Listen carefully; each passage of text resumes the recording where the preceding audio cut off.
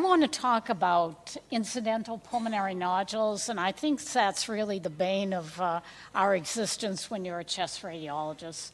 Nodules belong to everyone. I think if you have lived a good life and you have any experience and you don't have a nodule in your lung, you probably really haven't lived fully. So this is a problem that faces all of us. And I'd like to give an overall review of the incidental pulmonary nodules and how we manage them and how guidelines for management have changed over the past year. The problem that we have is a small pulmonary nodule, and how do we define that? Well, it's usually a nodule that's less than 8 millimeters in diameter, and the very vast majority of these nodules are benign. So their clinical importance is less than large non-calcified nodules, and they're extremely common incidental finding. And it's often that patients who are referred for CT for reasons not related to lung cancer are going to have a nodule, and often they have more than one nodule. So risk stratification is very important. And I think sometimes as radiologists we realize when we decide on risk, we focus on the radiologic and imaging findings such as the size and the shape of the nodule, but it's important for us to consider the clinical risk factors. I think now it's easy with the current technology we have that we have easy access to patient medical records, and we can check for these clinical risk factors if they're not made available to us in the history. So they include, of course, older age, history of smoking, a history of an extrathoracic cancer within 5 years with a suspicion of metastatic disease, a family history of lung cancer, and of course the presence of emphysema. COPD in its form of emphysema and chronic bronchitis has a high association with lung cancer. And then of course we look diligently at the characteristics of the nodule. Size is important. Once you reach that 8 millimeter threshold, the likelihood for malignancy escalates. We've been taught since our days in residency the border characteristics are not infallible, but they're helpful in determining the risk of whether a nodule is indeed a lung cancer. The density of the lesions, the lack of any calcification, the absence of fat brings up the likelihood of malignancy. And now we have to deal, of course, with both solid and non-solid nodules. Growth is helpful, and I emphasize to my residents, make every effort to see if there are previous images. You can save the patient and yourself a great deal of anxiety and trouble if you can prove that a nodule has been stable over a period of at least 2 years. And then location's important. Now, how do we define nodules? Nodules, by definition, are greater than 3 centimeters in diameter. They're surrounded by aerated lung. The sub-centimeter nodules are the ones we're most concerned about and are defined as small nodules, less than 8 to 10 millimeters. The classic solitary pulmonary nodule that you might pick up on a standard chest radiograph usually has to be at least 8 to 10 millimeters to be visible. So the fact that you see it on a plain radiograph is concerning. And then there are a lot that are indeterminate. Where there are none of the classic findings for a benign nodule. They're not calcified, there's no fat, and unfortunately we have no old studies for comparison, so we don't know whether they've been stable over a period of time. Now, there are ways to make presumptive benign diagnoses, and I think we have to remind ourselves of this fact. And that's why it's so important to look to all studies. If you can prove that a nodule has been there and it's been stable for 2 years, and that's excluding ground glass nodules, which require further or lengthier follow-up, then we can be pretty well assured that the lesion is benign. The doubling time for malignant nodules can be in the range of 30 to 450 days. Now, calcification we all know about. If the calcification is diffuse, central, laminated, or popcorn, we're dealing with a benign lesion. The presence of fat can either indicate a localized aspiration pneumonia or lipoid pneumonia, but more commonly a hamartoma. And then those that are less than 4 to 6 millimeters are almost invariably benign lesions. Periphyseal nodules have been shown to be benign. And in any of these criteria present, we just don't have to do any further evaluation or any further follow-up. I'd like to emphasize that thin section CT is recommended for screening, but also for the analysis of these incidental pulmonary nodules. And the preference is for thin section CT in the range of 1.5 to 2 millimeters. Now, this is a very sophisticated audience, and I don't have to go through calcified pulmonary nodules, but just for the purpose of emphasis here, we know the types of calcification that can be seen in benign nodules: diffuse, central, popcorn, or laminar, and concentric. Eccentric calcification can be present in malignancies. And a couple of examples: a calcified granuloma, another calcified granuloma with central calcification. This is typical of histoplasmomas for a reason. Popcorn calcification, classic for a hematoma. And here we can see an example, not of calcification, but fat density, 2 examples of hematomas with internal fat. Now, periphyseal nodules are interesting. There was a paper that was published a few years ago from the group of Vancouver, and they found that up to 1/3 of all nodules that they found in the context of lung cancer screening, these are not incidental nodules, but in the context of screening, were periphyseal nodules. They're usually small, around 3 millimeters, and the shape is awfully important. They have to be triangular, oval, and touch the fissure. If they become irregular, or if they cross the fissure, or there are other shapes, then the likelihood of malignancy can go up. They're located, most of them below the carina, so you'll see them usually in the major fissure in the lower half of the lung. And they consist of subpleural lymph nodes, so they can wax and wane. They respond to inflammation or to whatever may be inhaled, and they may change over time. In this article that was published in 2010, with a 7-year follow-up, there were no cancers among all those periphyseal nodules. And here's a classic one showing that nice oval shape. Now, the exception is, if that nodule were to cross the fissure or become spiculated or irregular and doesn't fit the classic description, then one has to be suspicious of a lung cancer. But in this classic size and shape, you can dismiss those without a concern for lung cancer. Unfortunately, in the lung cancer, the LRAS, which I'm not going to talk about, which is in the context of screening, periphyseal nodules still have to be reported and followed. But I think it's pretty obvious that they're benign.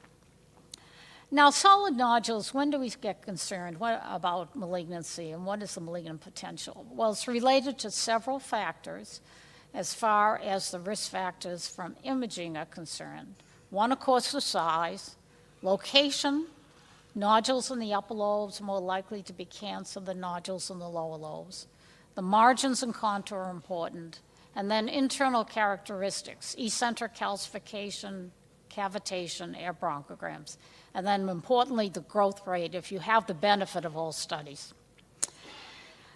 Now, it's been shown quite many years ago that small nodules, the ones that are less than 4 millimeters, there's a less than a 0.5% chance of lung cancer, even in smokers.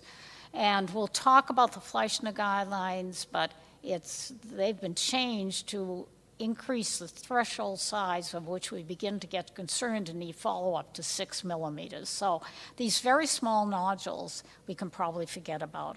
And as you know, in the National Lung Cancer Screening Trial, the false positive were over 90%. And that's because the criteria included nodules that were 4 millimeters or greater.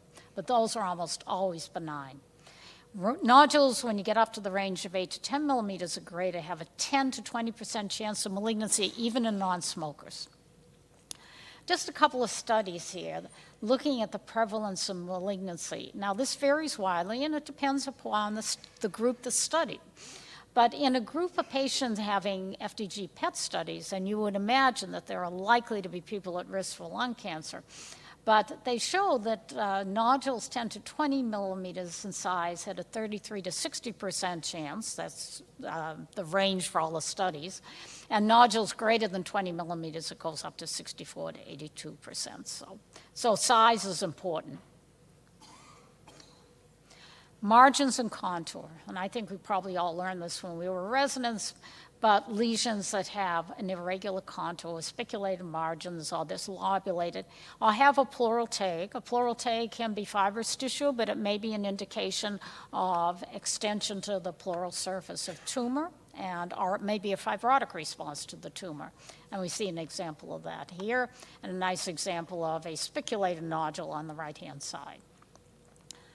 Okay, internal characteristics, eccentric calcification, cavitation, air bronchograms, adenocarcinomas may frequently have air bronchograms, may all be a sign of malignancy. And some examples here. Now, these are obviously not small nodules, but I'm using this for illustration. You see eccentric calcification. This was a lung cancer. The presence of air bronchograms, spiculated margin here, another malignancy, and a cavitary nodule. So all of these factors make malignancy more likely than not. Growth rate. And again, I would emphasize that if you make every effort to see if you have prior imaging studies, the absence of growth over 2 years is generally considered a sign of benignity for solid nodules, not non-solid nodules. And again, emphasize that you need thin sections. And just to remind you, the doubling time, 25% increase in diameter is equivalent to the volumetric doubling time. And for benign lesions, it's usually less than 30 days or greater than 450 days. Now, here is an example of relatively short-term follow-up. I'm going to show this case later in my second discussion, but this measured a little bit less than 6 millimeters, which is actually the cutoff for deciding whether this needs any follow-up. This patient has had some risk factors, and you can see in 6 months, not only has the size changed, but it's become spiculated, and this was indeed a lung cancer. Now, what's the usual management? How do we manage these small nodules that we see all the time as we read CT scans that are done for other reasons, the incidental nodule? Well, the Fleischner Society came out with recommendations back in 2005, addressed only solid nodules, not part solid and not ground glass nodules. And then new guidelines based on revisions from information from other studies from lung cancer screening and so forth were published in 2017 and dealt with incidental nodules that were both solid and subsolid in nature. Now, the important revision to the guidelines, and one is certainly, I think, beneficial to us as radiologists and, of course, to patients, is the minimum threshold size for routine follow-up has increased to greater than or equal 6 millimeters. So we can, for the most part, dismiss those very small nodules that we see frequently in almost all patients. The follow-up, it was rigid in the first, the criteria for follow-up, or the standards for follow-up were very rigid in the first 2005 classification, but this gives a range of time based on risk factors and the preferences of the patients up to a point. Solid and subsolid nodules are addressed and simplified in a table. And then also the issue of multiple nodules, which a common finding in many patients, is addressed. Population is not included, and this is important to emphasize. The Fleischner guidelines for incidental nodules do not apply to individuals younger than 35 years, those with a known primary lung cancer, or immunocompromised patients who may develop nodular infections. Now, here are the Fleischner guidelines, and I think it may be difficult for you to read the fine print, but I would just like to emphasize a few important points. If, first of all, dealing with a solid nodule and dealing with a solid nodule that is truly solitary, if the patient is low risk, and there are multiple factors in that, and I recommend that you read the paper, but generally we're talking about younger patients, and we're talking about patients that are former smokers or have never smoked. You really don't have to follow these up.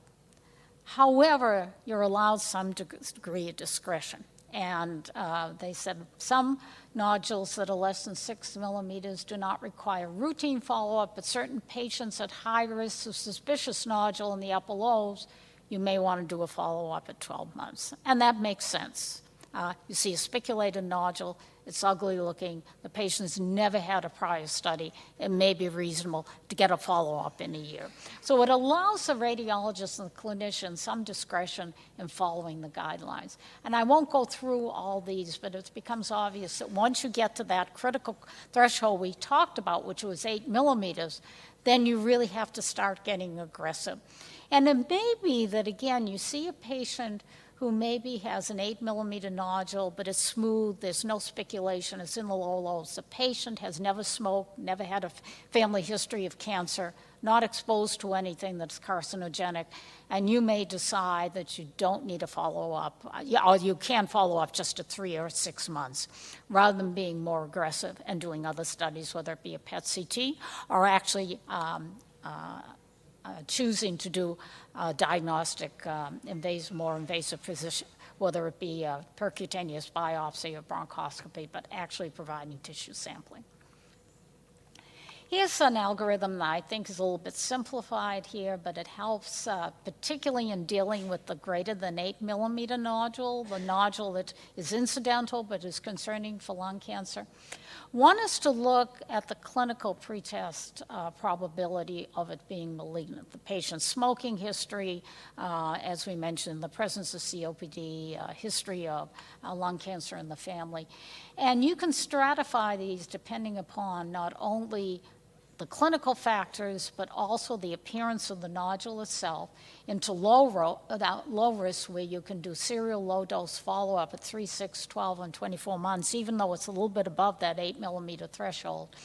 Most patients will fall into an intermediate category, and they recommend then probably doing a PET-CT. If that's negative, case-by-case follow-up, but it probably is reasonable to get a follow-up in 3 to 6 months. And if it's positive, then you have to do some tissue sampling.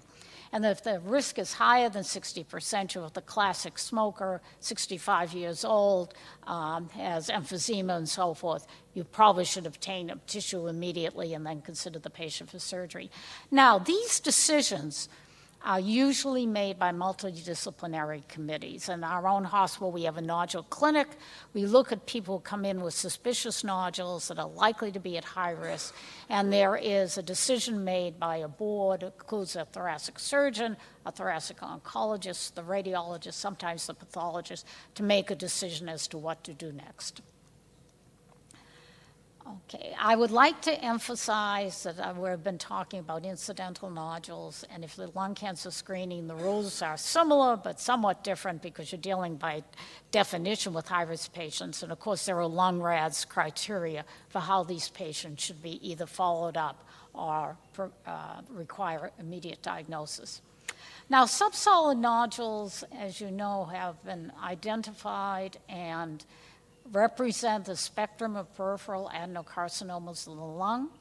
They can be pure ground glass nodules, or they can be a mixed part solid, part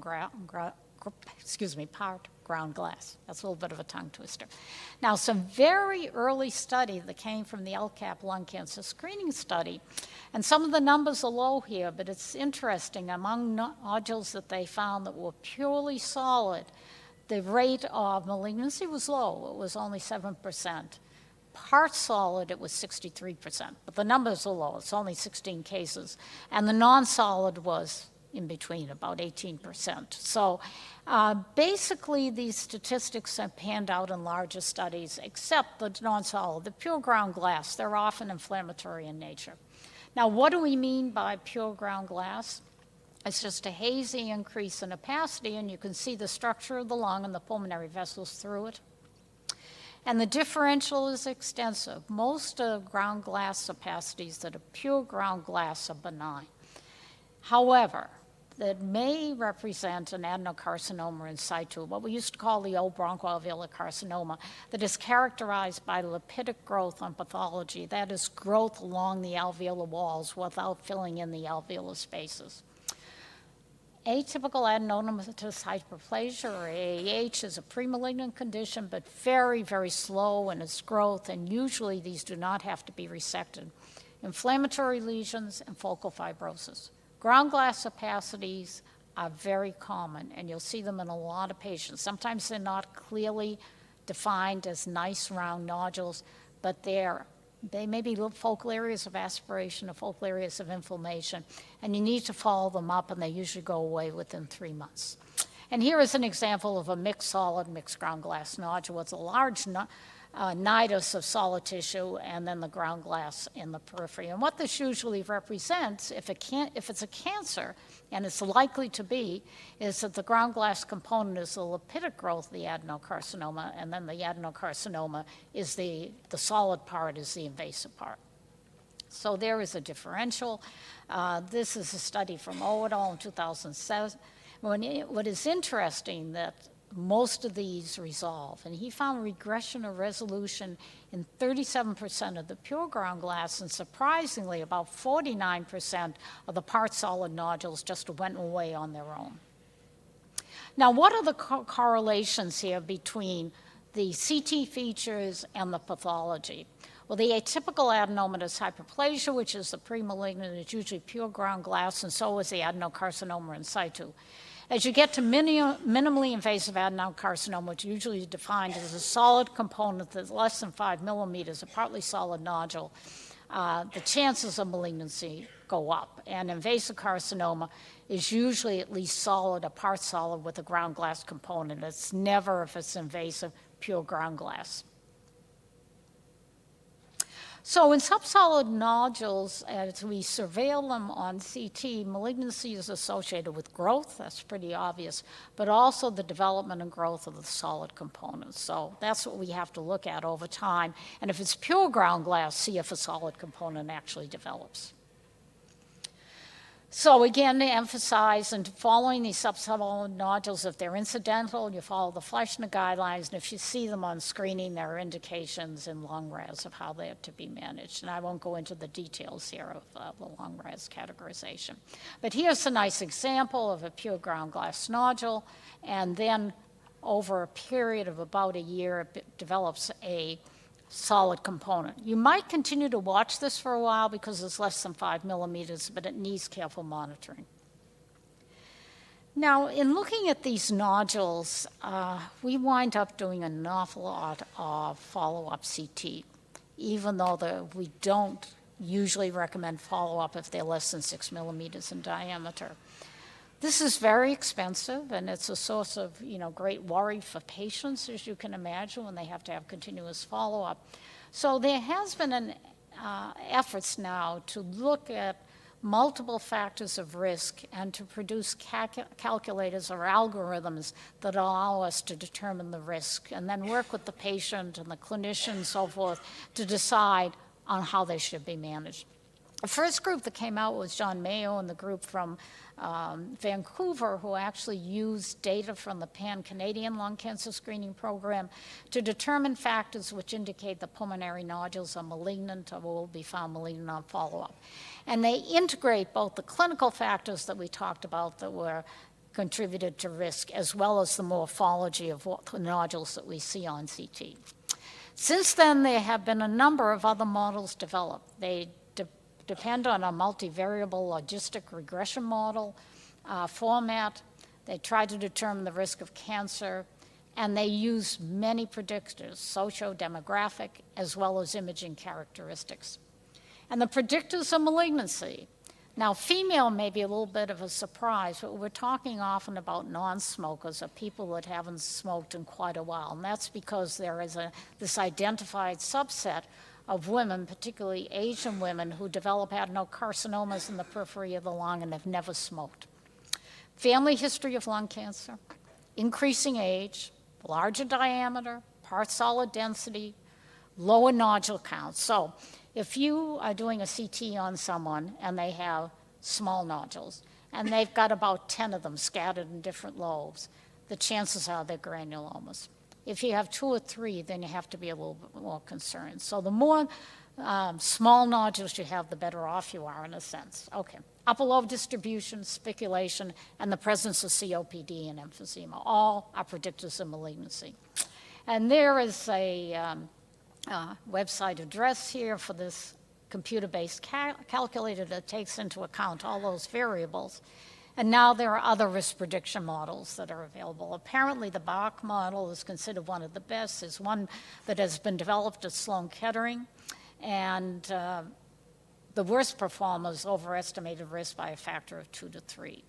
And this is an example from Memorial Sloan Kettering of the questions that are asked, trying to determine risk: the age, the gender, number of years you smoked, et cetera, have you quit smoking, and so forth. And this is integrated with the CT and radiographic findings. Now, there are attempts to make these decision models even better, to decrease the number of follow-up CTs that we really need to do and the cost to the patient and the radiation. But even the top performers require further refinement to improve accuracy in subpopulations. Models should be updated to include data from the ACR-LCS registry. I think what we're learning as we determine and tend to screen more people, we're going to have a tremendous amount of data that will be helpful for us in dealing with incidental nodules, not just with screening. And future iterations should estimate personalized risks incorporating local screening center accuracy and operative mortality. So this is a little bit more addressed to screening, but I think also applies to incidental nodules. So in summary, the solitary pulmonary nodule drives us crazy, as well as the multiple pulmonary nodules that we see on chest CTs in patients who are having chest CTs for nothing related to malignancy, and we have to make decisions of how they're going to be managed. And we need to look at the clinical risk factors, and I recommend that you make efforts to go into the electronic medical record. It's become much easier now in the days of PACS and the integration of all the information sources. We have Epic, which isn't the easiest to use, but it's very easy to search, at least for smoking history and age and so forth, and put this in your report and take that into consideration when you make recommendations based on the Fleischner Society. So we need to assess clinical risk factors, socio-demographic, which will be in the medical record, but the size, the location, the morphology, classic benign features, as I've mentioned, and the growth rate, make every effort to see if there are previous studies and solidity. Okay. And if there are any questions, I'd be happy to answer them, and that's my email address. Thank you very much for your attention.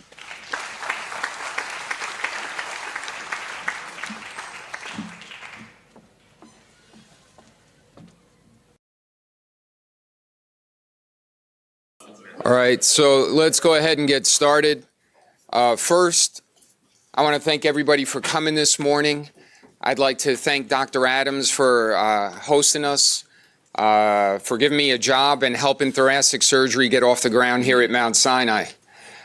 Second, I'd like to thank Dr. James Kirshner for coming today, Paul Kirshner's son. Paul Kirshner, as many of you know, was the head of thoracic surgery over here at Mount Sinai for many years. He had a bunch of significant contributions to our field and to the community of Mount Sinai. He recently passed away a couple years ago, and this lectureship is in his name. And I'd like to thank Frank Detterbeck for coming today. As many of you know, Frank Detterbeck is the head of thoracic surgery over at Yale.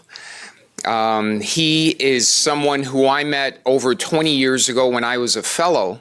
I remembered him at a conference because this was a CLGB conference back, I think, in '97.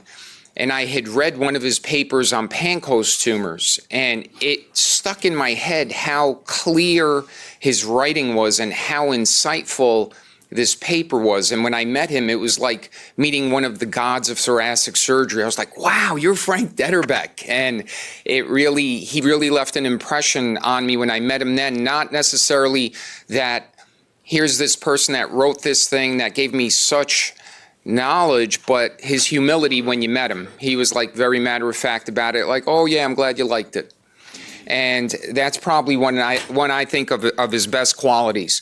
Even though here at Mount Sinai we're not Yale, but Frank is in good company with our past Kirshner lectures, with the likes of Doug Mathieson and Joel Cooper, David Sugarbaker, Mark Oringer, Valerie Roosh.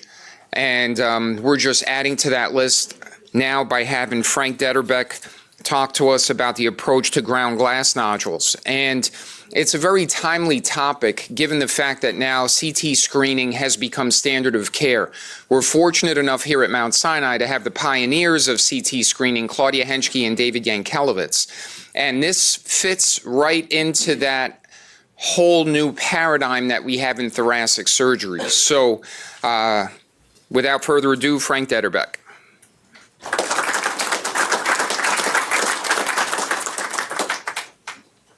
Well, it's my pleasure and an honor to be here. I did not know Dr. Kirshner, but I certainly knew of him, and I know a number of people in the room here, and certainly known Raja for a long time, and appreciate the invitation. So I'll give you kind of my thoughts about ground glass nodules, but I hope that we have some time for discussion because I would very much like to learn from people here about how you think about it. I continue to evolve in my thinking. I think that I'm evolving forward, but I'm continue to be challenged by trying to figure out how we manage this. So, a couple of things that have influenced my thinking. So.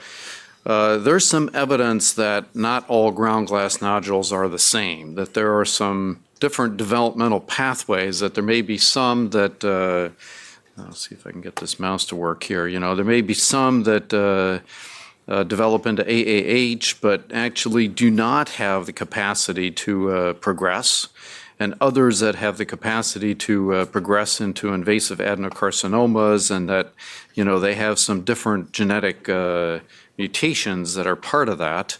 There probably are other pathways as well that lead to invasive adenocarcinoma, not just this pathway. And I think we see that clinically, or at least I think I see that clinically. I certainly see some cancers that seem to develop from ground glass nodules and others that seem to be solid spiculated things right from the beginning. So this is some of the data here. This is looking at partially ground glass nodules and looking at different histotypes and looking at the incidence of KRAS differentiation.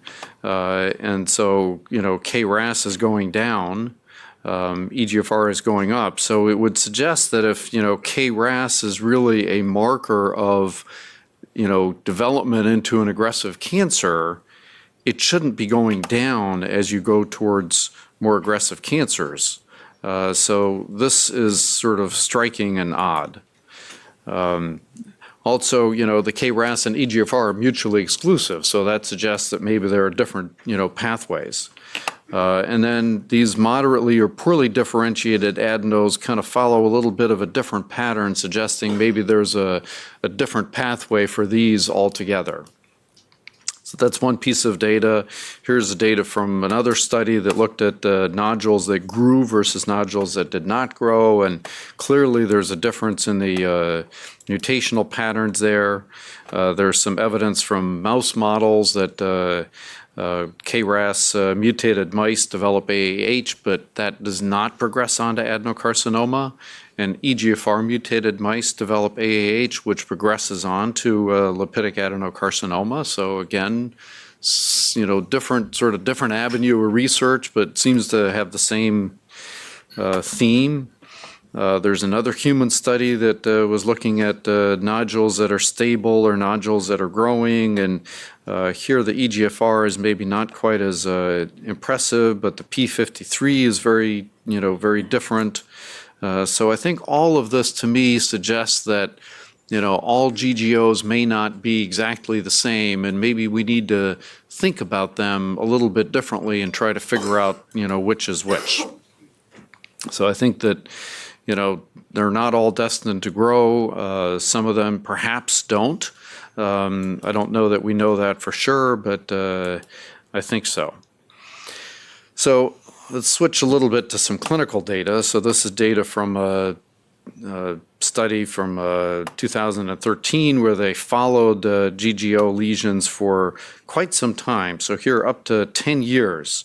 And you can see that there's a good number that did not change and then there are some that did grow over time.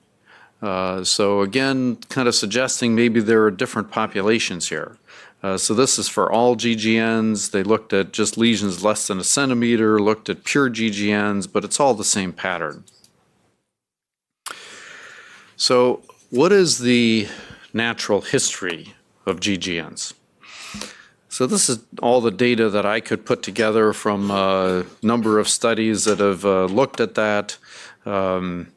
So you can do it just kind of by colors. You can say if it's becoming more solid, that's maybe a bad sign, so I put that in red. And if it's increasing in size, that's maybe also concerning, that's in orange. And if it didn't change, it's blue. So just kind of looking at this overall, you say, well, there's not that much red here. There's some. It's kind of variable. Now, these are all kind of different studies, and they selected patients differently, and so you have to kind of take it with a grain of salt. But if you look at the pure GGOs here, there's not all that much red there.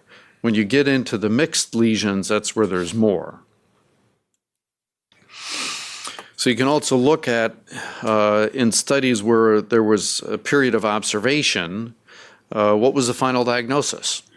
And so again, for pure GGOs, the final diagnosis of invasive adenocarcinoma in red, there's not all that much of it.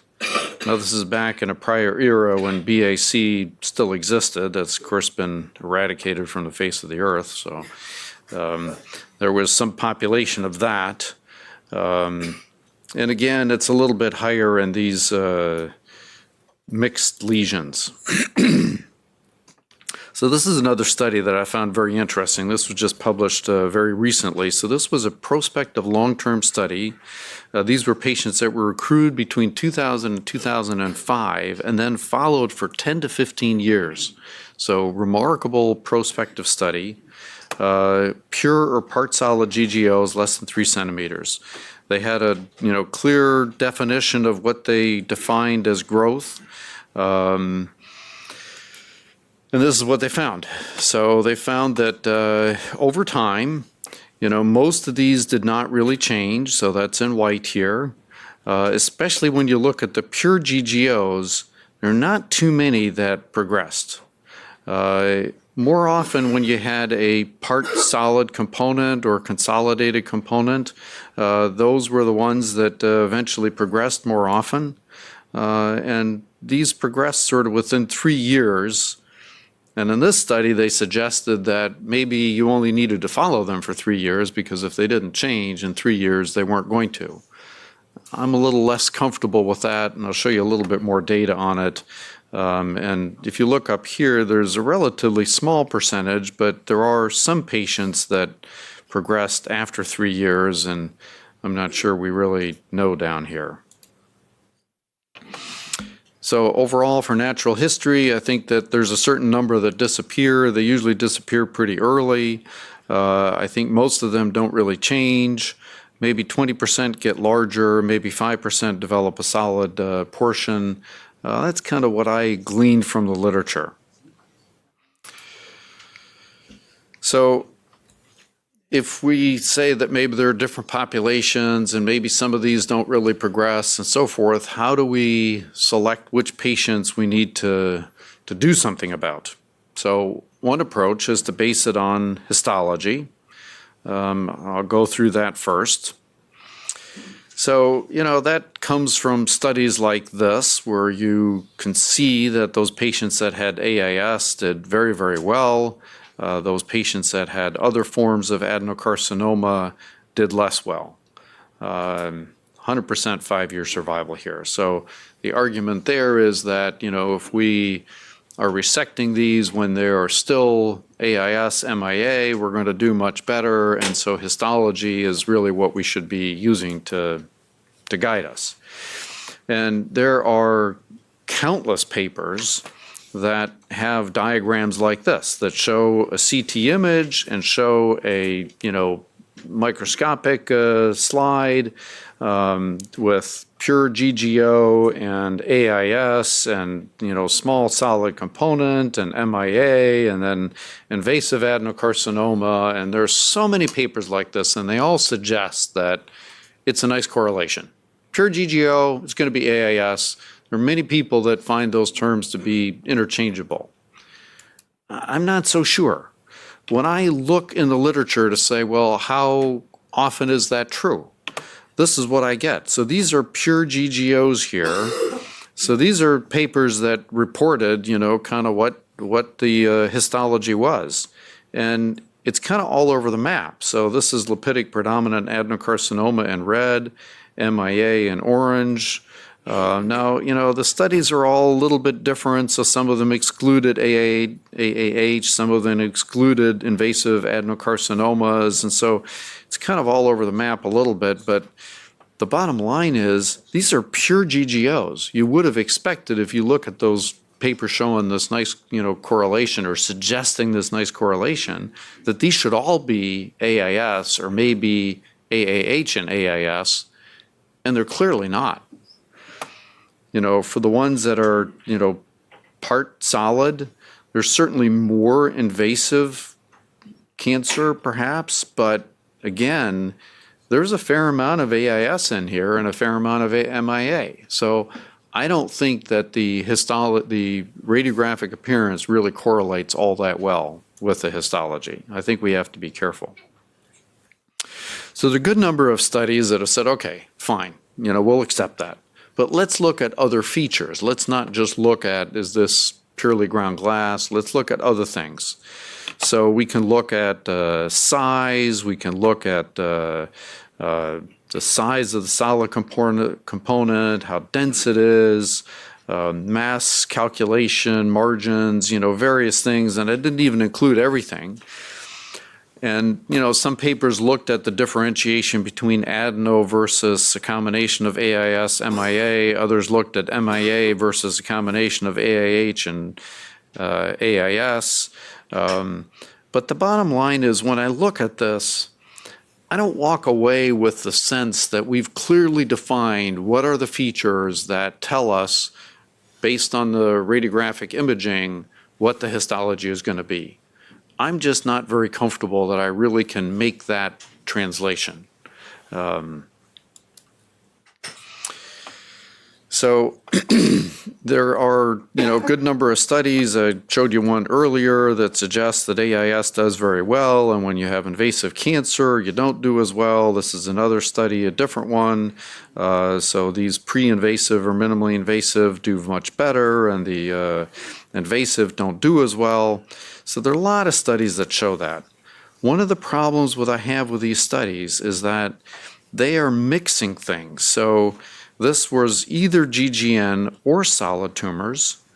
Same thing here. They're all clinical stage 1.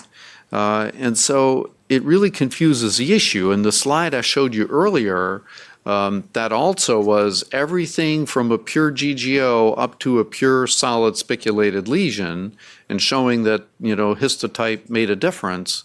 But that's in a mixture of patients. I'm not sure that's really the question I'm asking. And this one study here is the only one that I know of that just looked at pure GGNs or ones that had a very small solid portion. And in this study, it didn't matter what the histotype was. It didn't matter whether it was AIS or MIA or invasive adeno, survival was excellent. So I think that when we look at these studies, we're mixing things up. We're mixing up the solid lesions and the GGO lesions.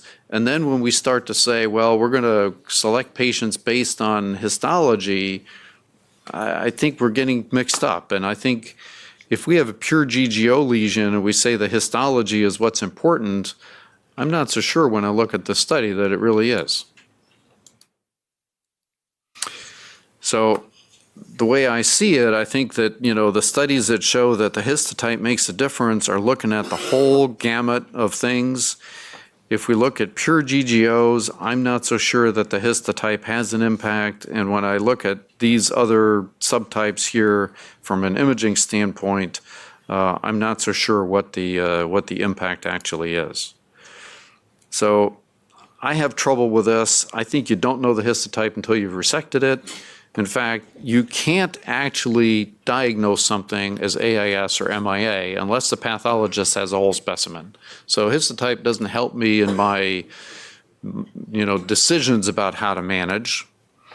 Correlation between imaging and histotype is imperfect. And I'm not sure that the histotype really predicts the behavior. I think that a pure GGO, you already know a lot about that behavior, and I'm not sure how much the histotype adds. So I don't tend to put much stock in this. So let me talk about some imaging features, and I'm going to just focus on one aspect. So the solid tumor size. So here's a completely solid tumor, size 1.5 centimeters, solid tumor size 1.5 centimeters. Here's a part solid tumor, total size maybe 2.8, solid size only 1 centimeter. And here's a pure GGO, total size maybe 3 centimeters, and solid size, of course, 0 because it's a pure GGO. And so we've tended to just look at the overall, traditionally, we've kind of looked at the overall size, but maybe that's not what we should look at. So here's a study that looked at 191 patients, and if you look here at the total tumor size, you say, okay, less than 1 centimeter did great. Well, wait a minute, down here, so 3, 1.2, 2.3, I'm not seeing a pattern, and of course, the people suggest that total tumor size was not at all predictive. On the other hand, when you looked at the invasive tumor size, this is now invasive based on the pathologic examination, there's a very nice stepwise correlation here. The larger the invasive size, the worse the prognosis. And in fact, there are quite a number of studies. This is another one, 502 patients, clinical stage 1A, and they looked at the ability to predict a variety of things. So here, node involvement, so whole tumor size, not so good. Solid tumor size performed much better. Looking at other things, pathologic invasiveness, lymphatic invasion, vascular invasion, pleural invasion, all of it correlated more with solid tumor size.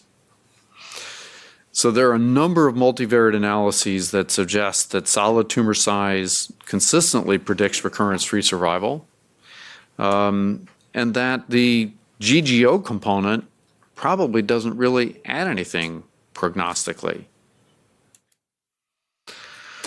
So this is one more study that I think was particularly well done, 241 patients, pathologic stage 1A, adenocarcinoma, all of them resected.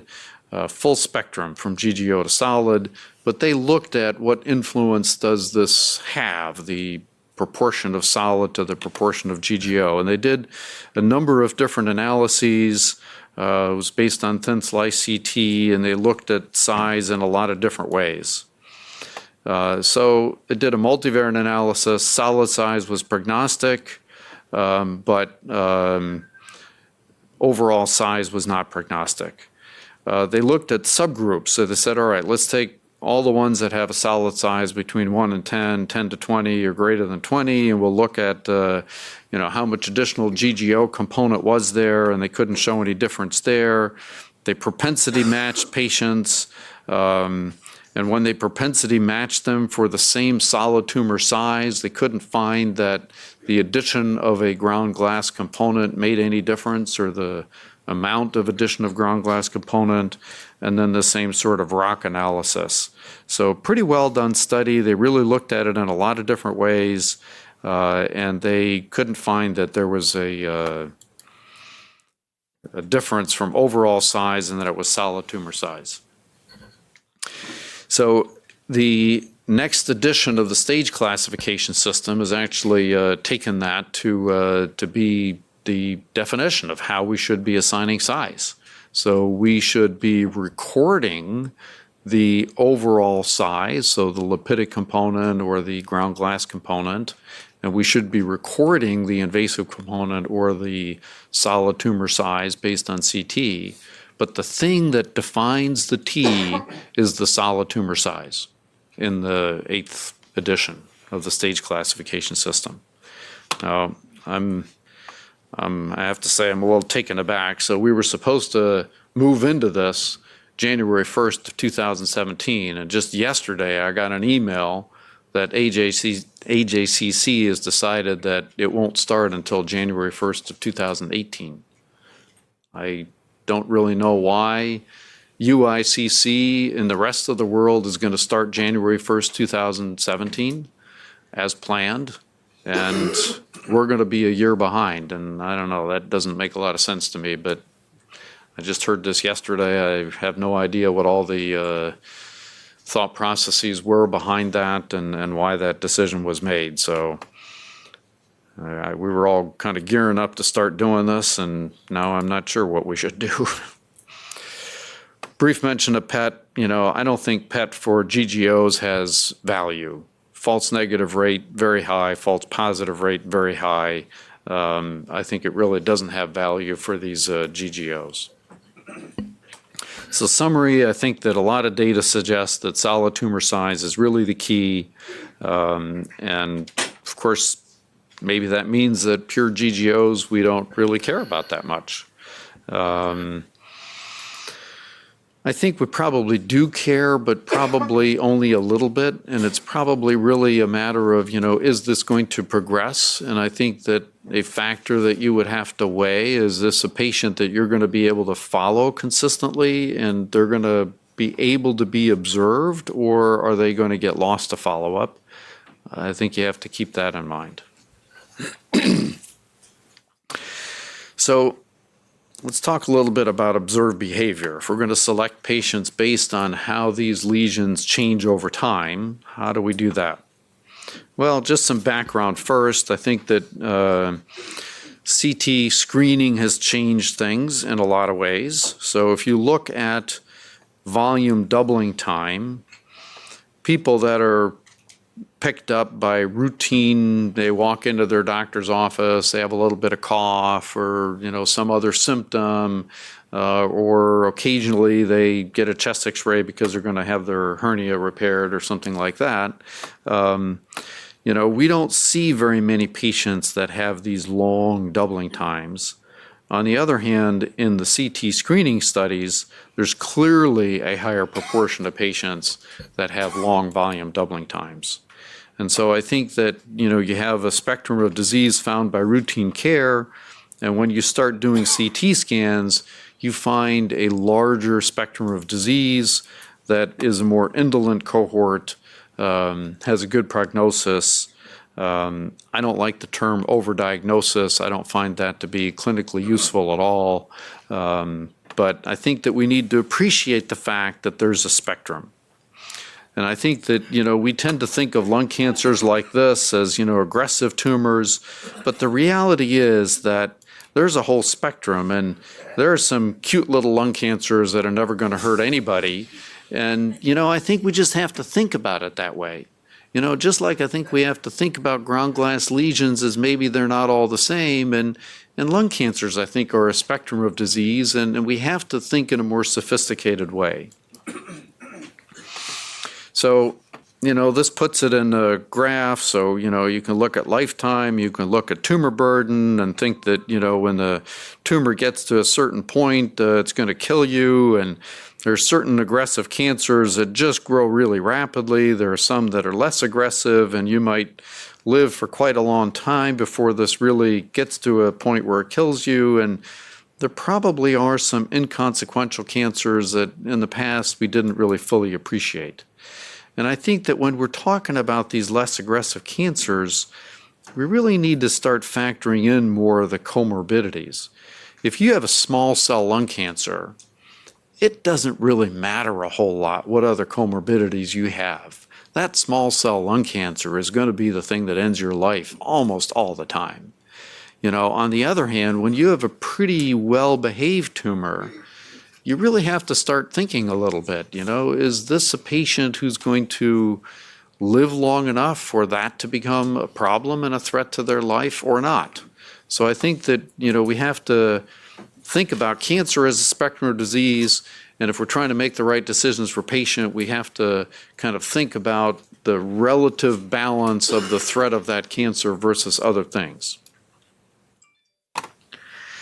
So if we're going to follow things and we're going to see how they change over time, one of the issues is how sure are we of that? So there are a number of studies that have suggested that differences, of less than, now this is just diameter, it's not volumetrics, but, less than 1.5 to 2 millimeters, that there's a fair amount of inter and intra-observer variability.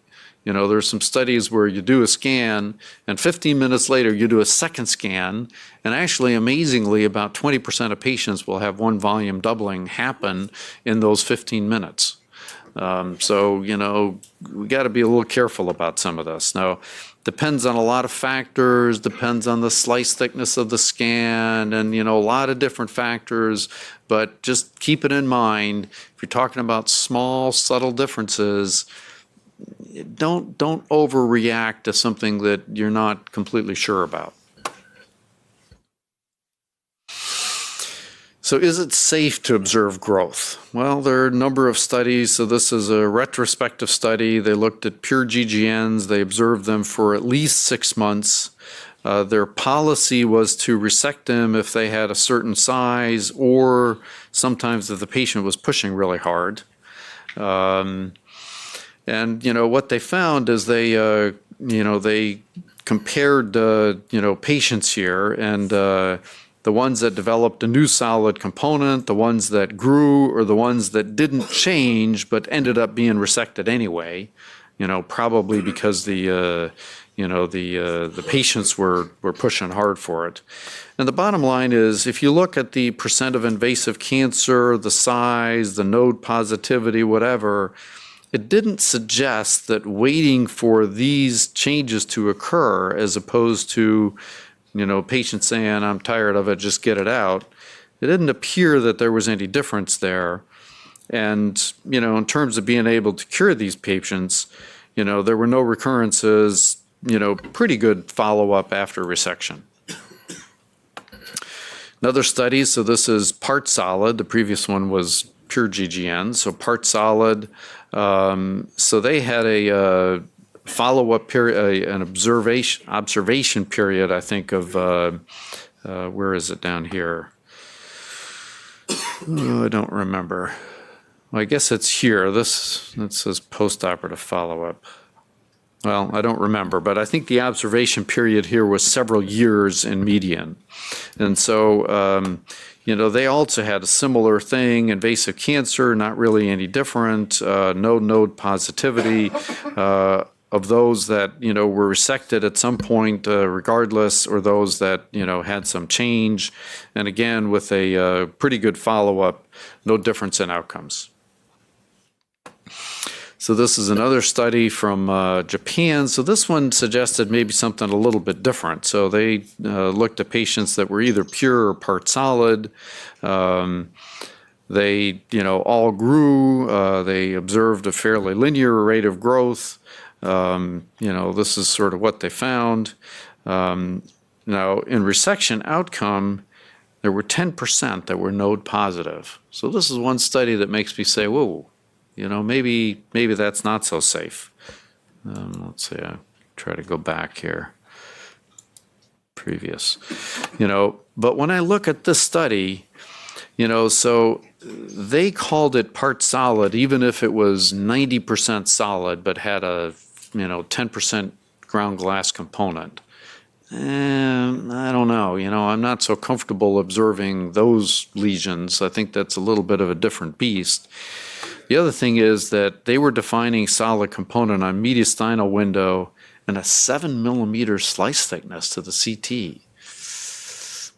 I don't know. So this is one study that suggested that, maybe there might be some nodal involvement, but I have some questions about their inclusion and how they did the study. The others don't suggest that. I showed you this slide earlier. What I didn't show you on this slide is that, of those that were finally resected, they were all stage 1A, essentially all stage 1A. In most of these, at least when these pure GGOs or mostly GGO lesions.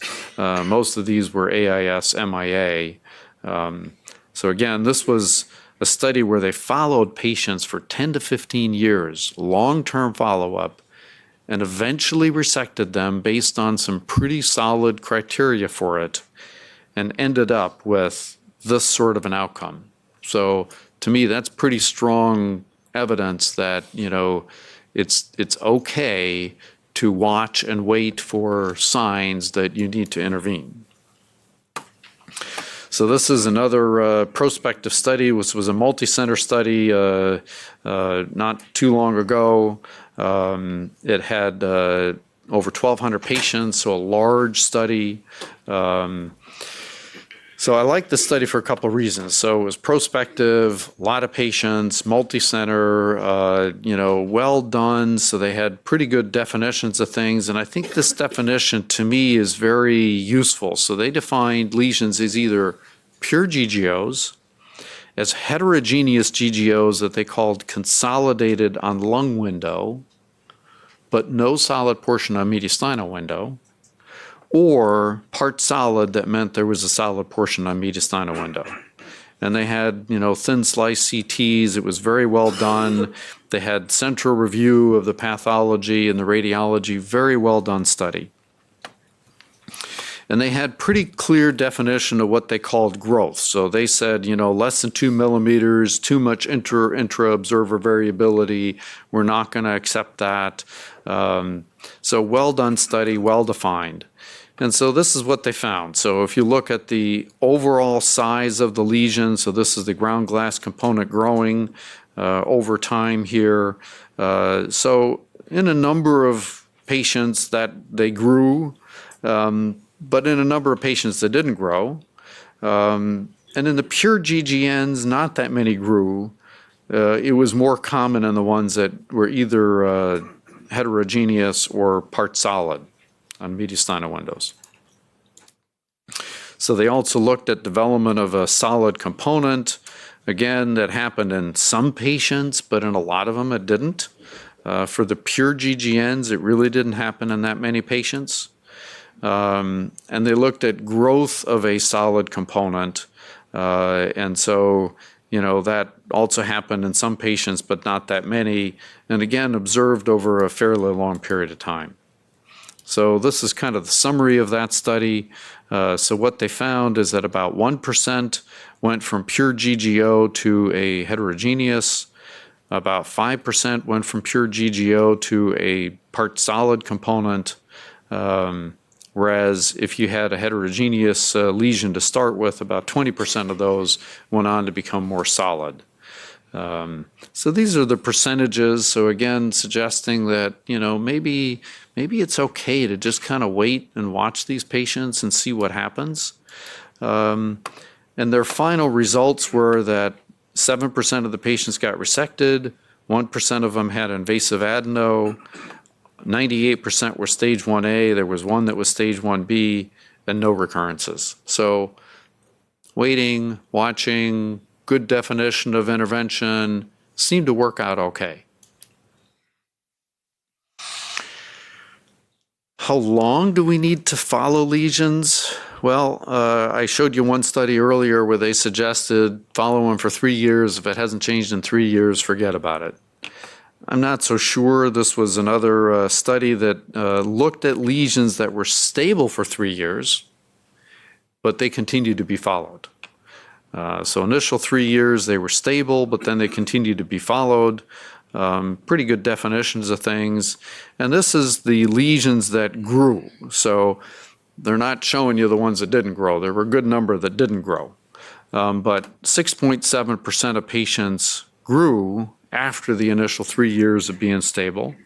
And you can look at the growth rates here. So they're relatively slow. And the average volume doubling time here was about 3.3 years.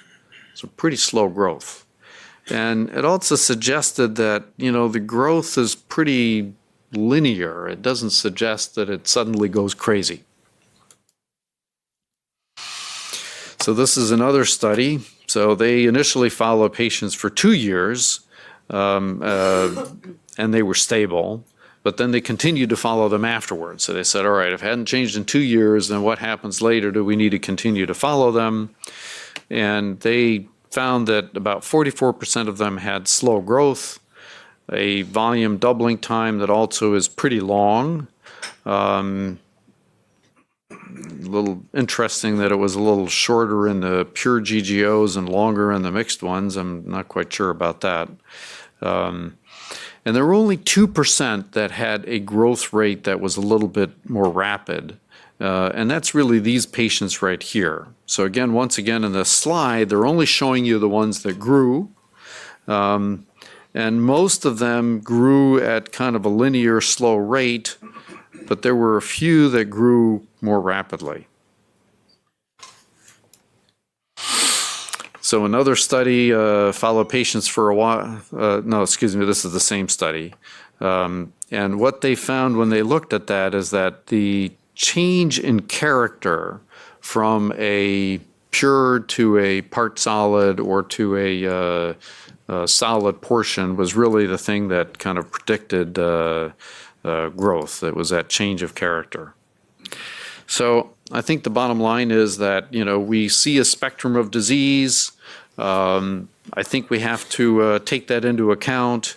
I think the data shows that sudden changes in GGNs are really pretty rare and that we can observe them and that observing them for a period of time is safe. You're not really losing a chance to cure them.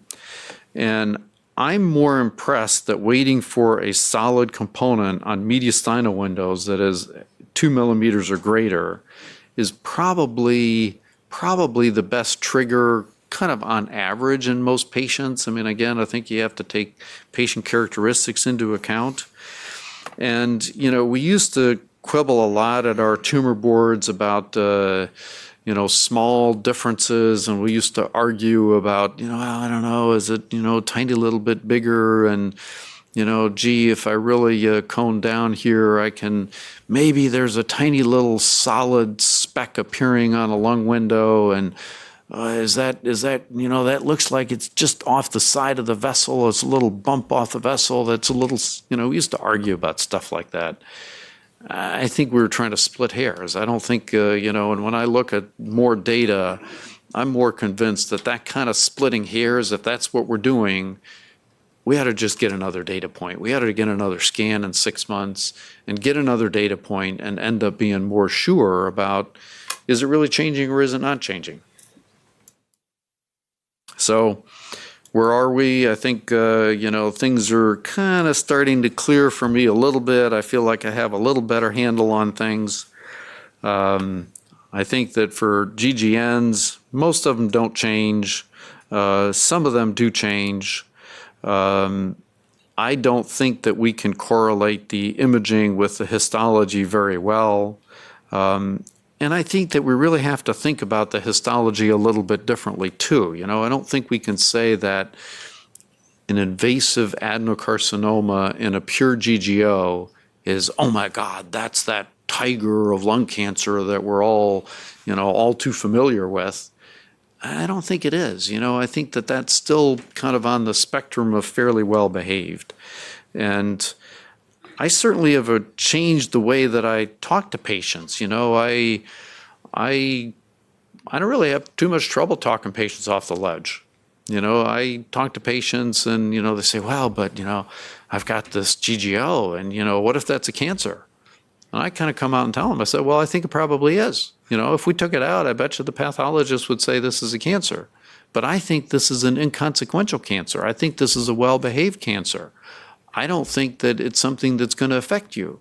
I think that, we know that we can watch this, and if it shows us signs that it's actually progressing, we have plenty of time to intervene, and we're not going to lose anything by watching it. So I come right out and say that, and I find it works very well.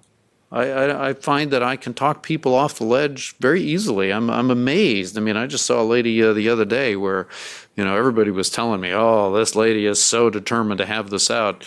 You aren't going to be able to talk her out of it. And in 10 minutes, I had her happy saying, oh, okay, well, fine. But I think the key is they have to come back for follow-up. They have to be observed closely. I think you can't just let them go. So again, we have the spectrum of disease. We got really aggressive tumors like a small cell. I think the solid spiculated non-small cell lung cancers that we really tend to think of, are fairly aggressive tumors. And I think when we encounter these GGOs, I think that they're somewhere in this range. And in fact, some of them I think are going to continue to be just GGNs, and maybe there are markers that define that, and they're probably inconsequential. And others are going to develop these other sorts of markers and probably require some intervention at some point, depending on patients and comorbidities. So I think we have to weigh these things. I think that we can observe them. I'm more convinced of a solid component. And I think we have to be a little bit careful about not splitting hairs and having enough data points to be sure about it. And so this is kind of my management policy at this point. But, I have to say this is a moving target, and I definitely have changed a lot over the last 15 years or so.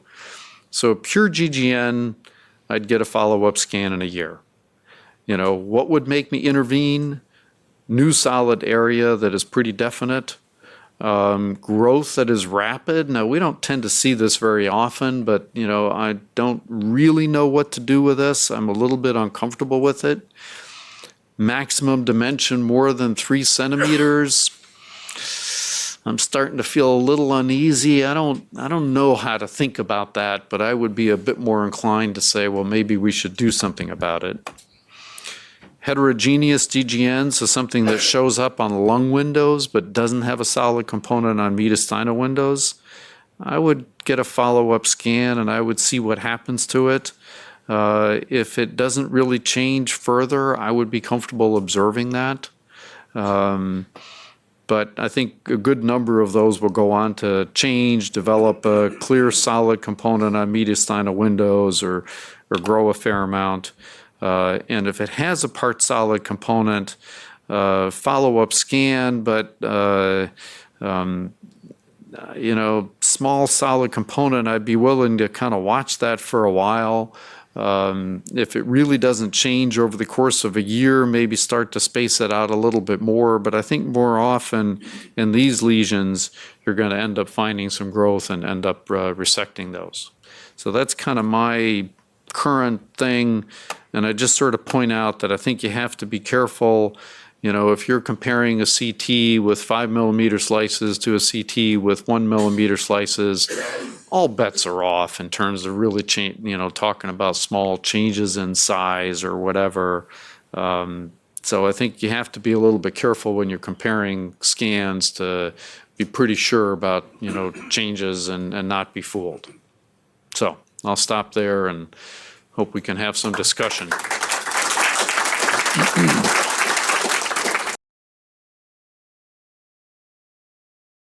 Good morning. It's a pleasure to be speaking to you today about the pulmonary nodule. Now, it's a topic that is frequently frustrating when we have to deal with it in clinical practice. And through this lecture, I hope you attain a better idea of how nodule characterization has improved using non-invasive methods. And this has been primarily pushed or advanced by advances in CT technology. And to conclude the lecture, I'll try and draw together, and what I'd hope you take from this lecture is a better understanding of how to manage pulmonary nodules that you come by in your clinical practice. So the pulmonary nodule is a very significant finding in the past in which surgical literature and chest radiography was analyzed. In research, it was about an equal incidence that the nodule represented lung cancer as opposed to benign disease. However, as you well are aware, with non-invasive imaging, we have been detecting a large amount of smaller nodules which are more likely to represent benign disease. And therefore, emphasis has been placed on non-invasive characterization of these nodules to minimize patient morbidity. So therefore, I'd like to review how technology has improved our ability to characterize these nodules primarily through morphology and density characterization, physiologic characterization, and growth assessment. So first, in terms of morphology and density characterization, this is something you often do, and you probably do with every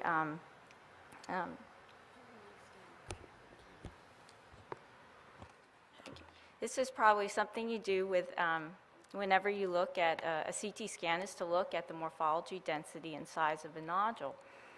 And when we look at morphology, we try and look at border characteristics, shape, internal architecture, and associated structures related to this nodule. And here's an example of how multi-slice CT has helped us characterize nodules. This vague nodular density is noted in the periphery of the right lung. Notice how an avascular plane is noted, indicating that it might lie along a fissural surface. And this was confirmed on thin section CT to represent fat within the pleural space, and therefore not a nodule.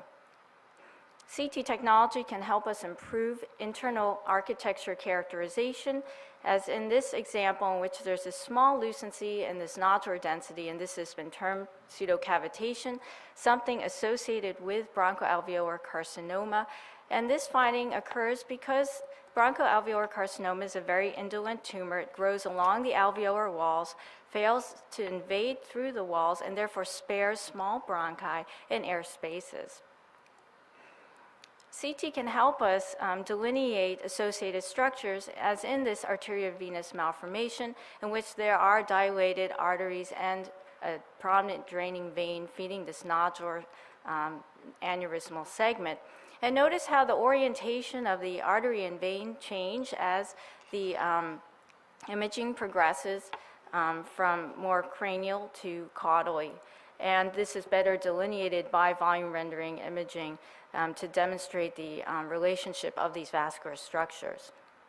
Now, in terms of size characterization, when we look at a CT scan on which a nodule is detected, the likelihood of a nodule representing malignancy depends upon its size, and the nodules that are of larger size have a higher likelihood of representing malignancy.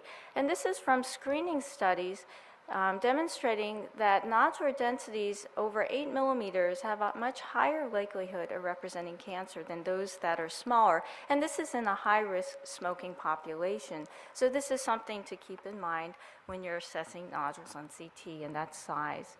So to combine the analysis of morphology and size, morphology is important when you see spiculation, lobulation, and pseudocavitation to be more suspicious for malignancy.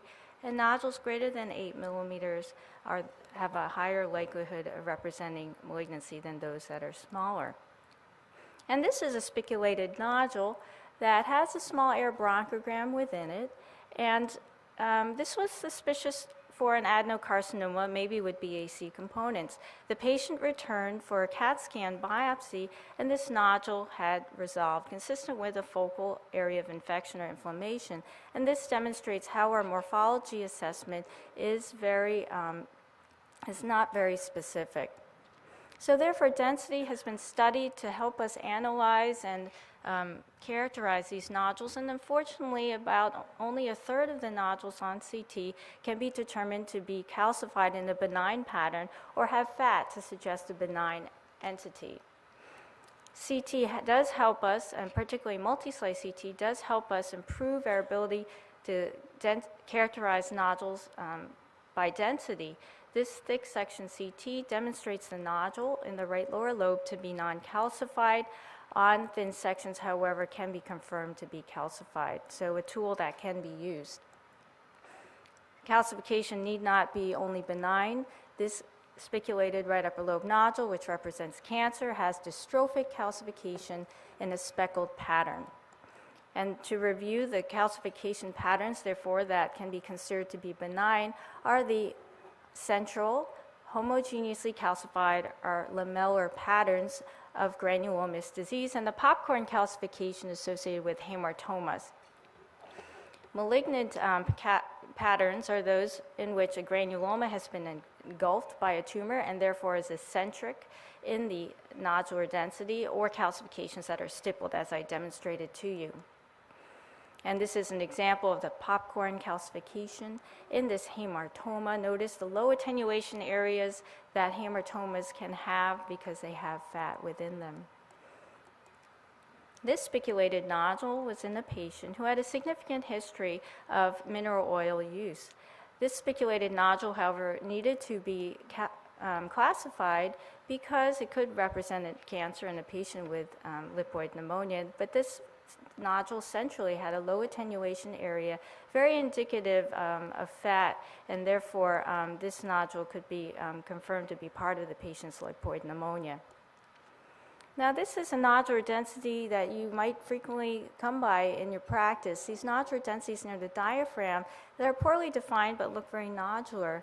On thick sections, however, notice that there's a low attenuation area that abuts the dome of the diaphragm, and this on thin section CT was much more confidently characterized to represent fat. And you have these small lobulations of fat along the diaphragmatic surface, and CT can really, within sections, can help you confidently characterize these as these entities and not something that could be followed up.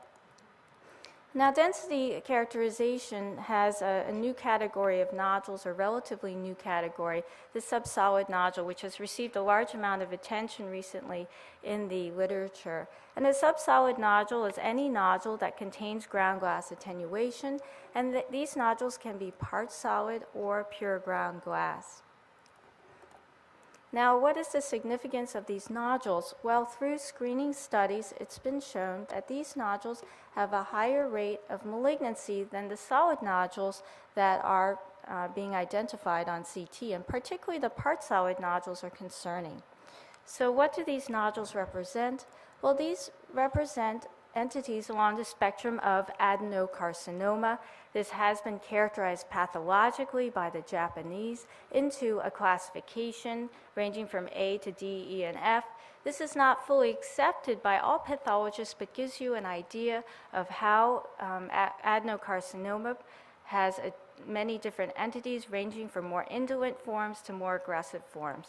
The Japanese have also characterized these nodules on CT and correlated them with the pathologic specimens, demonstrating ground glass nodules to be more associated with the indolent form of adenocarcinoma, and the nodules that are part solid but having more solid components associated with more invasive characteristics. And therefore, when solid components develop within a ground glass nodule, it is concerning that invasive characteristics are occurring or developing. And here's an example of a nodule in the left upper lobe with some ground glass components, solid areas. This nodule, 15 months later, demonstrated not only increase in the ground glass areas, but increase in the solid components, raising suspicion that there was invasive characteristics in this lesion at this point. This was an adenocarcinoma with BAC features. Now, ground glass nodules need not only represent cancer, but may also represent a pre-malignant form termed atypical adenomous hyperplasia. Now, this is a precursor to cancer that is like DCIS is to breast cancer. And these are proliferations of epithelial cells along the alveoli that do not meet the criteria to call it cancer. These were felt to be incidental findings, but now through molecular analysis has been associated with BAC. Now, in imaging, can we differentiate between AAH and BAC? Well, as there is a logical progression from AAH to more aggressive forms of adenocarcinoma with corresponding larger solid portions and lobulation, the Japanese could not differentiate between AAH and the early forms of BAC. However, this might not be very necessary, as low-grade BAC has a very long or very slow growth, and early diagnosis of these lesions may not prove to affect patient mortality. So in summary for this section, it's just important to remember that nodules that are less than 10 millimeters and pure ground glass opacity may represent pre-malignant and malignant forms of cancer. And if solid components are identified in a subsolid nodule, that this is very suspicious for invasive behavior and should be more aggressively managed. So now in terms of physiologic characterization, CT has really helped us with these technologies, but I'd like to emphasize that these techniques are primarily applied to nodules that are greater than 7 or 8 millimeters related to limitations in spatial resolution. But first, about physiologic characterization using nodule enhancement. This is a technique in which imaging is performed pre- and post-contrast. Post-contrast images are obtained at multiple time points, and mid-section imaging is used and the soft tissue algorithm for reconstruction to minimize image noise. An appropriate region of interest is placed on soft tissue windows on the axial section in which the nodule is most prominent. This has been validated with a multi-center trial, and the trial concluded that if a less than 15 Hounsfield unit increase is demonstrated, this is highly suggestive of a benign entity. However, note that the specificity of this technique is very low, and therefore benign inflammatory disease can be diagnosed as malignant disease. So most helpful with this technique is if you demonstrate a lack of significant enhancement. An example of how multi-slice CT helps us improve the characterization of small nodules using nodule enhancement. This small nodule, incidentally detected in a young woman in the right middle lobe, enhances 57 Hounsfield units, very suggestive of a malignancy given the morphology of the lesion. The lesion was located along a bronchus, suspicious for a small carcinoid tumor. This was resected and confirmed to represent a carcinoid. It's helpful to remember that nodules should be assessed by enhancement only if they're greater than 7 millimeters or if you're comfortable with your technology. It's also important not to image or use this technique using on nodules greater than 2 to 3 centimeters because of the presence of necrosis that occur in larger lesions and the higher likelihood that these lesions represent tumor. And of course, ground glass nodular density should not undergo this technique. An example of how nodule enhancement demonstrates a lack of enhancement. However, this was unfortunately an adenocarcinoma that was adjacent to a granuloma, just emphasizing the fact that nodules we do determine to be benign using nodule enhancement should be followed up to confirm that they don't change in size. And of course, comparison with any old films would be most helpful.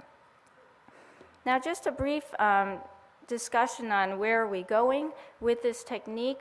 Research has demonstrated that we can image using multi-slice CT earlier in the phase of enhancement and at much more frequent intervals. And perfusion analysis through this research has shown correlation of perfusion and increased perfusion with microvessel density and expression of endothelial growth factor, something that may prove a method to help stage lesions. So we're not only staging lesions morphologically and also by spread, but also histopathologically and functionally. And just an example of the enhancement curves using 2D analysis with 3D analysis, the global enhancement of the nodule can be assessed and the curves will change, so therefore validation of these techniques will need to occur. Now, in terms of FDG PET, you well are aware that uptake reflects metabolic activity. Sensitivity and specificities are pretty high with this technique. And of course, CT PET has really helped us assess nodules and correlate functional information with anatomical information. And the increased uptake of a lung cancer demonstrated. However, false positives do occur primarily with inflammatory disease related to granulomatous processes, Wegener's sarcoidosis, infection, and rheumatoid disease have been associated with increased uptake.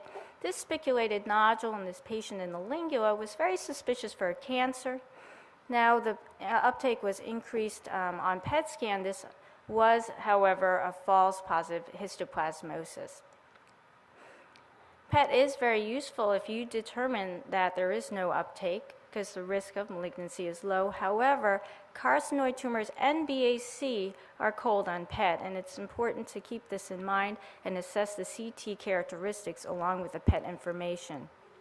Small lesions, of course, are a problem, as if you're beyond the spatial resolution, increased uptake may not be detected. This patient had a PET scan which failed to detect uptake in the nodule. However, on CT scan, notice the small central lucencies suggestive of pseudocavitation. It's very suspicious for a BAC, which was falsely negative on PET. And this was kindly loaned to me by Joanne Shepard. This is a focal density in the right lower lobe in a patient with pulmonary emboli. It was suspected to be an infarct, but the physicians wanted to know if this truly was an infarct and not a cancer. The patient also wanted to know. PET scan confirmed that this was an infarct. So PET can prove to be a useful tool for lesions suspected to be benign. So again, if the lesion is suspected to be benign and you feel that it's non-inflammatory, PET can be useful. Lesions that are not amenable to biopsy, PET can prove to be an additional information point for the surgeons and clinicians. And of course, in staging for lung cancer, this is the primary role for PET scan. So now in terms of growth assessment. Well, growth assessment has received a lot of attention because of the nodules that we have detected on CT that are of low likelihood to represent malignancy. And these are lesions that are ground glass less than a centimeter and the small nodules that are less than 7 millimeters. And there have been questions of how we measure these lesions and when to follow them up. We're using calipers at this time, which can create a large amount of variation in measurement. And this is particularly important because the change in diameter that is small is actually equivalent to a doubling in volume of a nodule. And when nodules are very small, such as a 4 millimeter nodule, when it doubles to 5, can we really detect these changes? Well, computer-assisted volume measurement techniques have therefore been studied as a way to help us decrease interobserver variability and ease the process of nodule measurement. Now, this is how we are measuring nodules in the axial section in which the nodule looks the most prominent. There are computer techniques that draw regions of interest around the nodule in the axial plane and can determine the area or the corresponding diameter. And when people talk about 3D nodule measurement, it's using the entire image information from the nodule, creating a large region of interest, and segmenting out the nodule and determining the volume. Now, research from the Cornell group has demonstrated very accurate measurements using techniques of 3D assessment in a phantom. However, application to in vivo or in real patients is problematic, as there is motion artifact. There are some nodules that you detect that really are hard to simulate in phantom, and of course segmentation problems that occur in real life in which you have adjacent vessels abutting nodules, and it's hard for a computer to determine what's nodule and what's vessel. And an example of a small nodule in inspiration and expiration should measure the same volume, but the volume measurement measures a different volume. So therefore, it's important to know the limitations of your volume measurement system.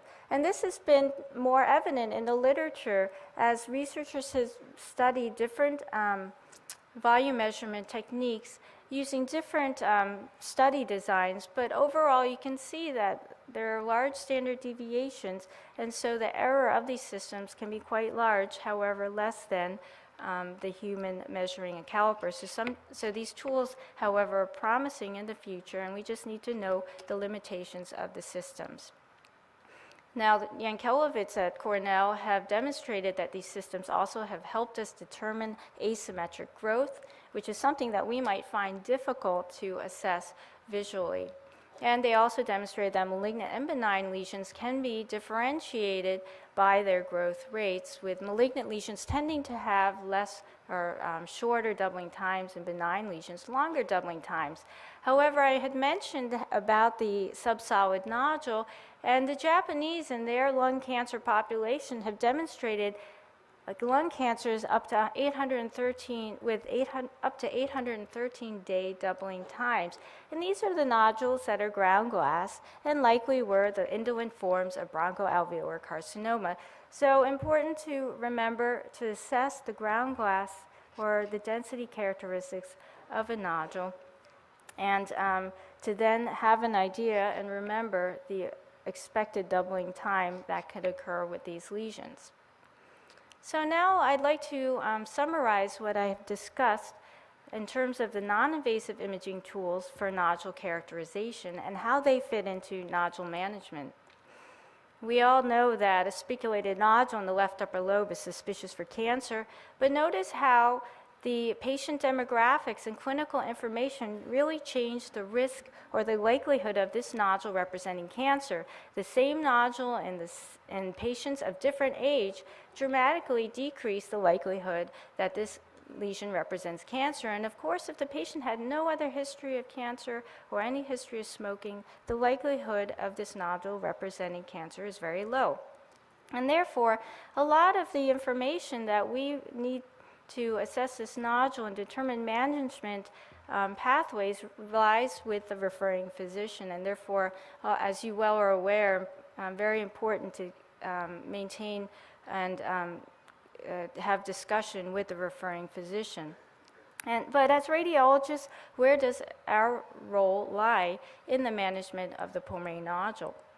Well, in terms of management, a general approach can be applied and might be helpful in approaching lesions that are identified on chest radiography or CT. So if a nodule is identified on chest X-ray, of course, prior chest X-rays are the most useful. However, if they're not available, CT is performed, and then we want to identify if the nodule is truly there. And if truly there, old films. And if old films aren't available, or then we would proceed to assessing the nodule for any of those morphologic and density attributes that may help determine this nodule to be benign. If the nodule, however, cannot be determined to have these characteristics, then the nodule will need to be assessed in terms of size. If it's over 7 millimeters, then this nodule has a higher likelihood of representing malignancy, and we can pursue other investigation.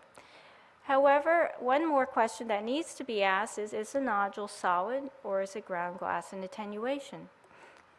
If it's ground glass and attenuation, the next question is it purely ground glass? If it's purely ground glass, a lower likelihood of it representing an aggressive tumor. If it's part solid, a higher likelihood, and therefore more aggressive management might be needed. And for the pure ground glass nodules over 10 millimeters, potentially more aggressive management for those.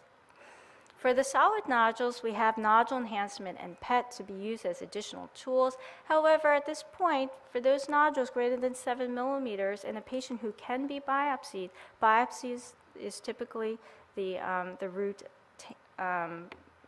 followed. Now, in terms of those nodules less than 7 millimeters, and we've been observing and following up these nodules, and it's confusing as to how we follow and when we follow these lesions. Now, to bring this slide back again, the likelihood of nodules less than 7 millimeters is less likely to represent cancer, and this is in a screening population of patients who are smokers. And because of this low likelihood of malignancy, the Fleischmann Society, which you might be aware of, has recently published guidelines in the Journal of Radiology to help give you some form of advice or guidelines to deal with these nodules. And they separate these nodules in patients who are low risk and high risk. And the time frame of follow-up varies according to the risk of the patient, and this in fact needs to be assessed in part by the clinicians. And so it's important for the clinicians also to be aware of these guidelines, which can help them in the management of these nodules. And I'd like to emphasize that these nodules are incidental nodules and not nodules that are identified and are suspected to be part of another disease process, such as in a patient with cancer. Now, low-risk patients, as defined by the Fleischner Society, are those patients who have no smoking history or risk factor. Again, something that needs to be done by the referring physician. And small nodules are defined by the Fleischner Society as those that are newly detected indeterminate nodules in patients greater than 35 years old. They also, the Fleischner Society also mentions that subsolid nodules may need to have longer follow-up. As we had mentioned, these can have doubling times up to 800 days, and these therefore may also need to be followed up at much longer intervals, because if you follow up a slowly growing nodule too soon, you may not be able to detect change. And again, patients who may need more frequent follow-up and in which the guidelines probably don't apply are those patients with a history of malignancy. And these follow-up guidelines are usually determined by the type of tumor they have, the histologic grade, and the staging. And those patients with a history of fever are different, as the nodules can represent infection and probably need to be dealt with differently. And this slide is just a last image of how, or last example of how nodule follow-up can be frustrating. This irregular nodule in the right upper lobe is associated with other smaller nodular densities. Small air bronchograms are noted within. Maybe this is an area of scarring at the right apex, but it's round enough that comparison with prior films is needed. So when looking at the September 2004 scan, the nodule actually doesn't really look much different. However, when you compare it to the April scan, maybe it's a little bit larger, but it looks pretty similar to the April 2004 scan. However, in 2003, this nodule was smaller than on the current study, and this was therefore very suspicious to be a cancer that has been slowly growing. This was resected and confirmed to be a carcinoma. So just emphasizing how just one previous scan is not always useful, and we have to actually go back perhaps to the oldest scan that you have available to confirm that you're not missing a slowly growing cancer. So through this lecture, I hope you have a better idea of how we can non-invasively characterize lesions, something that has been really improved by advances in technology, particularly CT, but also PET. There's densitometry and nodule enhancement, which perhaps is not as used which is not as used as much given the advent and increased utility of PET scanning, but it's something that can be kept in mind and is very useful. And CT surveillance and growth analysis is something that in the future may be aided with computer devices. They're currently being analyzed, and we really need to understand the limitations of these systems. And I didn't really discuss any of the invasive techniques, but these also have been advanced by CT technology, including CT fluoro and CT bronch. And therefore, I hope you have a better idea of how to approach these nodules. I think the guidelines that I mentioned are helpful, and it's important to review the manuscript that has recently been published to fully understand the rationale behind the recommendations for follow-up of the nodules. And thank you for your attention.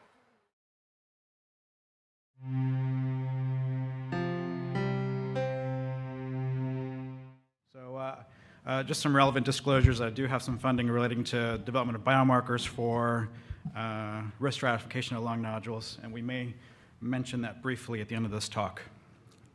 So just to pick up where Andy Haas left off, I think it's important to recognize that in the various screening trials that are ongoing, what we see in terms of, I think, outcomes that we would like to avoid.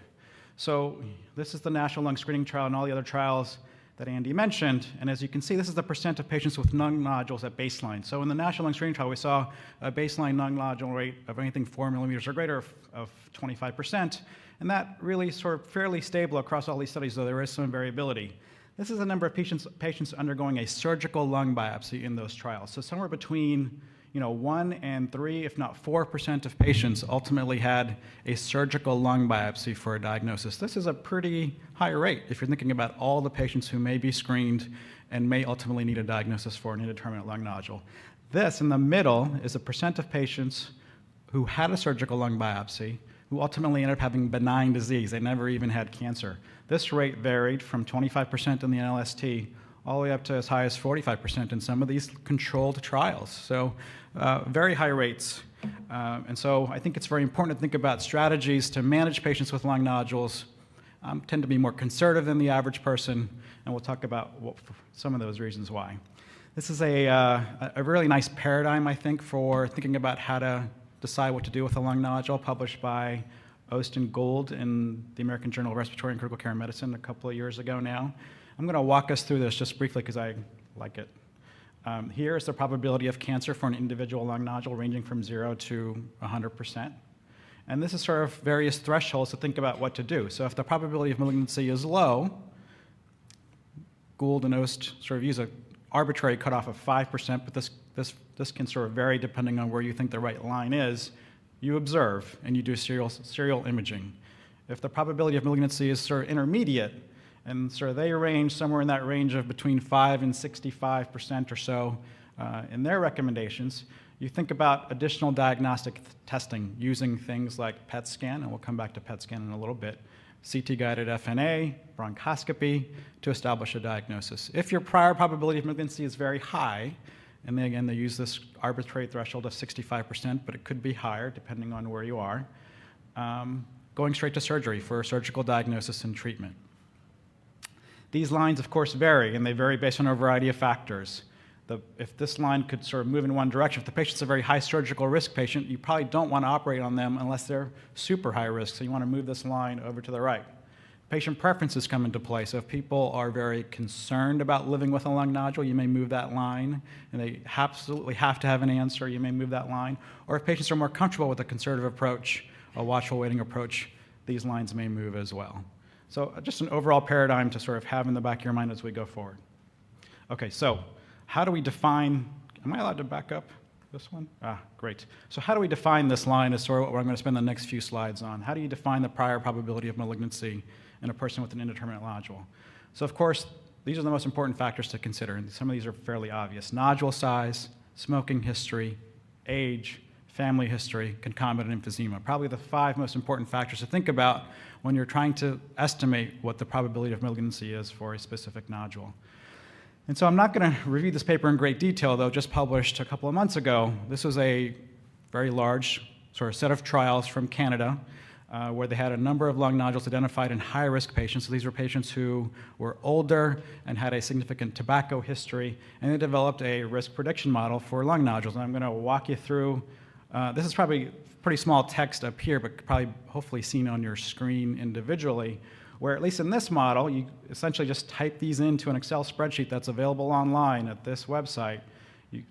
So a hypothetical 64-year-old with emphysema, a 12 millimeter nodule that is in the upper lobe but not spiculated. And if you were to punch this through based on their prediction model, you get a probability of malignancy of 12.7%.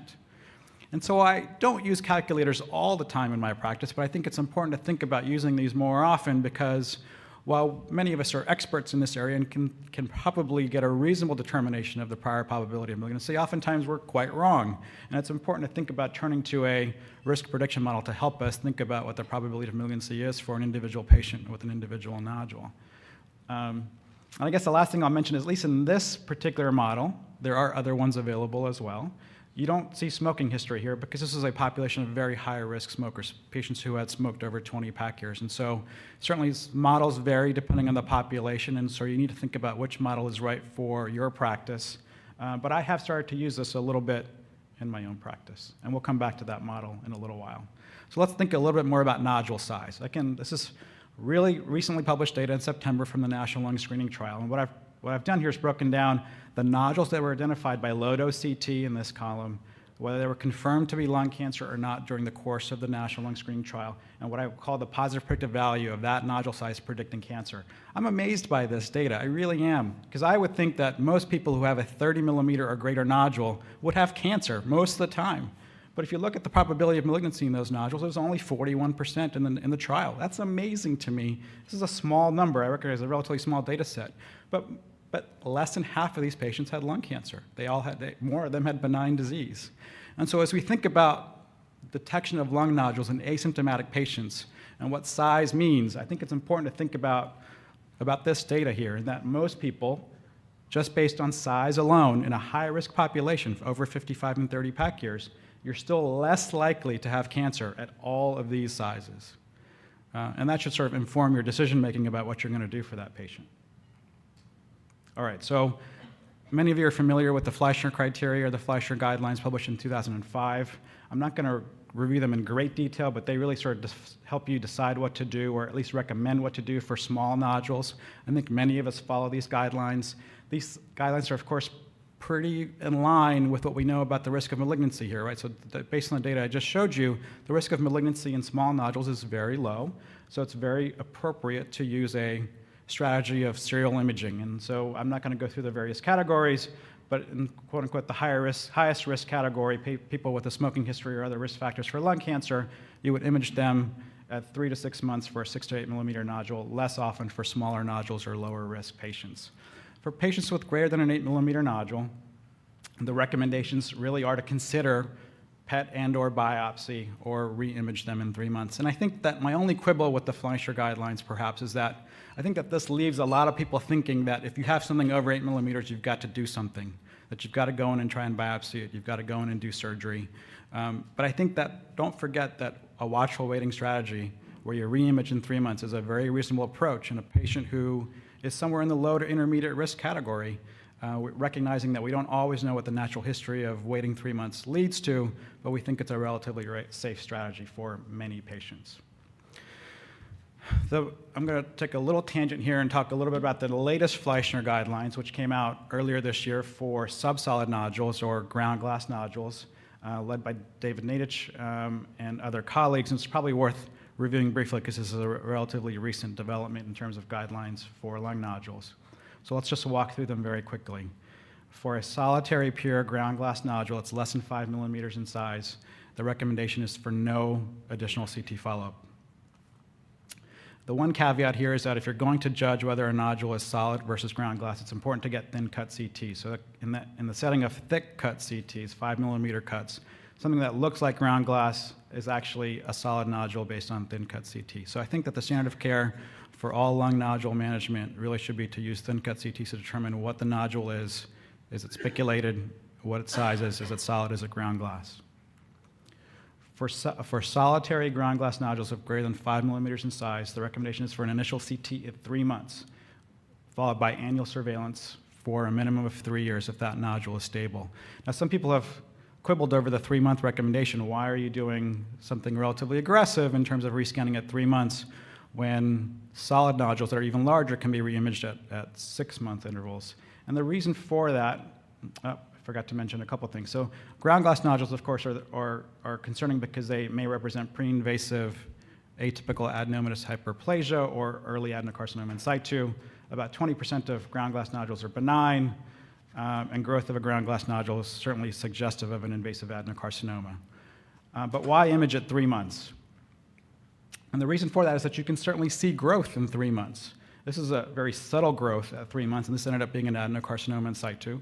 But you can also have cases like this, where you start off with a very subtle ground glass nodule. In 3 months, it's formed a solid component. In 6 months, it's become a large invasive adenocarcinoma.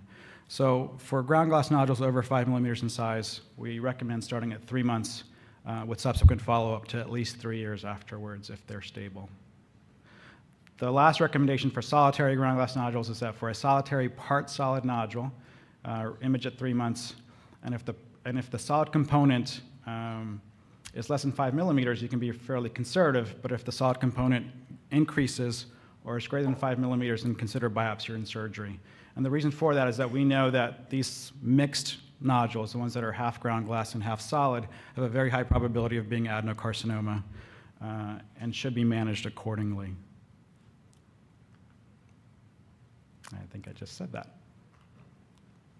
Okay, and they have a number of other recommendations for subsolid nodules if there are multiple subsolid nodules present. I won't go through these in any great detail, except to maybe mention the last one, is that if you have multiple ground glass nodules where one is the dominant lesion, you should make all your decisions really based on that dominant lesion.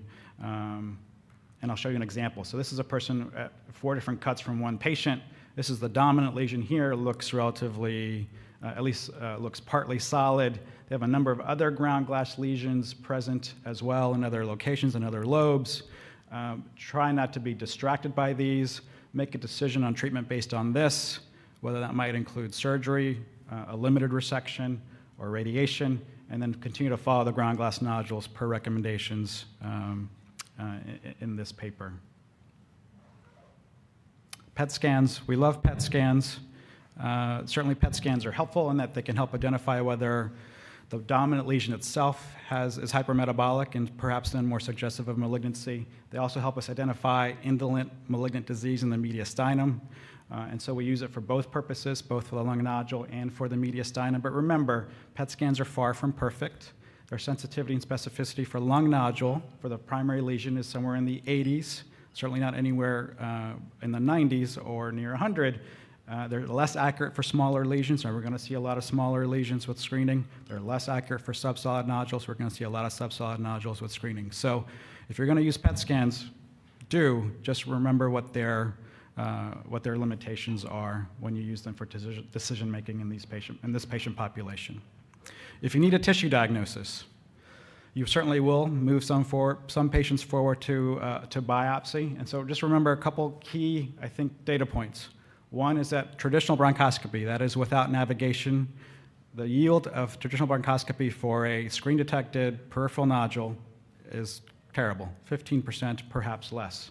And so probably not worth moving forward with a traditional bronchoscopy. Navigational bronchoscopy has been reported, including Dr. Silvestri's recent meta-analysis, to have a sensitivity of 70%. My guess is that there is some degree of reporting bias in that certainly my experience with navigation has not really achieved 70%. It's reasonable, but we can certainly have a long way to go to getting to better accuracies with navigational bronchoscopy for peripheral lesions. But certainly something to consider if there are characteristics that suggest a reasonable yield, including a bronchosign showing an airway leading to a nodule.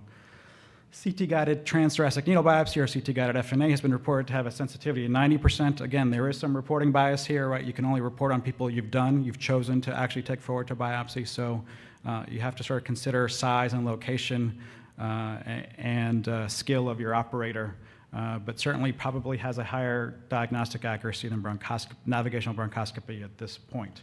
But remember that if you're going to move forward CT-guided TTNA, the reported pneumothorax risk here is significant, 15 to 30%, depending on what you read, with about 6% of all patients who are having a TTNA requiring a chest tube.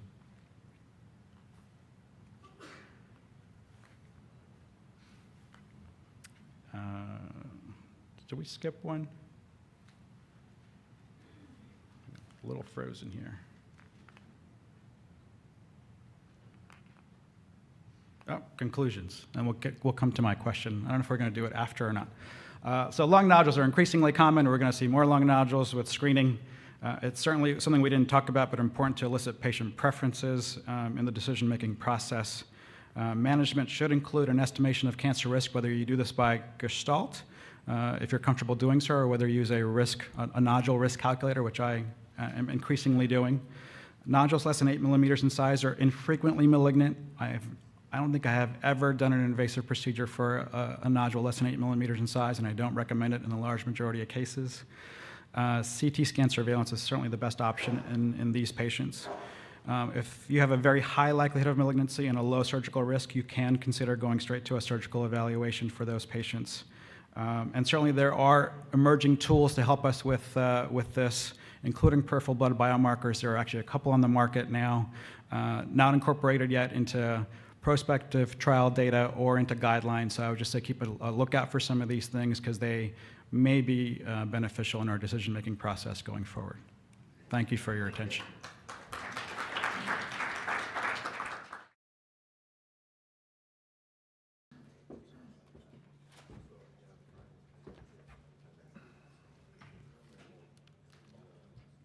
All right, everybody, welcome to day 2. My name is Dave Nager, and I'm a chest radiologist at UCSF. We're going to start off the day with the bread and butter of chest radiology, pulmonary nodules. And the reason I put together this talk is because pulmonary nodules are actually pretty variable, right? Every one of these is a nodule, and I'm fear that sometimes we just say, oh, they're non-specific. Could be bad, could be okay. So how can we be helpful? How do we become more specific? The path I'm going to go through is to first, we can find definitely benign features, then they don't need follow-up. If that's not there, we can give follow-up recommendations as radiologists. And if they're not small enough to fall into our follow-up recommendations, then we can assess how bad is this nodule. Because then as a collaborative team, we can figure out what should be done next. So that's what we're going to go through. Definitely benign features, follow-up of small nodules, and then how we can assess the risk, including PET. So what are our definitely benign features? People usually say 3. I'm going to have 4 here. There's benign calcification, fat, long-term stability. We'll talk about what that means. And then one that I sort of realized is true, small nodules in young people also are benign. So let's go through each one of those. Benign calcifications. Here's the classic one, a totally calcified granuloma. Essentially calcified nodules, usually also from granulomatous disease. Concentric, or the classic popcorn of a hamartoma. And I'll give you a tip that thins can really help here with the small nodules. So for example, on this medium thickness slice, I don't really know if this one's calcified. But on thins, it's pretty clearly calcified on the soft tissue windows there. So what are the other calcifications then? The stippled or small calcifications, that's an indeterminate. Eccentric, very irregular calcifications. And then this last sort of odd category, which is if the calcification is central, and maybe you'd be okay with it, if it's in a really ugly looking nodule, then that ugly looking nodule part trumps. All right, our second benign feature is fat. Here's a nice nodule, soft tissue windows. I have no idea what it is. I'm sorry, in lung windows, but on soft tissue windows, you sort of get a sense that it's fat. We could actually measure it. And as long as it is fat density, that is a benign feature. Next is long-term stability. So the classic definition here is 2 years for solid nodules. The problem, and where everything is in flux right now, is ground glass nodules. We have a whole talk on this together later in the morning, but how long you have to follow these up is not totally clear. It's probably at least 3 years or more. And the reason why they say or more is because late, sometimes these nodules can really get bad. Here's 2 ground glass nodules we saw at our institution, and each exploded into an invasive adenocarcinoma, but at 8 years. So how long do these really need to be followed? Still being worked out. And then the last one that I sort of add is small nodules in young patients. That requires some definition. So small, we'll just say whatever's in the Fleischer Society guidelines, so 8 millimeters or smaller. And then young is defined as my age or younger. I'm joking. I wish that were true, but it's not.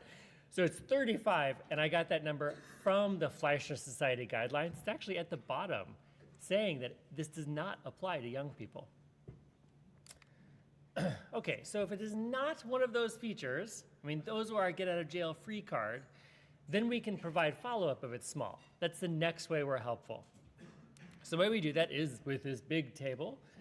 You've probably all seen this. It's classic. It's now 10 years old this year. And this is our follow-up recommendation table. There's lots and lots of words and lots of numbers.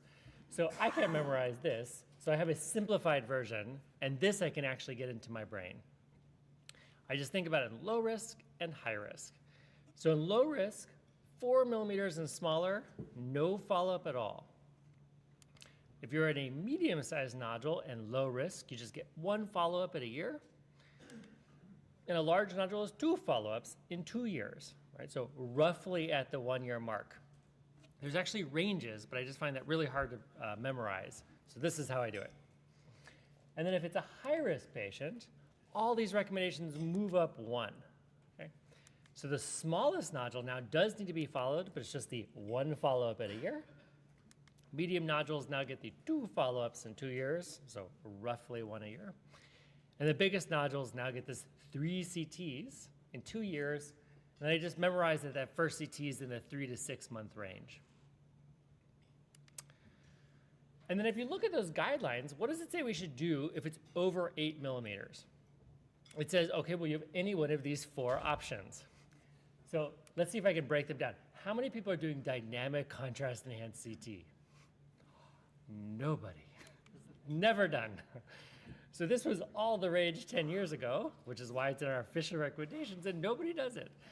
And particularly now with concerns over radiation, it's just not going to happen. So we have 3 options. We have the most conservative, which is just follow it like the 7 millimeter nodules. We can do PET, which is still fairly conservative, but has a lot of radiation, is pretty costly. Or we can do something invasive. So we have this range from the same thing we do with a small nodule down to an invasive test. So that's where we can come in, because we can help assess how bad is this nodule, and in consultation with the other doctors and the patient often, then figure out what the best plan is for these bigger nodules. So let's talk about how we can help assess. We'll do it with CT and PET. By CT, the first criteria we'll talk about is size. Now we're concerned about these 8 millimeters and bigger, but still I thought it'd be interesting to say, how risky really are these nodules? You know, we just went through a table talking about following up 4 to 7 millimeters.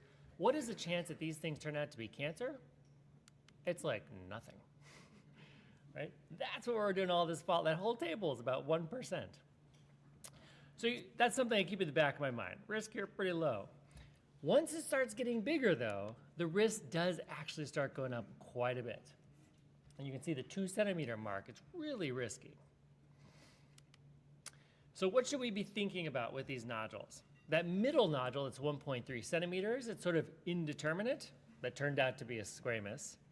That little tiny dot, we should assume is benign. You know, it'll follow up based on recommendations. Turned out that was actually cancer. There's always exceptions. I'll tell you when there are exceptions, it does tend to be Mets in my experience, the little tiny dots that grow. And then that big, huge one, we should assume that's cancer. Of course, there are exceptions. That one was TB, but that's how we're supposed to be thinking until we're proven wrong. The next feature is growth. And the key here is that slow or moderate continued growth is really concerning. So this is only a 6 millimeter nodule. That is not that concerning, except that 6 months prior, it was smaller. It was still smaller a year prior, 2 years, even tinier. This thing has done nothing but grow. That is now concerning. It turned out to be the smallest adeno you're ever going to find. Or this one. This is a very scary looking nodule. That is spiculated. I mean, that is screaming cancer. Except 3 months earlier, there was nothing there. That is too fast of a growth to be in the normal range of cancers. I mean, it technically could be, it deserves a follow-up, but this is now less concerning than I thought. We gave them the benefit of the doubt, and it started going away. So it was an infection. I want to talk about with growth, the opposite, a very slight decrease in size. It turns out that if a nodule gets slightly smaller, that's really helpful, right? It's usually benign. Small decreases transiently do happen with cancer, even if not treated. Okay? So if you have a single follow-up and a slight decrease in size, you can say that that's helpful, suggests it's not malignancy, but still needs follow-up. So let me give you an example. This patient had lots of cysts and emphysema, and that small nodule right there, and then eventually it grew. and it was over a time course, it looked like cancer. They asked for a biopsy, we said, sure, no problem. Put them in the scanner a couple weeks later, and it got smaller, no treatment. So we canceled the biopsy. That suggests it's not malignancy because it got smaller by itself. But the person needs a follow-up. They got a follow-up, and it continued to grow again. Okay? Then it was finally biopsied, and it was proven to be an adeno the whole time. No treatment. So it happens, so you can't let these people fall off the face of the planet, okay? Next characteristic is the border. So spiculation here is, of course, the bad characteristic. If you're spiculated, high chance of being cancer. And it's some combination of causing fibrosis or the cancer spreading along the lymphatics. The problem is, as I showed with that big example, granulomatous disease can do it too. But that is a concerning feature. The next is cavitation. So the classic teaching here is cavitation with a really thin wall tends to be benign. So here it's in the 90% chance. Really thick-walled nodules with cavitation tend to be malignant, somewhere in the 80% chance. What that means is there's somewhere in the middle that's not so clear. Okay, so this is the unhelpful thickness of the wall. And I'll tell you, the extremes are even more true. So if you have a tiny, tiny thin wall, like here it's a millimeter, the chance of that being benign is exceedingly high, close to 100%. For example, this one was cocci. In the rare cases that it is actually cancer, it does tend to be gyne cancers, like this uterine. That was a met, but it's very uncommon to be like that. The next feature is density. This is the classic PIM question in all of chest radiology. If you have two different patients and they have nodules about the same size and one is solid and one is ground glass, who is more likely to have a neoplastic nodule?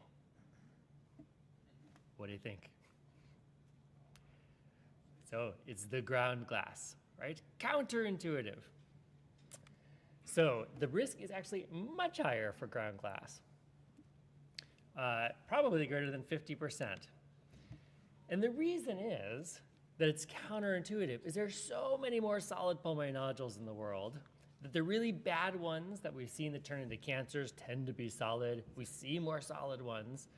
In the smaller number of ground glass nodules in the world, though, more of them are these very indolent level adenocarcinomas. And we're going to talk about those later in the morning. So when you see ground glass like this here in a patient with lots of emphysema, the risk of neoplasm is actually surprisingly high. So they cannot be ignored.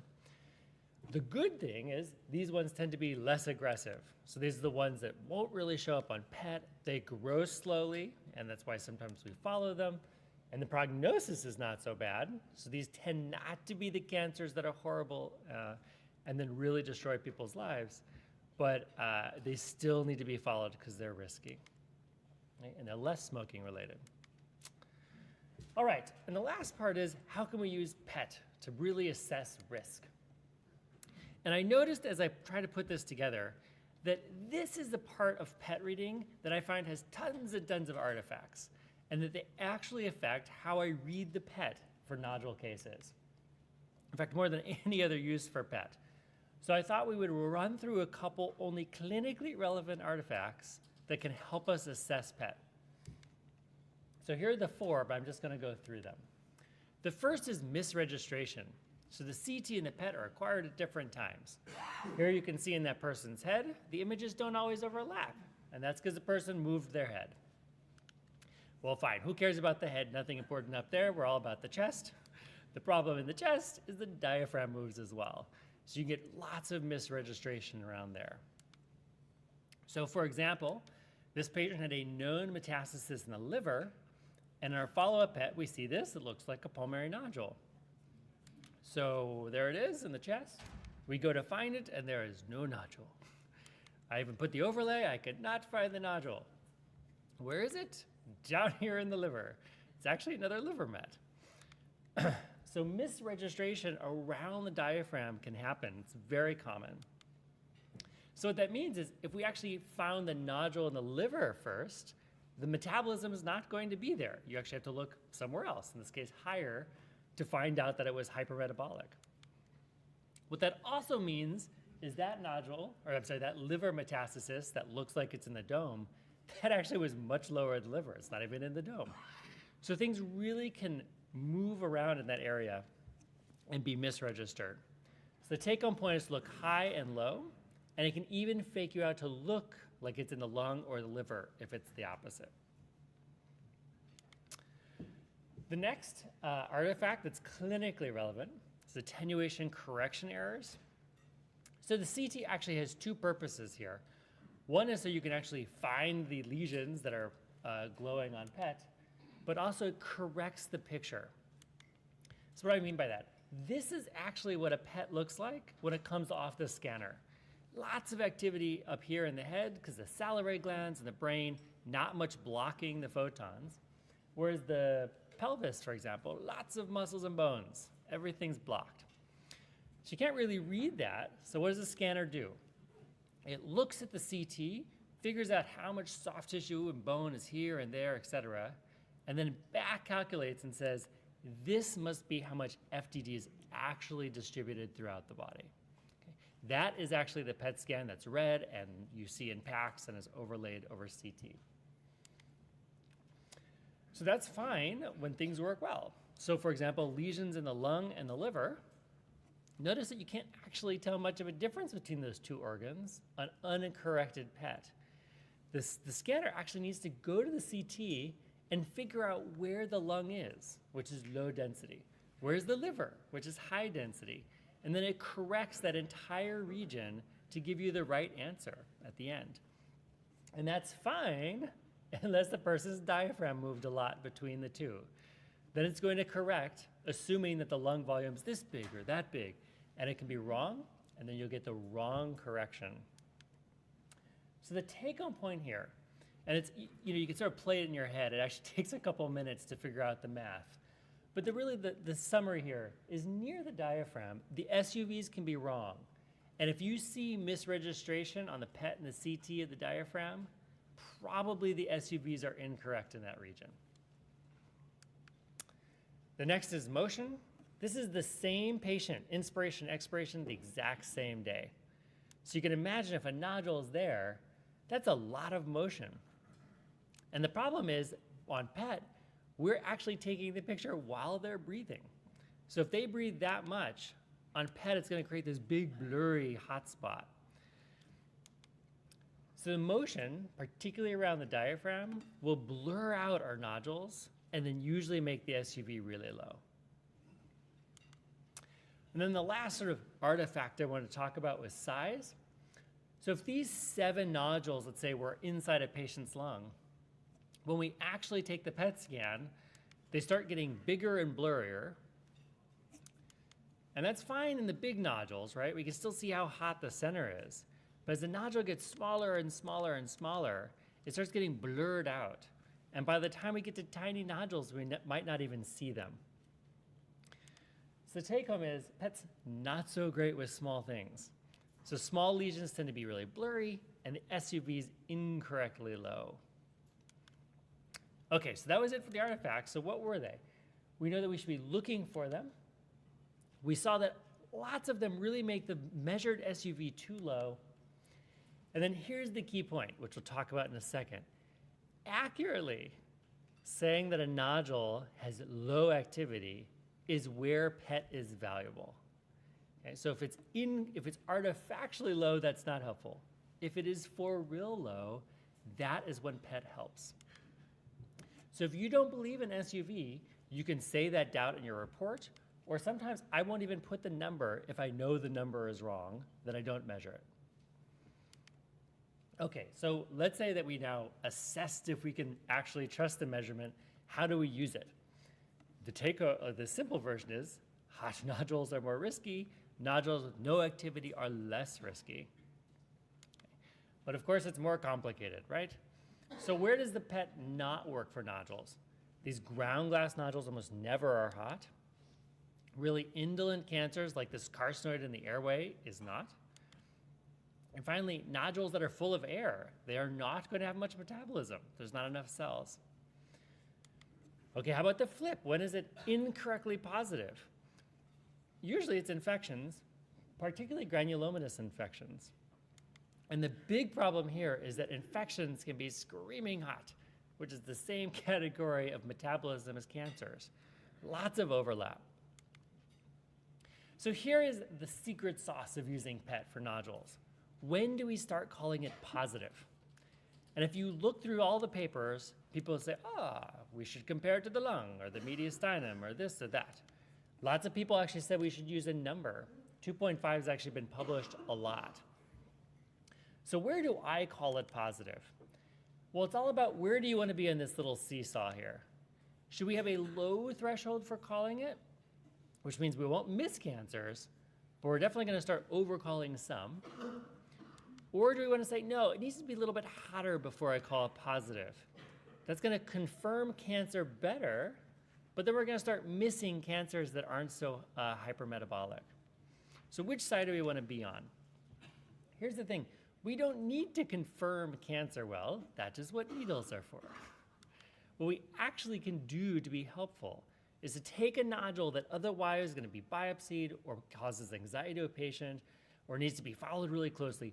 If we can take that nodule and suggest with certainty or strong suggestion that it's a low-risk nodule, that they can avoid a biopsy, that is how PET is helpful. Okay.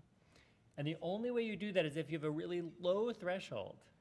So if you're below that low threshold, we're pretty sure this is not an aggressive lesion. So I used, in these cases, anything above background. Okay? And that gives me this test characteristic. So how does it work out? Let's say we have a medium-sized nodule, starts at 40% risk. In a world without PET, what would that get? A needle. Right? So let's say that they decide to do a PET. If it's positive, okay, anything above background, the risk is now higher. What are they going to get, though? The same biopsy they were going to get anyway. But with that kind of threshold, if it is negative, the chance that lesion is now something bad is 2% or less. Okay?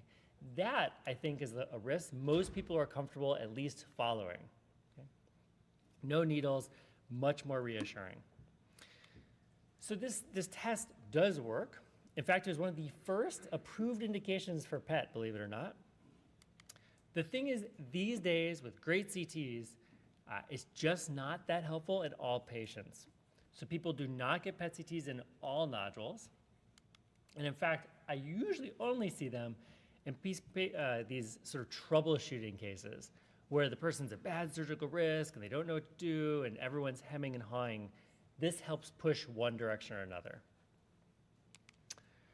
People ask, how small can I measure? Because I told you, small nodules are a problem. The simple version, they say, a centimeter. The real answer is, of course, it depends.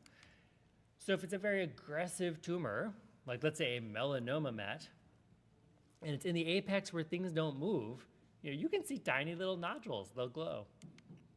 But if it's a medium or low aggressive tumor and it's near the base and it's moving, we probably won't even see 1.5 or 2 centimeter nodules with activity. It just all depends on how big, where it is, and how much motion. Okay, so in this quick run through of nodules, we talked about definitely benign features, follow-up of small nodules, and then how to assess bigger nodules if that's where we are. Okay, we have our SAM questions. So you have them in your booklet. SAMs, as you know, for people doing MOC are required. Hey everybody, this is Rishi Agrawal, and today we're going to be talking about the differential diagnosis of multiple pulmonary nodules. And this talk builds on the knowledge of my previous video on the secondary pulmonary lobule, so if you aren't already familiar with the anatomy of the secondary pulmonary lobule, I suggest that you go watch that video before watching this one. So one important thing to keep in mind is that this approach is used to diagnose multiple pulmonary nodules, not just one or two or a few nodules. And the reason is we're going to be basing our diagnosis on where that nodule or those nodules lie with respect to the secondary pulmonary lobule. So it doesn't really do us any good if there's only one or two or a few. All right, to start off, let's talk about the three different distributions of pulmonary nodules. Those are central lobular nodules, perilymphatic nodules, and random nodules. This right here is something called tree and bud, and this is a subset of central lobular nodules. Okay, so when you're looking at an actual case for the first time and you see a lot of nodules, the first thing you want to do is determine if there are many nodules that are touching the interlobular septa, the fissures, or the peribronchovascular structures. And if they are, then you're looking at perilymphatic disease. In the previous video, I told you that the interlobular septa contain the pulmonary veins and lymphatics, but lymphatics can also be found in what's called the axial interstitium, which includes the bronchi and the pulmonary artery. So even though these are central lobular structures, if you see multiple nodules studying the bronchi or the pulmonary artery, that's still considered perilymphatic disease. Now, on the other hand, central lobular nodules will spare the interlobular septa and the pleural surfaces. So if you see a bunch of nodules and you see about a 1 or 2 millimeter clear space between the nodules and the septa or the fissures, then that means you're probably looking at central lobular disease. Okay, so it's best to just look at a few examples. So let's start with this case. Okay. As I'm scrolling through this case, I'm seeing many nodules, and I'm not really interested in these large nodules. I'm really interested in these small nodules. And these small nodules seem to be studding the vessels, and they seem to be along the fissures. So I would say that these nodules have a perilymphatic distribution because they seem to be clustered along the peribronchovascular structures and along the fissures. And another way to look at it is to look at the sagittal images. And on the sagittals, you could see that many of these nodules seem to be occurring along the fissure. And if we go to the right side, we could see it even better. Many nodules along the minor fissure, the major fissure here. So these have a perilymphatic distribution. Now, of course, the other big clue here is if we look at the soft tissue windows, we could see that there are multiple enlarged mediastinal lymph nodes and hilar lymph nodes, and not only that, but many of them are heavily calcified. So this is a case of sarcoid. And sarcoid is one of the prototypical examples of a disease in which the nodules have a perilymphatic distribution.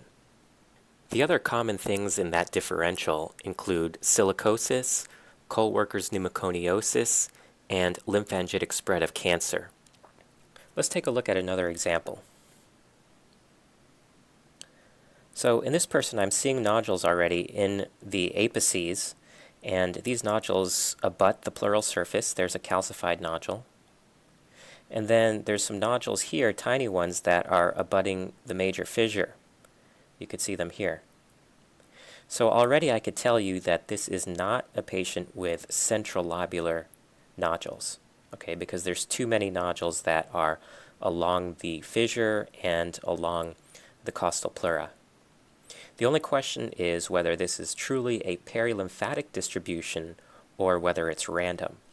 And I'm just going to have to scroll down more to see if I can convince myself that this is truly a perilymphatic distribution of nodules. And right here, actually, I'm seeing a secondary pulmonary lobule. Here's the central bronchus, and this is the interlobular septation. And you can see that there's nodules along the interlobular septa. And as I scroll up more, I'm seeing more interlobular septal thickening with nodules along the interlobular septa.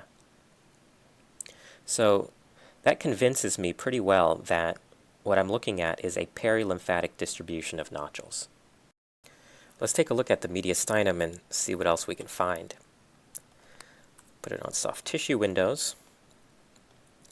We can see that there's multiple calcified lymph nodes in the hyla and in the mediastinum. Some of these calcifications have a sort of eggshell type of appearance, and that's something you could see with silicosis, although you could also see it with sarcoid. This person did have a history of silica exposure at work, and this was a patient with silicosis. All right, in this case, we see many nodules in the right upper lobe, and one characteristic about them is that they're ground glass in attenuation. So that pretty much rules out perilymphatic nodules. Perilymphatic nodules are pretty much always going to be solid in attenuation. So the only question with these is whether we're looking at central lobular nodules or random nodules. And if you look closely, you could see that there is 1 or 2 millimeters of sparing of these central peribronchovascular structures, the bronchus and the artery. And there's also 1 or 2 millimeters of sparing of the costal pleura here. So that indicates that we are looking at central lobular nodules. Now if we keep looking here, another thing that you'll see are these branching structures with smaller solid nodules at the end of the branches. And this is a feature called tree in bud. And tree in bud is a subset of central lobular nodules. So when you have central lobular nodules with tree in bud opacity, that almost always means that you're looking at an infectious process. It's not specific for an etiology. You could be looking at TB, it could be a garden variety bacterial infection, it could be fungal infection, but it pretty much always means that you are looking at some kind of infectious process. Now let's go back to this diagram and talk about random nodules. Random nodules are going to be nodules that seem to touch the pleura, they touch the interlobular septa, they can touch the central bronchovascular structures, but they're not going to be clustered around those areas like perilymphatic disease, and they're not going to uniformly spare those structures like in central lobular disease. Okay, so random nodules are going to have no apparent pattern to them. So as opposed to central lobular disease where the nodules are spread along the airways, in random nodules, the nodules are spread via the bloodstream, hematogeneously. So the differential for random nodules includes things like metastatic disease and miliary infection, such as miliary TB. Now in this case, there are multiple small pulmonary nodules. So in trying to decide what the distribution is, we're going to look first at the pleura, and we could see that there are some nodules that touch the pleura, but they don't seem to be clustered along the pleura. Some nodules touch the pleura, some nodules seem to be sparing the pleura. So in this example, there is no real definitive distribution, and these I would consider random in distribution. Now the other big clue here is that there's a large area of consolidation and even cavitation in that consolidation. And this is a patient with miliary TB. Finally, I want to show this chart which summarizes everything we just talked about. And this is taken from an article in Chest in 2006, and I'll link to that in the description. But when you're looking at multinodular disease, the first question you want to ask yourself is, are those nodules touching the pleura or the fissures? And if the answer is yes, and they seem to be clustered along those areas, then you're looking at perilymphatic nodules. And the big things in the differential there are sarcoid, silicosis, and coal workers. If they don't seem to be clustered along the fissures and pleura, then you're probably looking at random nodules, in which case the differential is metastatic disease or miliary infection. Now, if they seem to be sparing the pleura or fissures, then the next question you want to ask is, do you see tree in bud? Because tree in bud is a great sign of some type of infection. If you don't see tree in bud, you still could be looking at an infection, but you also want to expand your differential into things like subacute HP and respiratory bronchiolitis. Now that's going to be it for this video. If you read any chest CT at all, I highly recommend that you read the article that I referenced earlier, which I'll link to below. I'm also going to make another video showing more examples of some of the other things in the differential diagnosis. If you have any questions about this topic, feel free to leave a comment below, or you can direct message me on the About page of this channel. Thanks a lot. Hey, this is Rishi, and today we're going to be talking about subsolid nodules, what they are, and why we treat them differently from solid nodules. So first, it's important to remember what a nodule is. So this is from the Fleischner glossary. A nodule is just a round or irregular opacity that measures less than 3 centimeters. When we see nodules on CT, we often look at multiple characteristics like the size, the shape, and the borders. Well, another important characteristic is the attenuation. In other words, is the nodule solid or is it subsolid? A solid nodule is one in which the underlying lung parenchyma is completely obscured, like in this nodule right here. A subsolid nodule can be of two kinds. One kind is completely ground glass, in which the whole nodule is ground glass in attenuation and it does not obscure the underlying lung architecture. And the other is part solid, in which some of the lesion obscures the underlying lung parenchyma, but there's also a ground glass component that does not obscure the lung parenchyma. So when you have a subsolid nodule, it's important to say whether it's completely ground glass or whether it's part solid. The reason why we treat solid nodules differently from subsolid nodules is that subsolid nodules are more likely to be lung cancer compared to solid nodules. All right, so if you had 100 subsolid nodules and 100 solid nodules, you're going to have more lung cancers in the group of subsolid nodules. Now, on the other hand, solid lung cancers are more aggressive than subsolid lung cancers. Let's look at that a little bit more closely. This is an important article that came out of the Journal of Thoracic Oncology in 2011, in which lung adenocarcinomas were reclassified. Prior to this, the term bronchoalveolar carcinoma was used for multiple entities, including adenocarcinoma in situ, minimally invasive adenocarcinoma, lipidic predominant adenocarcinoma, and so on.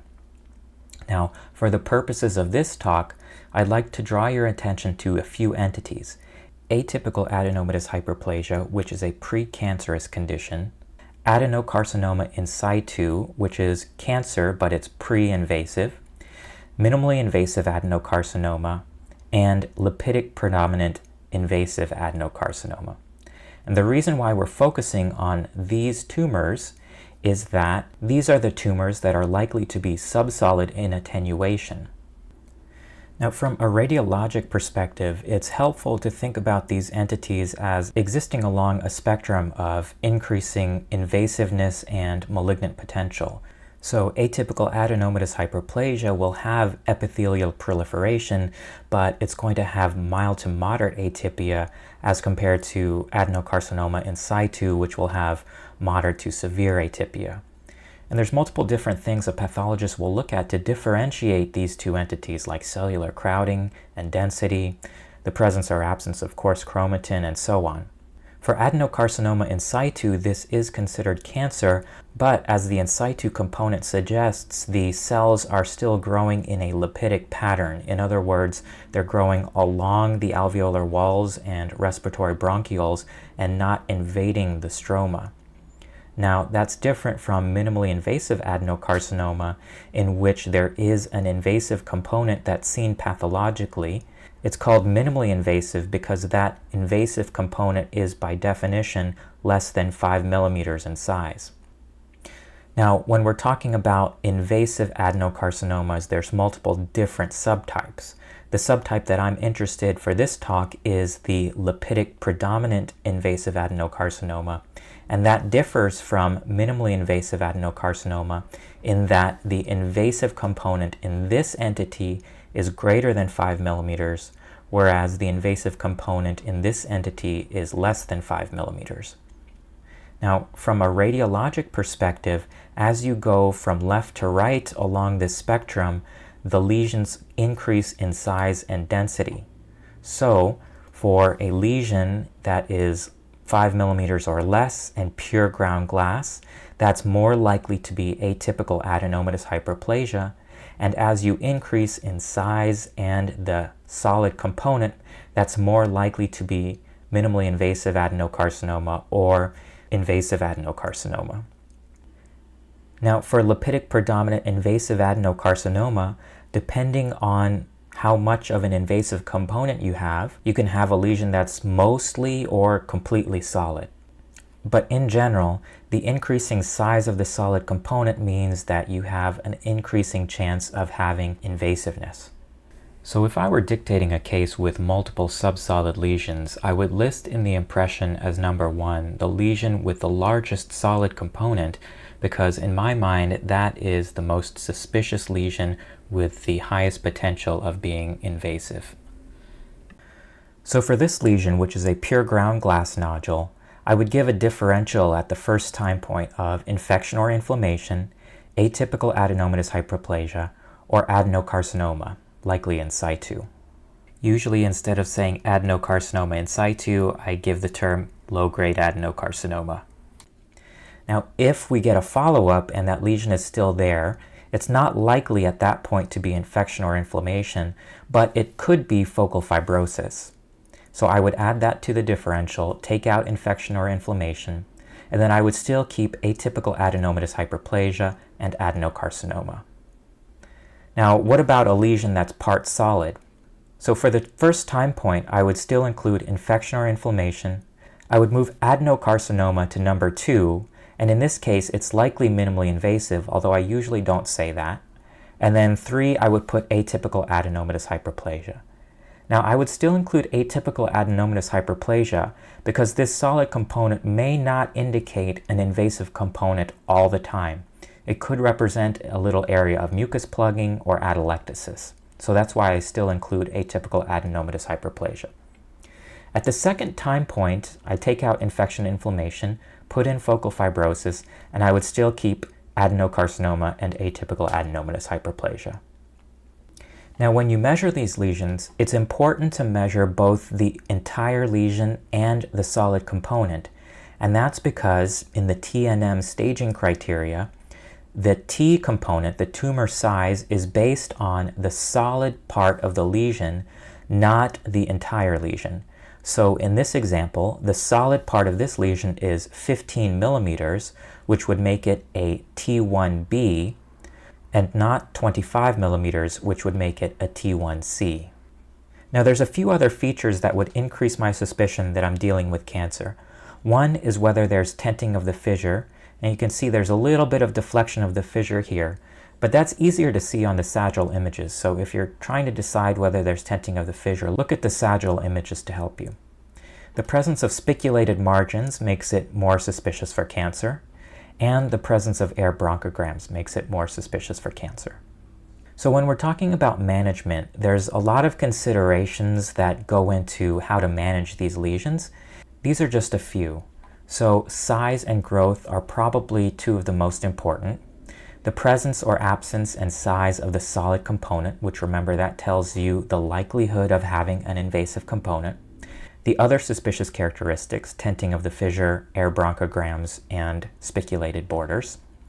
The presence of other nodules, patient's age and comorbidities, and then whether it's a screening or incidental finding. Now for lung cancer screening, LungRads has management recommendations for part solid nodules and for ground glass nodules. Take a look at the management recommendation for ground glass nodules measuring up to 30 millimeters.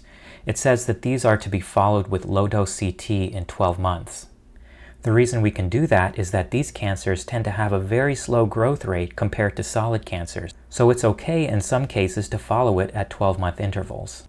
For incidentally detected lesions, there are recommendations from the 2017 Fleischner Society guidelines. It's important to remember that these recommendations don't apply to lung cancer screening, patients with immunosuppression, or patients with known primary cancer. Also, these recommendations are for patients who are 35 years and older. But it's important to remember that these are just recommendations, and the management of these lesions should be individualized to the patient based on a host of factors, including the patient's preferences. So deciding whether to just follow the lesion radiographically, biopsy, radiate, or resect should be done on a case-by-case basis. Okay, that's all I have for this video. Here are some references which I'll link in the description below. If you have any questions, please leave them in the comments below.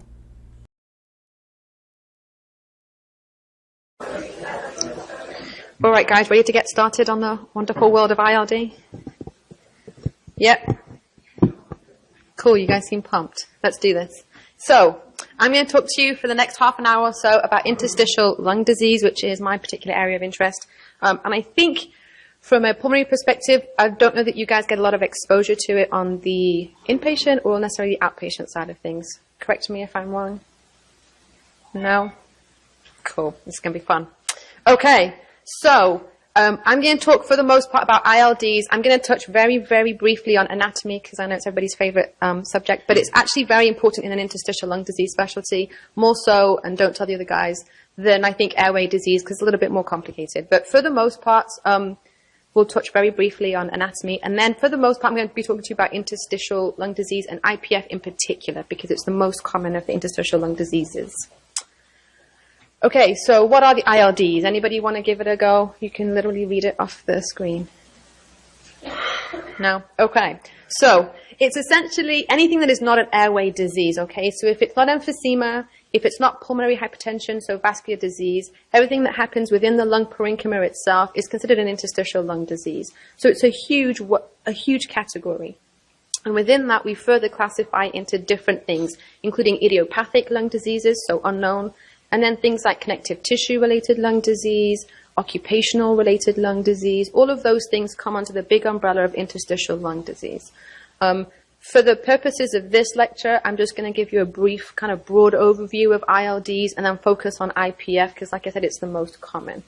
And so if you think about anatomically, you're getting right down to the very distal airways and your alveolus and the membrane between your alveolus and your capillaries, or capillaries, however you say it. And that interface is where the disease is happening. And it's there that you're starting to get pathology that ultimately goes on to cause the interstitial lung diseases. So, like I talked about, there are multiple types of ILDs. Idiopathic interstitial pneumonias, known as IIPs. Granulomatous diseases. Anybody think of a granulomatous interstitial lung disease? I'm going to start picking on you if you don't answer. There we go, sarcoidosis. Okay, and then occupational lung diseases. Silicosis, coal workers, pneumoconioses, right? We're right in the middle of Kentucky for that. Drug-induced lung diseases. Name a drug. Amiodarone, strong. Okay, cystic lung disease.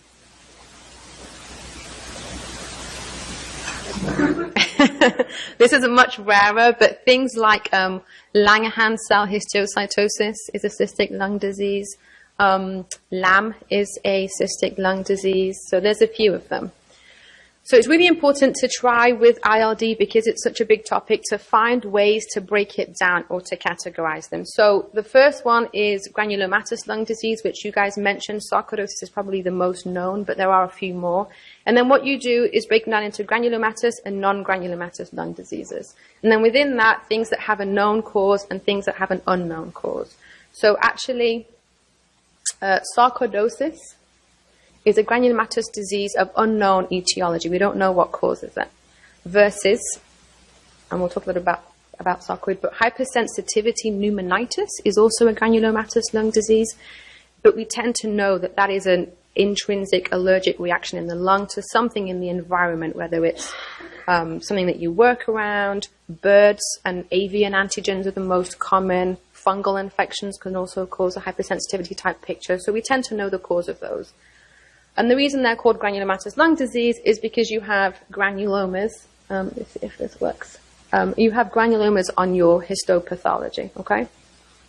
The difference between the two is just the size and the density of the granuloma and obviously the cause that we try and track down. And then collagen vascular disease causes non-granulomatous lung disease. So common diseases include scleroderma, which causes lung disease, lupus, which has lots of pulmonary manifestations, rheumatoid, you can get rheumatoid lung.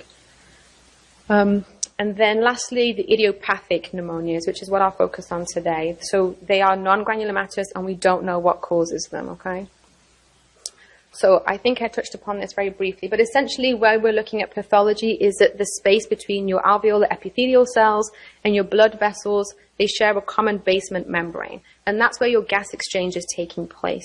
When you start getting disease and pathology, you start getting extracellular matrix gets broken down and layered up there. So you start getting a thicker surface area for diffusion. You start getting the scar tissue being put down and fibrosis in that area. So if you think about that clinically, the types of symptoms you're going to be seeing are hypoxia related because your gas transportation is being affected. So that's why these patients have a lot of dyspnea and are usually hypoxic as their initial presenting symptoms. But ultimately, it is happening at, I don't think there's a pointer here, but what you're looking at up top is the layer of your alveolus, and then this is a blood vessel with RBCs in it, and it's that very small area in between where the disease is taking place. It's not exclusive to that area. The fibrosis can continue to track up and around the airways, but for the most part, that's what's happening. It's destruction of that basement membrane and increased scarring is taking place there. With me so far? All right. So the idiopathic pneumonias are heterogeneous. They're obviously unknown etiology, the most common one being IPF, and it's essentially just fibrosis and thickening that is happening in that area, which is ultimately leading to disease. So the most common one is idiopathic pulmonary fibrosis, and actually there was a grand rounds on IPF, I think, many months ago. But there are other types of idiopathic pneumonitis or interstitial diseases. AIP is also called Hamann-Rick syndrome. I don't know if you guys have ever heard about that. It's very rapid decline, fibrotic disease, very poor prognosis. NSIP, or non-specific interstitial pneumonitis, is exactly that. It's just inflammation and scarring of that area of the lung. We don't really know what causes it and doesn't have a specific pattern. And then smoking-related lung disease. So a common misconception is that all smokers can only get COPD or emphysema, but actually you can get fibrosis of those airways very distally, and you can get fibrosis of your alveoli, and that can lead to smoking-related fibrosis. It's called SWIF, smoking-related interstitial fibrosis. And that's broken down into those various subtypes. And then things you may have heard about, organizing pneumonias, LIP or lymphocytic interstitial pneumonia. So as you can see, within ILD, there are multiple subheadings, and then within those subheadings, there's just more and more subheadings. And that's what makes ILD so complicated. Yes. It's affecting, so your interstitium is your wall around your alveoli, the basement membrane in between, and then the external wall of your blood vessel. So those structures together are your interstitium for the most part, and disease is happening anywhere along there. So that's one of the biggest things about the ILD is the nomenclature can get pretty confusing. But pneumonitis, pneumonias, they're all the same, or they're interchangeable in the ILD world. Okay, so I'm going to talk to you a little bit about the pathogenesis very briefly. But we don't know what causes the idiopathic form of these ILDs, but we speculate that there's some insult or injury somewhere that happens. We assume it's an inhalation injury. We don't know if it happens right before you become unwell or if it happens way earlier and over years you start to develop a pneumonitis. But we think that triggers a cascade of inflammation, which then goes on to recruit inflammatory cytokines and start to lay down this fibrosis picture. And if you follow along here up on your top left, there's a healthy alveolar cell. We think some form of injury occurs, and this recruits inflammatory cytokines, which I won't bore you with, but that ultimately then causes things like fibroblasts to come to the area to try and repair the damage. And they do that, for the most part, they can result in healthy repair. But in these diseases, you're getting dysregulated repair, and they start to lay down increased collagen, which thickens the basement membrane and leads to scar formation. Once you have scarring down there, you're no longer taking part in gas exchange. Your alveoli aren't opening and expanding and like they should be. They become stiff, and your lungs become shrunken, stiff, and essentially not functioning. Okay, so in the ILDs, for the most part, the other thing that makes them a little tricky is they all tend to present roughly the same way. So very common symptoms that you see in almost any type of pulmonary disease, not just the ILD world. Most notably, it's a triad of dyspnea on exertion that has been chronic, slow, insidious over time. A chronic dry cough is another common symptom. Your physical exam finding is usually crackles on exam. So not very specific and quite subtle, and that's one of the reasons that these patients tend to present to pulmonary so late, because it takes years of figuring out what's causing these. They get a cardiac workup, they get an infectious workup, but ultimately that non-specific triad, usually you want to be thinking about an ILD, okay? And then I'm going to talk a little bit more about the type of testing, but in some cases you can have very non-specific x-rays, non-specific CAT scans. Okay, so they're always bilateral, so both lungs are always equally affected. You have to rule out an infectious etiology. In very few cases is this because of an infection. They tend to be chronic diseases, so this remodeling of the lung takes place over years usually. These patients have symptoms for a very long time. But they do have acute flare-ups throughout their disease, and that's important to treat and to recognize because the flare-ups can further exacerbate the fibrosis and can make you become pro-fibrotic. So we try and recognize acute flare-ups. For the PFTs, you're going to look at a restrictive picture on your PFTs, and we'll look at some of those. And then, like we talked about, gas transfer is going to be the issue. So you're always going to see a reduced DLCO. If you guys are looking at PFTs, you'll see that. So I think we talked about the physical exam findings. It's usually a non-productive cough. So if your patient's saying, I'm coughing all the time, I'm bringing up a ton of mucus, it's usually not an ILD. These patients are having scarring and friction rubbing, essentially, which is causing the cough. It's not a productive cough. Usually no fever, and like we talked about the PFT findings already. So on your PFTs, you're going to see restriction because your lungs have become stiff and scarred. They shrink down, which is the opposite to your obstructive lung diseases where they kind of expand.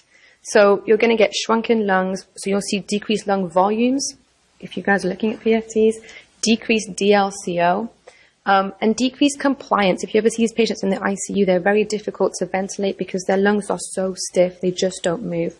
A common analogy is a little bit like a sponge. So your lungs should be like a sponge and soft. It's like a dried up sponge. You can't twist it, you can't bend it, they don't move. And that's one of the symptoms that you'll see in the ICU with ventilation, and in their PFTs you'll see restriction. Okay, so bronchoscopy. You think all pulmonologists like to bronch our patients, but actually there's a lot of data in the ILD world that bronchoscopy is unhelpful in interstitial lung disease. So these lungs are extremely sensitive to environmental changes. Sedating a patient, putting them on oxygen, putting a bronch down into their airways actually triggers inflammation. And a lot of these patients will do worse with intervention to their lungs. A little bit like pulmonary hypertension patients, we try and keep them away from anything that can trigger the inflammation in their lungs. So we try not to bronch them. We try not to give them too much oxygen. We never intubate pulmonary fibrosis patients. They should all be a do not intubate. We don't like them to have elective surgeries because that can exacerbate them, keep them away from viruses, infections, anything like that that could just trigger this inflammation and an acute exacerbation. Having said that, some of the non-idiopathic type of ILDs, a bronchoscopy can be a little helpful. So, for example, to rule out an infection, you may need to do a BAL and make sure nothing grows. If you're worried about an underlying malignancy before you diagnose them, then it's helpful. In sarcoidosis, where they have lots of adenopathy, you want to make sure it's not a cancer, it can be helpful. But if you're fairly sure this is an idiopathic lung disease, for the most part, bronchoscopy is not going to help. Instead of a bronchoscopy, bronchoscopic biopsy, if we absolutely have to get tissue to make the diagnosis, which in most of the ILDs you do, then we prefer a surgical lung biopsy. A transbronchial biopsy takes pieces that are too small, they cannot be seen under the microscope, and they cannot get the pathology that you need to look at to make a diagnosis. So they end up having to go for a surgical biopsy, if you need a biopsy. Okay, so let's look at some of this stuff on imaging. So, chest x-rays. What do you guys think of this x-ray? Hyperexpanded? Okay. What if we compare it to these x-rays? So, normal chest x-ray, as is written. And then a pulmonary fibrosis x-ray, okay? Just checking you're all still with me. So as you look at the chest x-ray on this side is normal. It is a little hyperexpanded, I will give you that. But for the most part, you're not seeing any dense consolidation. If you compare it to the other two, you just get this very non-specific reticulations, maybe scarring. On the top one, the bottom one, you can see it even a little more. Lungs are shrunken, so smaller because of the scarring. But a chest x-ray is relatively unhelpful in ILDs. It's not a specific finding. You can't definitively say what's going on there. And so the image choice for ILD is a high-resolution CAT scan. So not a regular CAT scan, a high-resolution CAT scan. It gives you much better resolution, obviously, so that you can see the detail and the scarring. And a lot of the ILDs, and in particular idiopathic pulmonary fibrosis, IPF, is a radiographic diagnosis. You can make that diagnosis just from a CAT scan. So you want to have a good CAT scan, good quality, and you want to look for the certain things, the criteria that make it an IPF diagnosis. When you do a high-res CAT scan, and if you order them here or at the clinic, there's a protocol in place, but they do a full inspiratory and take the picture, a full expiratory and take a picture. They prone you and take a supine image as well. So it's a pretty extensive CAT scan. And that's just because you want to make sure that, for example, if you've taken a breath out, your lungs have collapsed, and you take a CAT scan, you want to make sure that that's just lung collapse and there's no scarring hidden in those areas. And you take a full breath in to open up the lung and reshoot the picture and make sure that the scarring isn't really there. And then you prone them and supine them so that the dependent portions of your lungs that are collapsed when you're on your back open up when we flip you over. So again, you can get detail of the posterior parts of the lung. So it's a protocol that they have at UofL, and I think at most big institutions. Very briefly circling back to some anatomy, but the yellow outline here is what's called a secondary lobule, and this is a functioning unit of the lung. So it's both an airway. All of your vessels go into the center of this lobule, and then there's basement membrane, healthy basement membrane around the sides of it. You can actually see these on a CAT scan. So the reason that it's important to know what they are is because you can see them on a CAT scan, and in fibrosis, the yellow line becomes scarred and thick. So if you can see individual lobules on a CAT scan, there's been some scarring and some thickening there, and that's an abnormality. So I'll show you some CAT scans of some fibrosis, and you'll be able to see each individual lung unit, which you shouldn't be able to see in a healthy lung. So this slide is a little busy, but I think it's important for you guys, especially in the outpatient world, when you're seeing patients with pulmonary symptoms. So an HMP is important in obviously everything that you do, but it's particularly important in the ILD world, because if you cannot find an inciting event that's caused the fibrosis, you're calling it idiopathic. Idiopathic disease has a completely different set of treatments and a completely different prognosis and overall mortality. So you really have to dig and hunt into the patient's history to try and find a cause to change the treatment and the course for this patient, for your patients. And because fibrosis happens over decades, you want to go back decades with your history. So it's a very, very detailed history and physical. And you're asking things about their work, their jobs, their exposure history. Have they been around pets, cats, birds, dogs, molds? Are they welders, coal workers, flour workers, cheese millers, whatever it is that they did in the last 20 to 30 years? Because you want to try and find a trigger. And if you can't find one, then you can call it idiopathic. And then they go down a different pathway here, if you can see. So if you think they're idiopathic, so on this side, then you get your CAT scan, and depending on your CAT scan findings, you can either make a radiographic diagnosis of IPF, down on this side, and if not, then for the most part, you're getting a biopsy, and it's going to give you any other diagnosis that's idiopathic, of which there are several. Does that make sense? Yeah? Great. Okay, so I'm going to, the last half of this is IPF. So IPF is by far the most common of the idiopathic type of interstitial lung disease, right?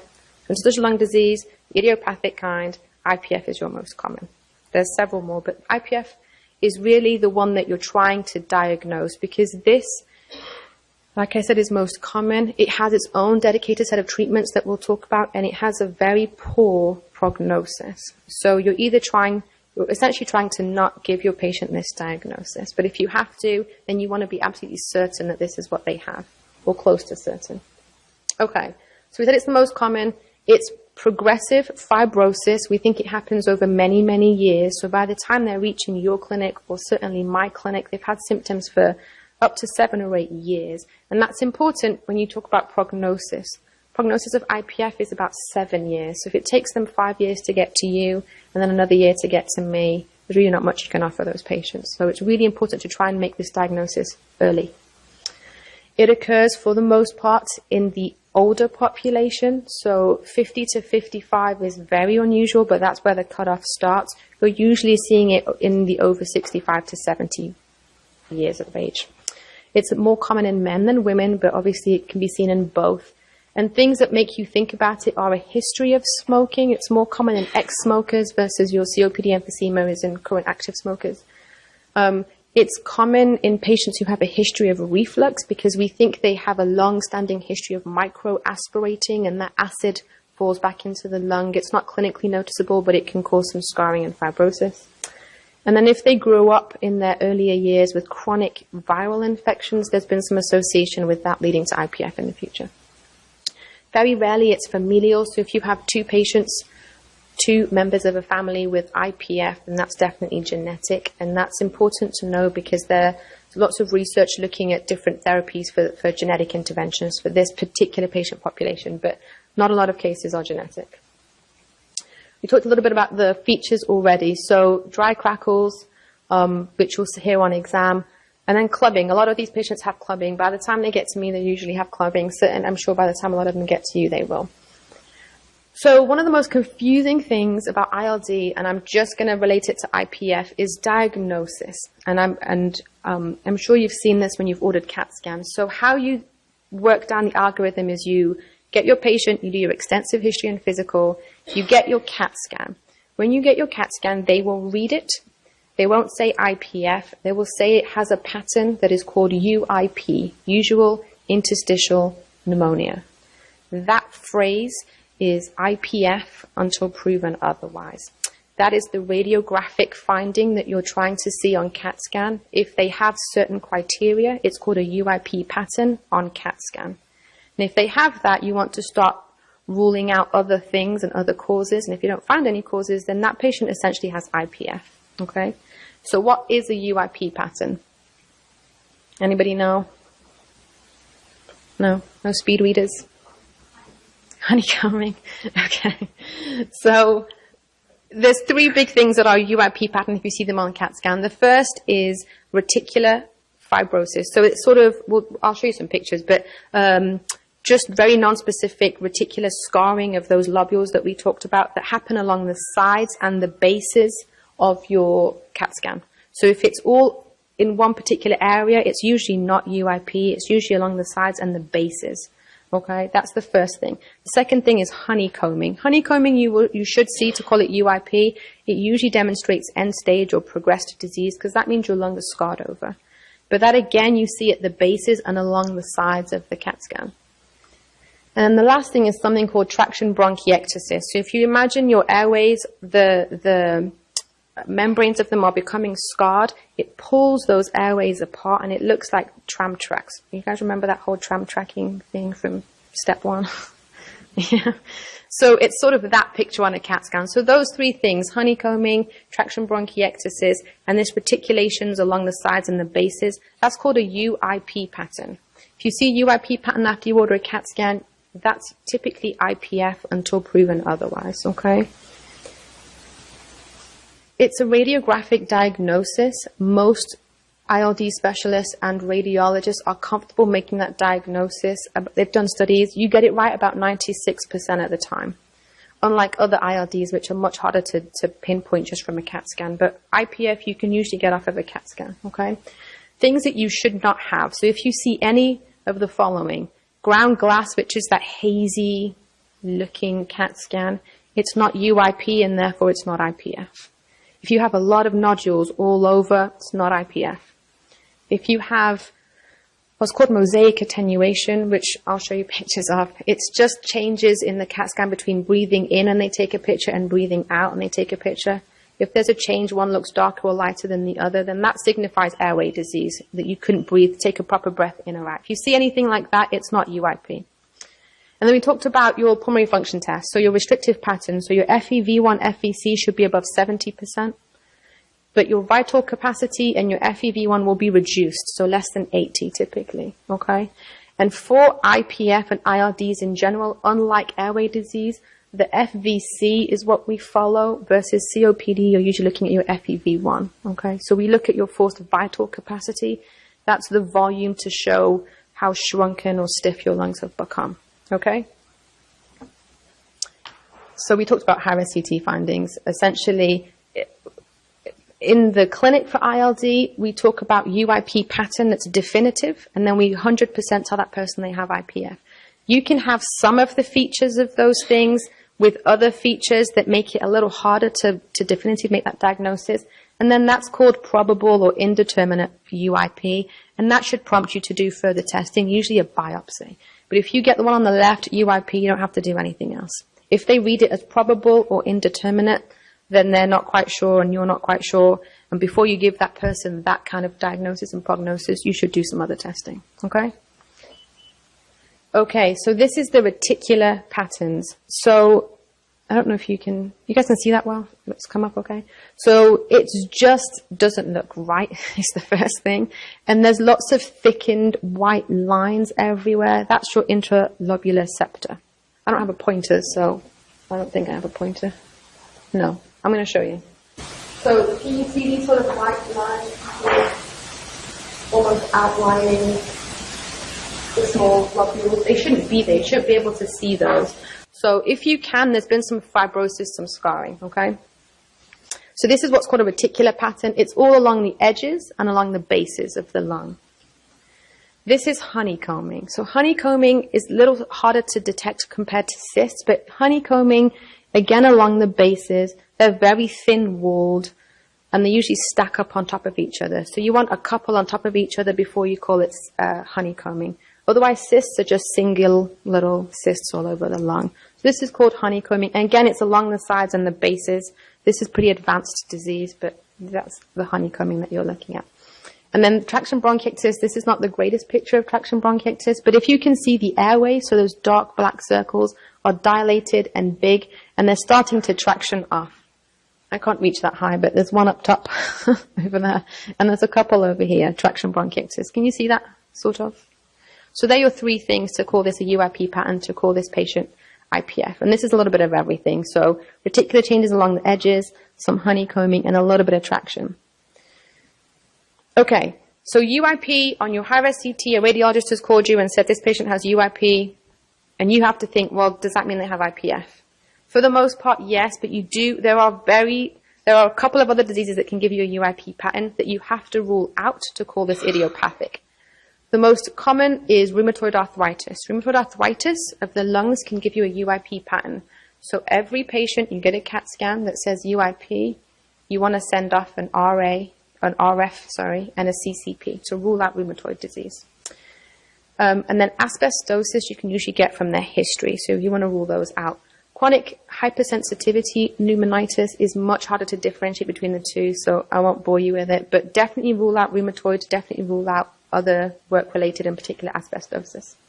So with that being said, when your patient comes and they get the CAT scan and it shows UIP, this is a starter pack of blood tests you want to run.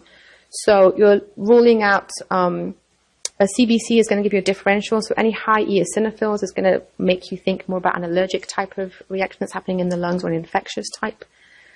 Renal disease to rule out vasculitis, which can sometimes cause some pulmonary fibrosis and scarring. ESR, CRP, just inflammatory markers, which if they're elevated, you want to do more of an autoimmune workup. But you're usually doing a full autoimmune workup on these patients to rule out diseases that can look like this, such as rheumatoid that we talked about, scleroderma can do it, Sjogren's can do it, ankylosing spondylitis can do it. So a lot of the rheumatologic diseases can give you this pattern. So you have to rule out all known causes of UIP and have a UIP picture to call this IPF. With me? If you do that, if you have your UIP pattern, but they read it as atypical or indeterminate or not quite sure, or you get a blood test and you have a very mildly weakly positive ANA and you're not quite sure what it means, then usually you want to go and do more invasive testing, which in these patients we talked about is a surgical lung biopsy. When you do a biopsy, they'll take the tissue, the pathologist will look at it, and he will look for, or she will look for specific things on the pathology that they will also call UIP. They will call it UIP on pathology or histopathology. So if you see the letters UIP on either CAT scan or on the piece of tissue when they read it, you're usually looking at an IPF diagnosis. To have UIP on pathology, you have to have something called fibroblastic foci, just areas of fibroblasts, so scarring, in a particular distribution on histopathology is consistent with an IPF diagnosis. And in between these diseased areas, you have to have areas of normal lung. Unlike other ILDs, IPF attacks in a heterogeneous way, so there's diseased lung next to healthy lung that have these foci. If they see that on a slide, they'll call that UIP, and that is also another way to get to your diagnosis of IPF, okay? Most other ILDs are a diffuse pattern, so the whole piece of tissue will have disease or abnormalities in it, whereas this is heterogeneous. And these are the fibroblastic foci. So this is just collagen deposition. These white spaces are normal of areas of normal lung, and next to them is areas of these fibroblasts, which should not obviously be there. Okay, treatment for IPF. You guys know how to treat IPF? Transplant? Yep. A little aggressive, but sure. It's definitely an option, yeah. So there's been 3 big trials looking at treatment for IPF, and I'll blast through these. A long time ago, we used to use steroids, azathioprine, and NAC. The combination therapy was heavily used and thought to be great.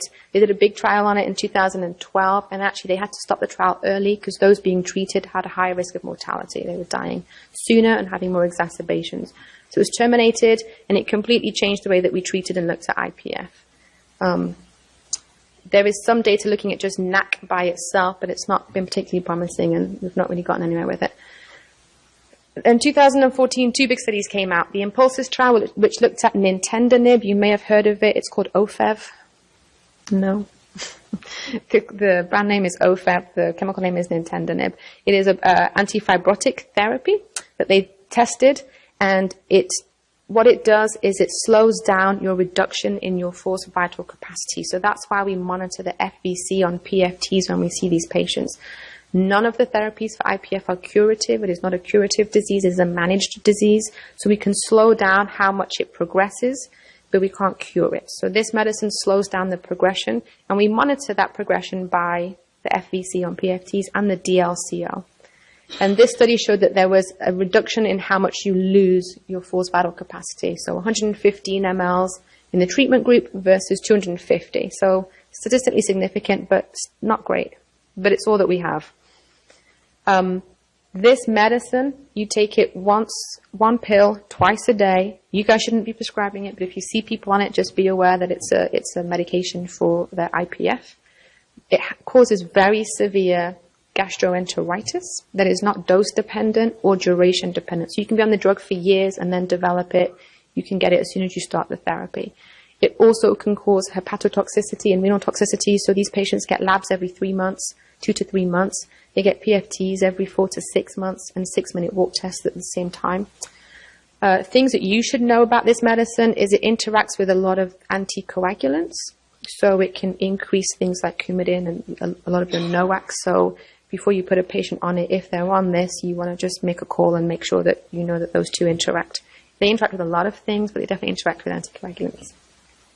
The second trial was a different medicine, pirfenidone, also called Esbriet, which we use. It does about the same thing. They came out literally weeks apart, these 2 studies. So this drug also reduces the decline in your FVC, but it also improved how far they could walk on a 6-minute walk test. Not a lot, but enough that it was significant.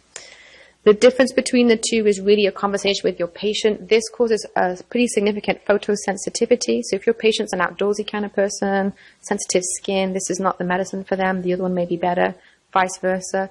This is 3 times a day. The other one's twice a day. So again, it just comes down to patient preference. They've both roughly shown to do the same thing.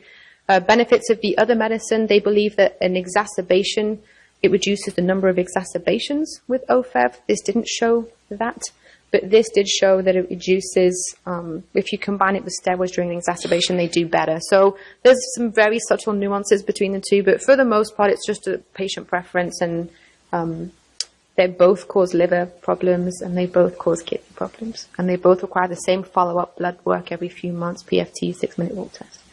But that's it. They're the only 2 drugs currently on the market. They're specialty prescribed. They cost a fortune. And not everybody qualifies for them. But if you see your patients on these medicines, they have an IPF diagnosis. They looked at multiple other things in the past, have been studied, and they've all failed. So none of this stuff works. Other things that you should be doing for your patients who have IPF is a lot of them need long-term oxygen therapy. They have diffusion issues. Treatment of the cough. So the cough is their most significant complaint. So whilst they're dyspneic and having other issues, cough is usually their biggest complaint. It's their biggest complaint because it affects their day-to-day. They can't go out, they can't go to the movies, go to dinner. People think they have a cold, the flu, they're infectious. It's a lot of stigma and they really struggle with this. So we're very aggressive about treating cough. We start anything from the over-counter therapies all the way up to the latest trend is things like gabapentin and Lyrica, because it's a nerve cough. It's a triggered nerve as opposed to an infection. So we use things like gabapentin, Lyrica, to try and stop the trigger of the cough. And then other things, most patients with IPF should be on a PPI or some kind of antacid to prevent any aspiration and acid falling down into their lungs that could worsen their fibrosis. And then you want to do an echo on these patients every couple of years just because the hypoxemia can result in pulmonary hypertension, which is a severe comorbidity and will worsen their mortality. And then this, I think, is important for you all to know as well. So IPF is a slowly progressing disease, and it has acute exacerbations. It's not a gradual thing. Once you have an exacerbation, your pulmonary function tests dive off a cliff. You lose a lot of lung function when you have an exacerbation. It doesn't happen in a lot of patients, but it's enough that it's significant. You can lose up to 20 to 30% of your lung function every time you have an exacerbation, and it does not recover. So they can be fine one day, exacerbate the next, and find themselves on 10 liters of oxygen between those 2 days, and it's not recoverable. Nobody knows what causes the exacerbations, and we don't have any good treatments for it other than the 2 medicines that we just talked about. If you have an exacerbation, your survival changes significantly. You have about 3 to 4 months of survival post-exacerbation. So we're very aggressive about trying to prevent exacerbations and trying to treat them if you do have them. Things that we don't do for these patients when they become super hypoxic and in the hospital and on 100% FiO2, we do not intubate these patients. It makes them worse. It exacerbates their exacerbation, and they usually die during the intubation period. So much like your pulmonary hypertension patients, IPF patients, we do not intubate. Things that you can try, there's no data, but we do it anyway, is steroids, because steroids fix everything. And antibiotics if you think they have an infectious etiology. But for the most part, there's no good data. They've looked at various things, hemoperfusion, dialysis to remove these inflammatory cytokines, starting some of the medicines we talked about, the OFEV or the Esbriet during the acute exacerbation. Nothing's really been massively significant that we currently use. Some things in trial have shown an improvement in outcome, such as the polymyxin or the recombinant human thrombomodulin, but it's not standard of care just yet. It's all experimental. And then, like you mentioned, lung transplant. So that part's really important for you guys to be aware of for several reasons. Criteria for lung transplant is a lot, and I know it's cumbersome, but you guys see a lot of COPD and emphysema and all those types of diseases. And as they get sicker and sicker, you refer them to us or to transplant. It's very slow, it's very progressive, and you usually have time. IPF, not so much, because as soon as they have an exacerbation, which you don't know when they're going to have it, they have about 3 months to live. And that is not enough time to get worked up and put on a lung transplant list, get matched, get transplanted. And if they become too sick or too oxygen dependent, they're not a candidate for transplant because they're too sick to survive the surgery. So it's much harder to know when to transplant or send these patients. What they recommend is, if you've had a change in your DLCO or your FVC by 10% between your 2 visits, you should refer them then. So that includes if you go from an FVC of 50 down to 40, you get a transplant referral. And if you go from an FVC of 100 down to 90, you get a transplant referral. So it's not the raw number, it's how much they're declining, because once you start to decline, you keep declining every few months. You don't just get to 90 and stay. You're going to keep dropping every few months. And so we refer these patients very early. Usually as soon as I make the diagnosis, they also get a transplant consult. So they don't spend a lot of time with me. So the other indication is if the PFTs are staying stable, but they develop pulmonary hypertension on an echo, you refer those patients for transplant as well. These patients do better actually with transplant than other patients because they're not cachectic, emaciated COPDers, they're not still smoking, they've not got other issues going on. such a rapid onset when they start to exacerbate that they do a little bit better. And these patients are older than your COPD patients. So you don't want to wait too long and they age out of being able to be transplanted. Uval doesn't quite have an age limit, but it's around 70, 75. And so you kind of want to keep that in mind if you see or diagnose these patients. Trying to think. And we already talked about prognosis. So the bottom line is patients with UIP, which is IPF in this case, versus patients with fibrosis from other diseases such as NSIP. If you look at the change in mortality, the outcomes, it's significant. These patients have about a 70% mortality in 5 years, which is worse than almost most lung cancers, except for lung cancer. So we call it a chronic malignancy. These patients don't do well, and a lot of that is because they're just not picked up early enough, and we don't have a lot of therapies to help them, but there's some stuff in the works. That's it. That's my IPF and ILD spiel. Questions? Yes. PFTs, it depends. If they're on therapy, we usually see them every 4 months and repeat their PFTs because we'll do their labs as well at the same time as doing their testing. If they have been stable for about a year, we'll see them every 6 months. If they've had changes in their PFTs, we see them every 3 to 4 months is one thing. And the CAT scan is a good question. So your CAT scan and your biopsy are just for diagnosis purposes. It does not correlate with severity of your PFTs at all. So you can have a lung that's densely fibrotic and relatively mild PFTs and vice versa. So we use the CAT scan to look for that UIP pattern and make the diagnosis, or biopsy if we have to. And then we don't typically repeat their CAT scans. The exception being is IPF patients have an increased risk of lung cancer. So if they start telling you they're having some weight loss, night sweats, that kind of thing, then you should repeat a regular CT to look for masses, nodules, etc. In some places, they will do repeat CAT scans every 3 to 5 years as cancer screening, but it's high res, it's high dose radiation, so we generally don't. So you don't need to do a CAT scan, but the PFTs and the 6-minute walk are done every 4 to 6 months. And then I think I had, very quickly, so this is in the real life, not textbook. So it's a little harder to do in real life. So this is a UIP pattern on high-res CT. It's a little more subtle. I don't know if you can appreciate that compared to the ones that you find in a textbook. So it is along the edges, the disease. It's along the bases. So this one down here on the bottom is the honeycombing cysts that you can see. The traction bronchiectasis up here on your top right, you can see kind of a tram tracking of the airway. And you don't see any ground glass, haziness, inflammation, not really a ton of anything else. So it's peripheral, it's basal, there's honeycombing, and there's tram tracking. That's a UIP on high-res CT. This is the same thing, but much more honeycombing, much more fibrosis, much more scarring. So you can see this, the honeycomb cysts, they're usually roughly the same size. They stack up on top of each other. There's not a lot of inflammation with it. You can appreciate some of the tram tracking here and thickening of the fissures in the interlobular septa. These are 2 patients from my clinic. This patient was just referred for transplant. Obviously, he's doing much worse. Clinically, his PFTs, he has an FVC of about 70%. He's on 15 liters of oxygen. Versus this lady, her FVC is 45%, and she's on room air. So your CAT scans, like I was trying to say, does not correlate with your disease severity. It just depends on the patient.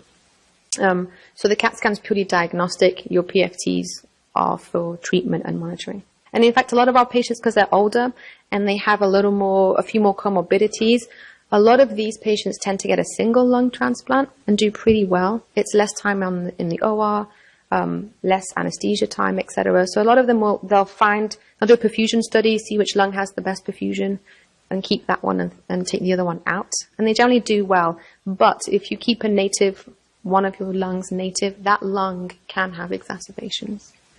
But for the most part, it doesn't recur. If you're referring, I guess it's just me, then yeah, if you got a CAT scan done first, it's helpful for me because it's not wasting time. You can figure out the diagnosis almost, because it's a radiographic diagnosis, you can do that almost there and then in the clinic and start talking about next steps and planning certain things. If you have restriction on PFTs, as a general rule, a high-res CAT scan goes with restrictive PFTs. If you have non-restrictive but abnormal PFTs, then a regular CAT scan is fine if you need to get a CAT scan. But a restrictive pattern on PFTs is an interstitial lung disease until proven otherwise, and interstitial lung disease need a high-res CAT scan. So that's much more helpful. You don't have to put anything special in the order. They do the whole proning and supine images. Normal PFTs with a low DLCO, which you probably also sometimes see, you still want to get a high-res CAT scan because the DLCO is the first abnormality usually in ILD. You also want to tag an echo onto that patient because the only other thing that gives you that is pulmonary hypertension. Or very, very, very obese patients, but that's different. So yeah, if you have a restrictive pattern, you want to get a high-res CT and then send them and we'll do the rest of the workup. So in the IPF patients, we'll treat them with a PPI, but we won't do any more advanced testing unless they're going to become transplant candidates or unless they want transplant, in which case the transplant team will do a full EGD and we'll look at their swallowing. ILD in your connective tissue disease patients, we will do. So scleroderma patients will do it on, because if they're having a lot of aspiration and it's worsening their fibrosis, then you can do an esophageal wrap or a Nissens if you need to. Those patients usually aren't transplant candidates, so you're trying to find another way to prevent aspiration, and then a regular other aspiration treatment. But even if they're not having classical signs of heartburn, we treat ILD patients with a PPI usually, for the most part. So life expectancy post-transplant is not determined by, for the most part, your underlying initial lung disease that you had. So a COPD or an IPF will have about the same. On average, it's about 5 years. On average, we have patients who are 20 years post-lung transplant. We have patients that die 6 months post-transplant, so it averages out somewhere in the middle. But it's not dependent on what you had beforehand, unless you just did the one lung, right? Because then you can still have IPF exacerbations or COPD or that kind of thing. So it's not really dependent on that. It depends on their immunosuppressive profile. So lungs are not matched, unlike other organs. They don't cross-match you with a donor like they do with kidneys and hearts and almost everything else. Lungs are just taken because there's not enough of them. So if you can get your hands on a pair of lungs, then it goes in the patient that needs them. And so lung transplant patients are heavily immunosuppressed lifelong, and a lot of the complications for the reason that they don't do so well comes from immunosuppressive and infections. Versus renal transplants, they come off of immunosuppression eventually, liver transplant, etc. So because we can't cross-match lungs, you just suppress your immune system, but it doesn't depend on your underlying IPF. So I'd recommend, if you have anybody who has shortness of breath, restrictive pattern, CAT scan and send them to ILD. And the other thing is chronic cough. If you have a patient that's coughing, you did all the stuff that you guys do and you can't get rid of it, PFT them and usually send them to ILD. It's usually one of the earliest signs of an underlying ILD. Cool. Thanks. Hi, my name's Scott Simpson, and we're going to be talking today about mosaic attenuation of the lung parenchyma. So the goals and objectives of this lecture are first to define what does mosaic attenuation and mosaic perfusion actually mean. I often see these terms used interchangeably, and that's technically not correct, so we want to kind of clear up any sort of confusion about these terms. We want to try to differentiate between ground glass opacity and mosaic perfusion on CT. So how can we differentiate confidently between these two entities on CT?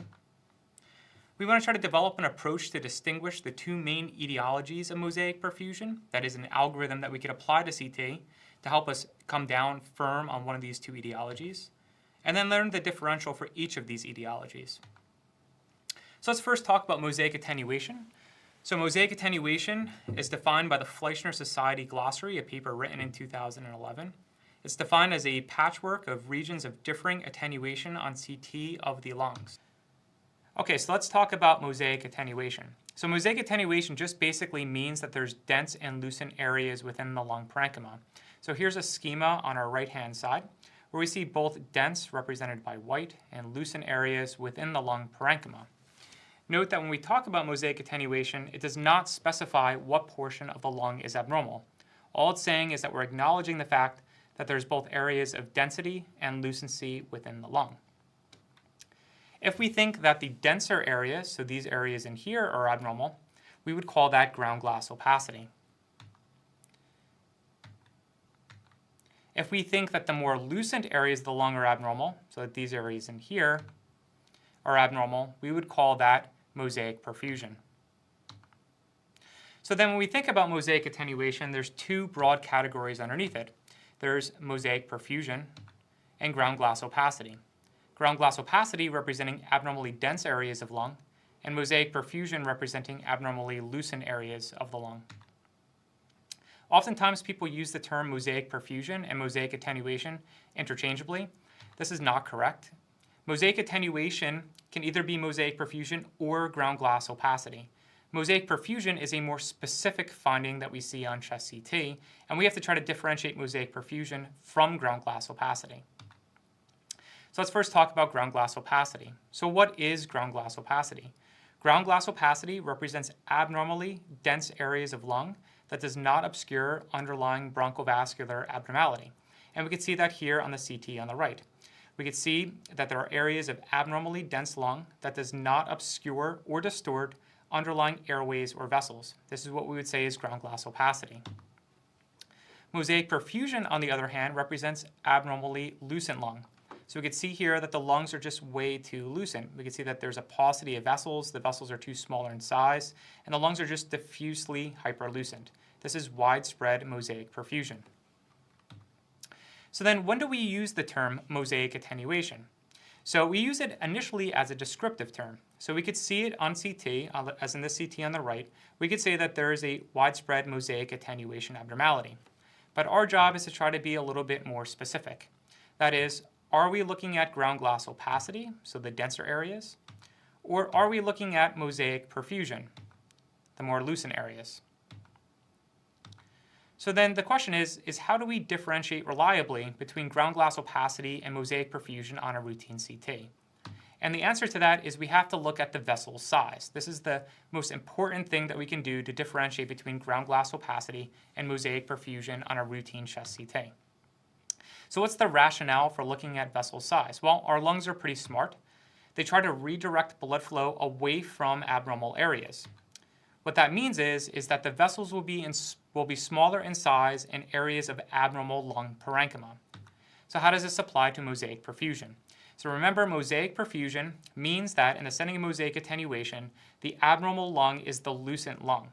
Mosaic perfusion actually represents vascular oligemia.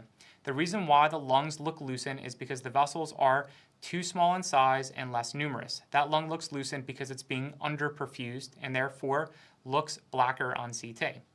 So here's a schema on the right where we can see that this is the lung parenchyma. And again, we see a diffuse mosaic attenuation abnormality. We see lucent and we see more dense areas.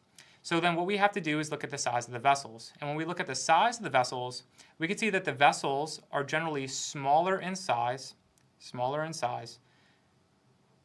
and less numerous within the lucent areas compared to the more dense areas where the vessels are larger in size and more numerous. Therefore, we would say that this lung demonstrates a diffuse mosaic attenuation abnormality on the basis of mosaic perfusion, and we think it's mosaic perfusion because the vessels are smaller in size and less numerous in the more lucent or blacker areas of the lung parenchyma. Ground glass opacity, on the other hand, means that the lung that's abnormal is the denser or whiter lung. In this case, the vessels are generally equal throughout the lung parenchyma, and that's typically because ground glass opacity represents an acute abnormality and the body hasn't had time to shunt blood away from the abnormally dense areas within the lung. And that's what we see in this schematic on the right. We can see that the vessels are generally equal in size throughout, both in size and number throughout the lung parenchyma. So if we were to describe this abnormality, we would say again there's a widespread mosaic attenuation abnormality that we favor to be on the ground glass on the basis of ground glass opacity, as the vessels generally appear equal in size throughout. So let's take a look at some CTs to help us differentiate between these two entities. So let's first take a look at this CT here we have on the left. So on the left, we can see that, again, there's a mosaic attenuation abnormality within the lung parenchyma. We can see that there's areas of dense lung and areas of lucent lung. So one of the things I first do when I see mosaic attenuation abnormality is look at the lucent lung. And when we look at the lucent lung, we can see that the vessels within the lucent lung are generally smaller in size and less numerous than the larger and more numerous vessels within the denser lung. That would imply that the lung that is lucent is the abnormal lung. This is a mosaic perfusion abnormality. So the lucent lung is abnormal, and the dense lung, even though it looks abnormally dense, is actually normal lung parenchyma. So this is normal lung parenchyma with large arteries inside of it, and this is abnormal lung parenchyma that appears hyperlucent with smaller vessels. On the other end, we have another case of mosaic attenuation where we could see that there's kind of a heterogeneous appearance of the lung with areas of both increased density and some subtle lucency. So what do we have to do? We have to look at the vessels, and when we look at the vessels are generally even in size and distribution throughout the lung parenchyma. This would then imply that perhaps we're looking at a ground glass abnormality within the lung parenchyma. So this is a diffuse ground glass abnormality, and this is a mosaic perfusion abnormality. Here's a more subtle case. So we could see again that there is a mosaic attenuation abnormality within the lung parenchyma. We see areas of both lucent lung as well as more dense lung. So now we have to decide, what do we think is the abnormal lung? So again, we always start with the lucent lung, and we have to make a judgment. Do we think that these vessels are smaller and less numerous in size than the vessels within the denser appearing lung? And the answer to that is yes. We just see a lot less vessels than we would typically expect, and they do appear smaller in size than vessels in denser areas of the lung parenchyma. This again is a diffuse mosaic perfusion abnormality. Where is the normal lung? The normal lung is the denser lung. Where is the abnormal lung? It is the more lucent lung. So to recap, mosaic attenuation is a general term. Underneath mosaic attenuation, we could either have mosaic perfusion or ground glass opacity being abnormally dense lung, mosaic perfusion being abnormally lucent lung. So for ground glass opacity, the causes for it could be acute or chronic, and the differential here is fairly broad. We'll have to reserve this for another talk.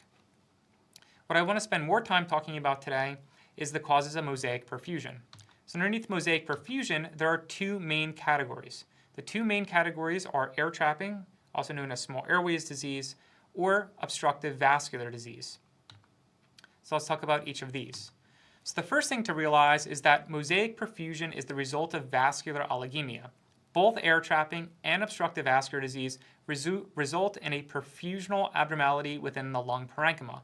Both obstructive vascular disease and air trapping cause vascular oligemia, hence the name mosaic perfusion. How does air trapping do this? Air trapping does this with hypoxic vasoconstriction. So the areas that are air trapped are not being correctly aerated, so the body wants to shunt blood away from those areas. When it shunts blood away from those areas, the vessels in that area that's air trapped become smaller in size and less numerous. Because they're smaller in size and less numerous, that lung is underperfused, and because it's underperfused, it will appear hyperlucent on CT. Obstructive vascular disease, on the other hand, is usually the result of some sort of direct vascular obstruction. Because the vessels are being obstructed in those areas, again, that area is going to be underperfused, the vessels are going to appear smaller in size, and the lungs are generally going to appear more lucent. So it's important to recognize, again, that mosaic perfusion means vascular oligemia, which could be on the basis of air trapping or obstructive vascular disease. What a lot of people do when they first use these terms is think they see the word perfusion and automatically associate that with obstructive vascular disease. They use these terms synonymously, and that's incorrect. Mosaic perfusion can be the result of air trapping or obstructive vascular disease. Both of these processes result in vascular oligemia. So now how can we differentiate between air trapping and obstructive vascular disease? We have to use some clues on CT. Because we're talking about air trapping, we want to focus on the airways. So we look for airway abnormalities. So what are some airway abnormalities that we can see? So we could see bronchial wall thickening. We could see areas of bronchiectasis, and we define bronchiectasis as a bronchial to arterial ratio of greater than 1:1. So the airway here, we could see, is clearly larger in size than the adjacent artery. This is bronchiectasis. We could also look for some tree and bud opacities. Tree and bud opacities representing exudative or impacted very distal airways, producing this kind of branching nodular opacity. So this is what we call a tree and bud opacity. In addition, when we look at mosaic perfusion related to air trapping, more often than not, we actually see this kind of lobular appearance, meaning that the mosaic perfusion we see tends to kind of be very lobular and well marginated and geographic in appearance. So we can see these areas of hyperlucency within the lung here that are kind of patchy and lobular. This is a more typical appearance of mosaic perfusion related to air trapping. Mosaic perfusion related to obstructive vascular disease, we think of something wrong with the arteries. Therefore, we want to look for things wrong with the pulmonary arteries. So one of the things that we could look for is an enlarged main pulmonary artery. So here we can see that the main pulmonary artery is large in size. We typically use around 3 centimeters as a cutoff, but a more specific marker is to actually compare the size of the aorta with the size of the pulmonary artery. If the pulmonary artery is larger than 1-to-1 with the adjacent aorta, that is a very specific sign for pulmonary arterial hypertension, and that's one of the signs that we can use in the setting of mosaic perfusion to favor obstructive vascular disease. We could also look for enlarged intraparenchymal or segmental pulmonary arteries, where we can see that this artery is much larger than the adjacent airway. We could look for bronchial artery hypertrophy, and we see hypertrophied bronchial arteries in the setting of obstructive vascular disease because the pulmonary arteries are having a hard time supplying the lung parenchyma, so they recruit additional arteries. And those arteries that they could recruit are the bronchial arteries. So we can see these big squiggly arteries coming off the aorta, going into the lung parenchyma, representing bronchial artery hypertrophy. And then lastly, as far as distribution, if we compare this to their previous case, the distribution for obstructive vascular disease tends to be more confluent and peripheral. So in this setting, we can see that the abnormal lung is all the lucent lung out here, and the normal lung is the denser lung in here. And all this abnormal lucent lung, again representing mosaic perfusion, is very confluent and peripheral. So it's out in the periphery of the lung and very confluent, as opposed to the more patchy and lobular appearance of mosaic perfusion related to air trapping. So in review, some clues that we can use for focusing on air trapping from causing a mosaic perfusion abnormality could be related to the airways, such as bronchial wall thickening, bronchiectasis, tree and bud opacities, as well as a patchy and lobular distribution. For obstructive vascular disease, we want to focus on the arteries, so enlarged main and intraparenchymal pulmonary arteries, bronchial artery hypertrophy, as well as the distribution being more confluent and peripheral. So not in all cases is it easy to differentiate based on secondary signs as to the cause of mosaic perfusion. That is it air trapping or is it related to some sort of obstructive vascular disease? So in these scenarios where we're not sure, we could use expiration imaging. And we can use expiration imaging to help us differentiate air trapping from obstructive vascular disease. So how does this work? So expiration imaging is acquired first with your typical inspiratory CT scan. Immediately after your inspiratory CT scan, a second CAT scan is acquired of the chest in expiration. That is, you ask the patient to breathe out, and then the study is acquired while they're breathing out, holding their breath as they blow it out. There's different ways to acquire this. You could either do it as a continuous expiration imaging, that is, you ask them to blow out their breath, and then image the entire chest from top to bottom continuously. You could ask them to breathe out, and then image the chest in pieces, so you can image a few slices in the upper lung zones, a few slices in the mid lung zones, and a few slices in the lower lung zones to help reduce dose. Or you could also do dynamic expiration imaging. And in dynamic expiration imaging, what you could do is focus on, say, 3 areas of the chest. And when you're focusing on one particular area, you actually continuously CT that area as the patient breathes out. And this way you could actually watch the lung go from air-filled to airless in one area. So once we have expiration imaging, we can look for some signs that we expect to see. So some of the things that we expect to see with expiration imaging is that if we focus on the trachea, so here's our normal inspiration, the posterior wall of the trachea during inspiration should be bowed outward, okay, rather so convex border outward. During expiration, on the other hand, when the patient breathes out, we expect the posterior wall of the trachea to bow inward. And this is one of the ways that we could tell if we're looking at an expiratory scan, is if we focus on the posterior wall of the trachea. When we look at the lung parenchyma, what we expect to see is that the lung parenchyma should go from more lucent to more dense. And the reason why it's going from lucent to more dense is because we're blowing that air out. And as we blow that air out, the lung becomes less air-filled and more atelectatic. And when it becomes more atelectatic, it develops areas of what look like ground glass opacity. But this is just normally airless lung. This is normally airless lung. So how does this work with expiration imaging? How this works with expiration imaging for air trapping is that on the inspiratory CT, it may generally look normal, or you may see what looks like a subtle mosaic perfusion abnormality.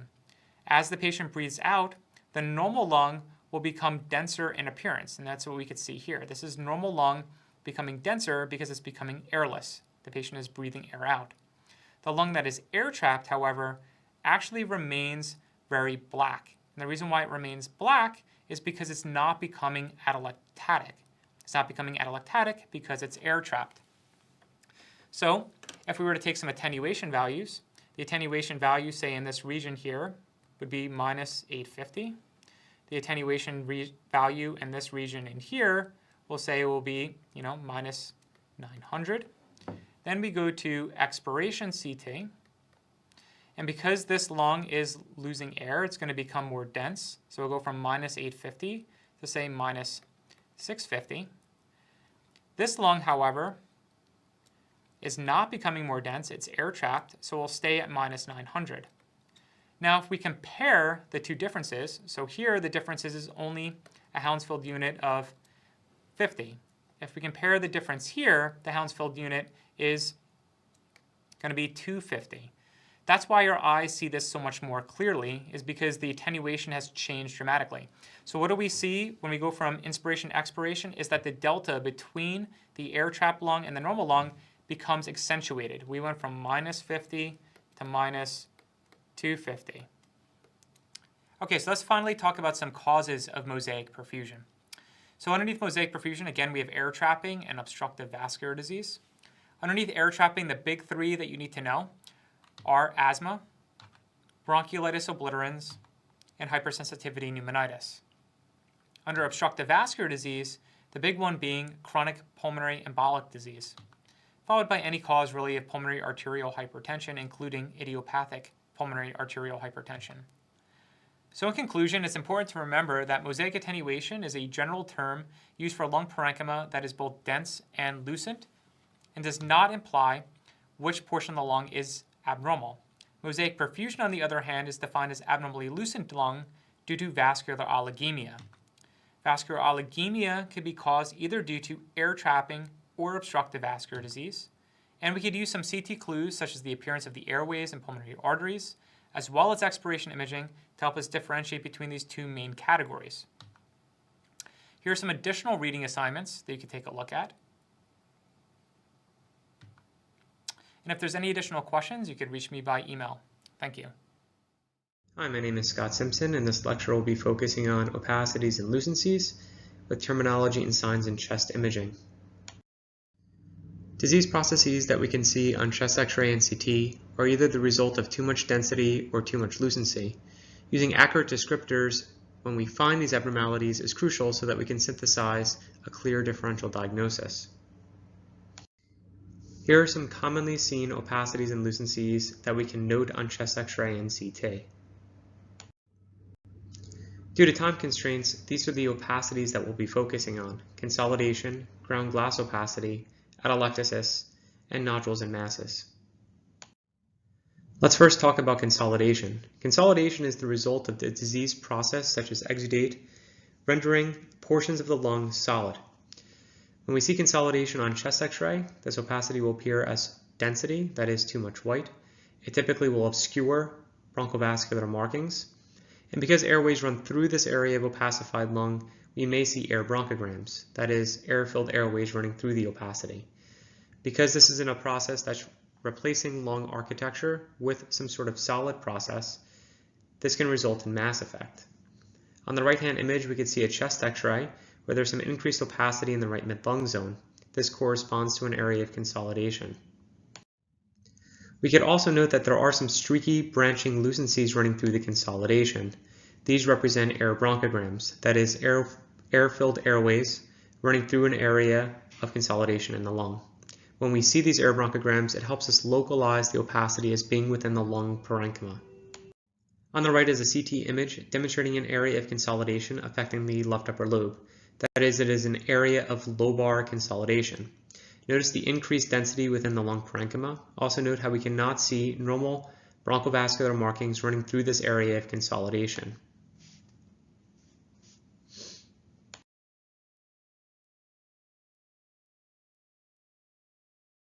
Also notice within this consolidation these branching lucencies.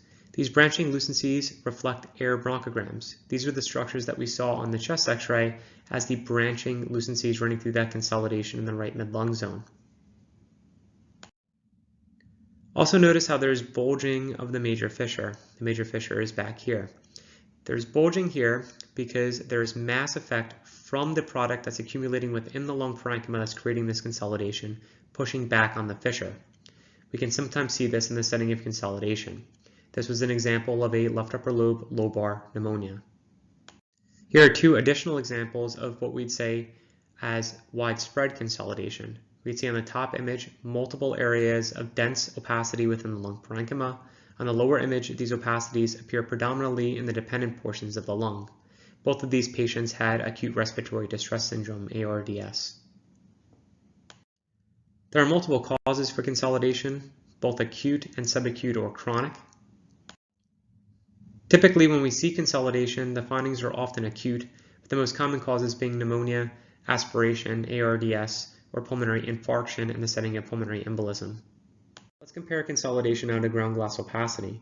Ground glass opacity on CT appears as areas of increased lung density that does not obscure or distort underlying bronchovascular markings. On the right-hand image, we can see that there is an area of increased lung density throughout the left upper and lower lobes. The area of more loosened lung down here is actually normal lung. All this area in here represents ground glass opacity. This could be the result of partial filling of air spaces, similar to consolidation. However, ground glass opacity could also be the result of interstitial thickening, that is, lines within the lung that are too small to resolve by CT, and because they're too small to resolve by CT, they blend together to create kind of a hazy appearance of the lung parenchyma. There are also some additional causes of ground glass opacity, such as partial collapse of alveoli, that is, incomplete atelectasis. You could also see increased lung density, that is, ground glass appearing, from the result of increased capillary blood volume. Typically, when we think about ground glass opacities, we typically attribute them to either partial filling of alveolar air spaces or interstitial thickening. On the right-hand image, we can see again all this ground glass opacity. Let's blow up one area to get a closer look. The zoomed-in image again demonstrates the ground glass opacity as this generalized vague area of increased density within the lung parenchyma. Again, notice how it does not distort or obscure underlying bronchovascular markings, and then contrast this to the more loosened appearing normal lung on the left-hand side. Here's a CT example where we can see that there are patchy areas of ground glass opacification within the left lower lobe. This is an example of someone that had a pneumonia. Ground glass opacity is typically a term that's reserved for CT imaging. However, when ground glass opacity is present on CT imaging, we could sometimes see that on chest radiograph. This is an example of someone that had diffuse ground glass opacities on CT. On chest x-ray imaging, you can notice that there's these vague areas of increased lung density that's seen bilaterally in a perihilar distribution. This patient had HIV and was diagnosed with PCP pneumonia. Causes of ground glass opacity are again easily divided as to whether or not they are acute or subacute, similar to consolidation. There are multiple causes that are listed here. In the acute setting, some common causes that we consider are pulmonary edema, hemorrhage, pneumonia, particularly some of the interstitial pneumonias such as PCP or viral pneumonias, and acute lung injury. On the subacute or chronic side, we consider some interstitial lung diseases. To go further into detail at this point would be beyond the scope of this lecture.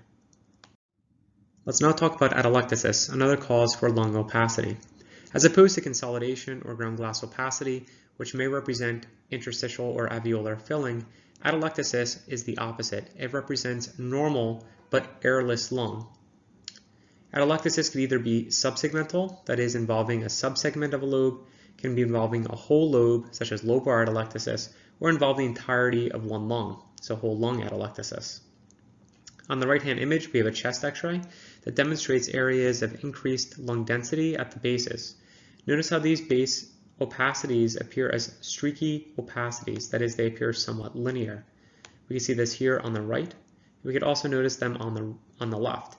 This is what we call subsegmental or plate-like or discoid atelectasis. We see this very commonly in the setting of low lung volumes, which you note that this patient has.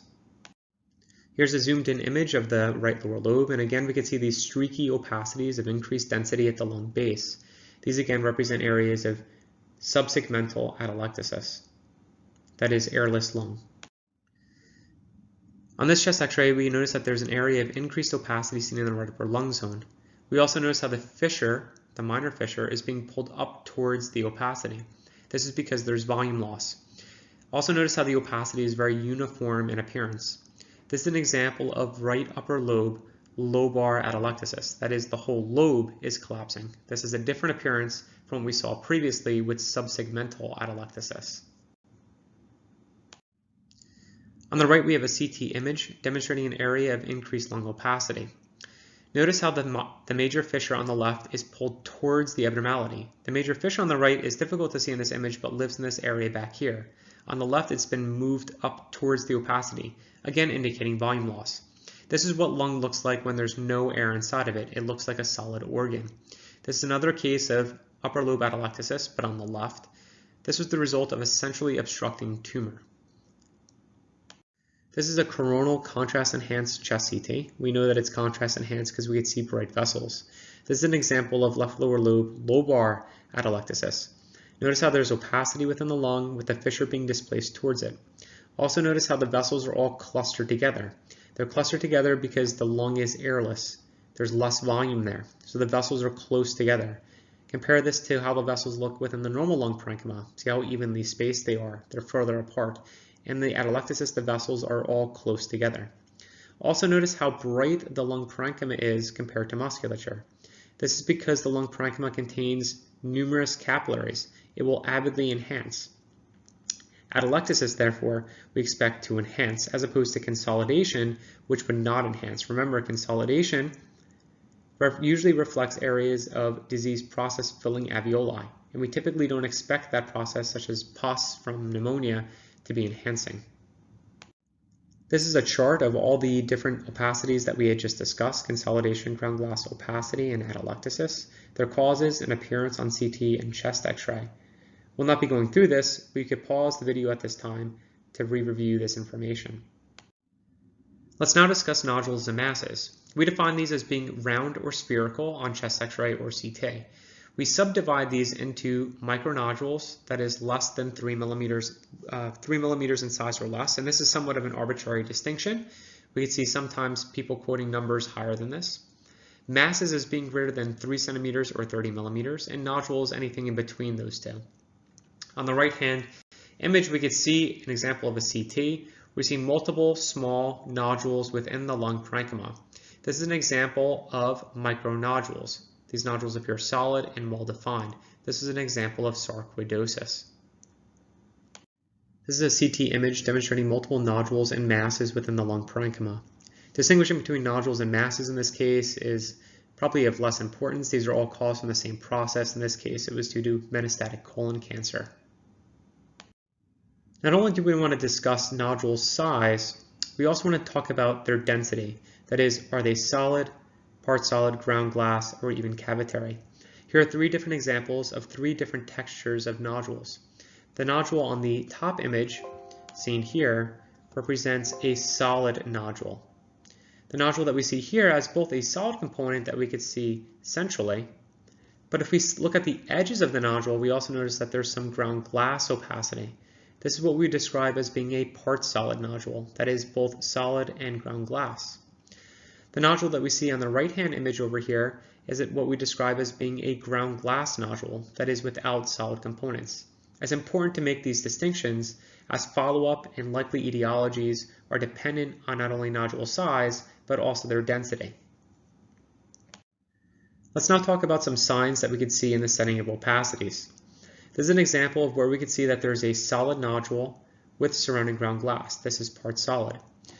The solid center with the surrounding ground glass is what we describe as being a halo sign. That is, there's an area of surrounding ground glass opacity that looks like a halo. When we see a halo sign, there are some specific things that we could think about. Some causes that can do this include metastatic disease, particularly those that are very vascular, such as thyroid, renal, cell carcinoma, and melanoma.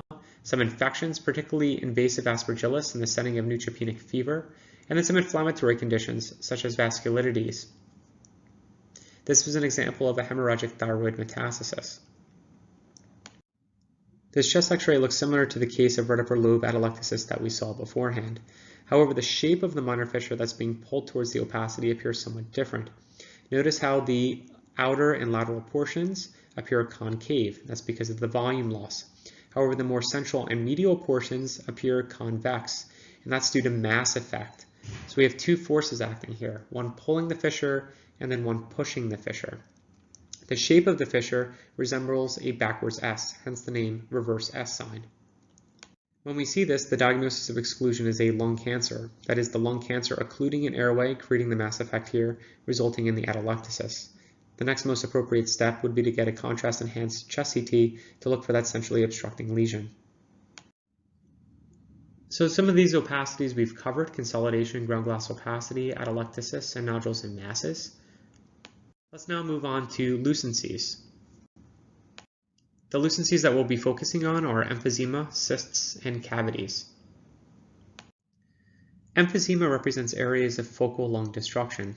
Because they're areas of focal lung destruction, the lucencies that they create will not have identifiable walls. On the right-hand CT image, we see areas of focal lung lucency manifesting as small holes within the lung. These holes do not have identifiable walls. This is an example of what we describe as being central lobular emphysema, which is typically greatest in the upper lung zones and is related to smoking. Here's a magnified image of central lobular emphysema, where again we can see these discrete lucencies within the lung parenchyma. Notice how there's not clearly identifiable walls. On chest x-ray, it can be difficult to identify emphysema, so at first we look for secondary signs such as increased lung volumes. Notice how large the lung parenchyma is. Then we could also look for areas of increased lucency. Notice how the upper lung zones appear very dark compared to the lower lung zones. This is because the lung is destroyed up here. As the result, the vessels seen in this area are not well seen.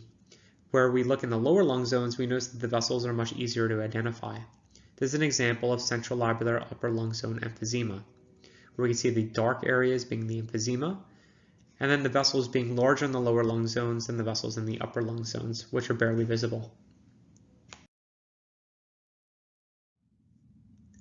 A cyst, on the other hand, is a focal lucency within the lung parenchyma with an identifiable wall.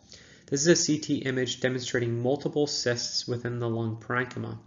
We notice these cysts in some areas here. Let's focus on one specific area to get a closer look. Here's an example of that cyst, and notice that there's a lucency, but compare this to emphysema where we did not notice a wall. In this case, we could see a clearly identifiable wall. Let's compare and contrast two cases of cystic lung disease and emphysema. The right lung demonstrates multiple cysts, the left lung demonstrates emphysema, and let's blow up two areas to compare them. Notice how this image demonstrates holes within the lung with clearly identifiable walls. These represent cysts. As opposed to the lung over here, where there are holes in the lung, but a lot of them don't have any identifiable walls. The one on the left is an example of cystic lung disease, and on the right, an example of central lobular emphysema. Cystic lung diseases are considered to be very rare. There are some that we see in our clinical practice, such as lymphangiomyomatosis, pulmonary Langerhans cell histiocytosis, and lymphocytic interstitial pneumonia. Whereas cysts can occur de novo within the lung parenchyma, cavities represent areas of previously solid lung that underwent necrosis and liquefaction. The walls are typically thicker than cysts, and they can be irregular or even nodule, and like cysts, they can either be single or multiple. This is a CT image where we can see that there's an area of lucency within a solid opacity. The solid opacity underwent necrosis and then cavitation. This is an example of a cavitary mass within the lung parenchyma representing a squamous cell carcinoma.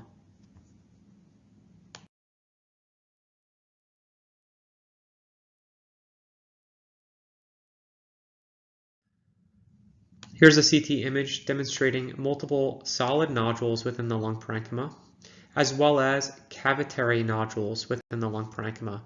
This is again a person with metastatic disease from colon cancer.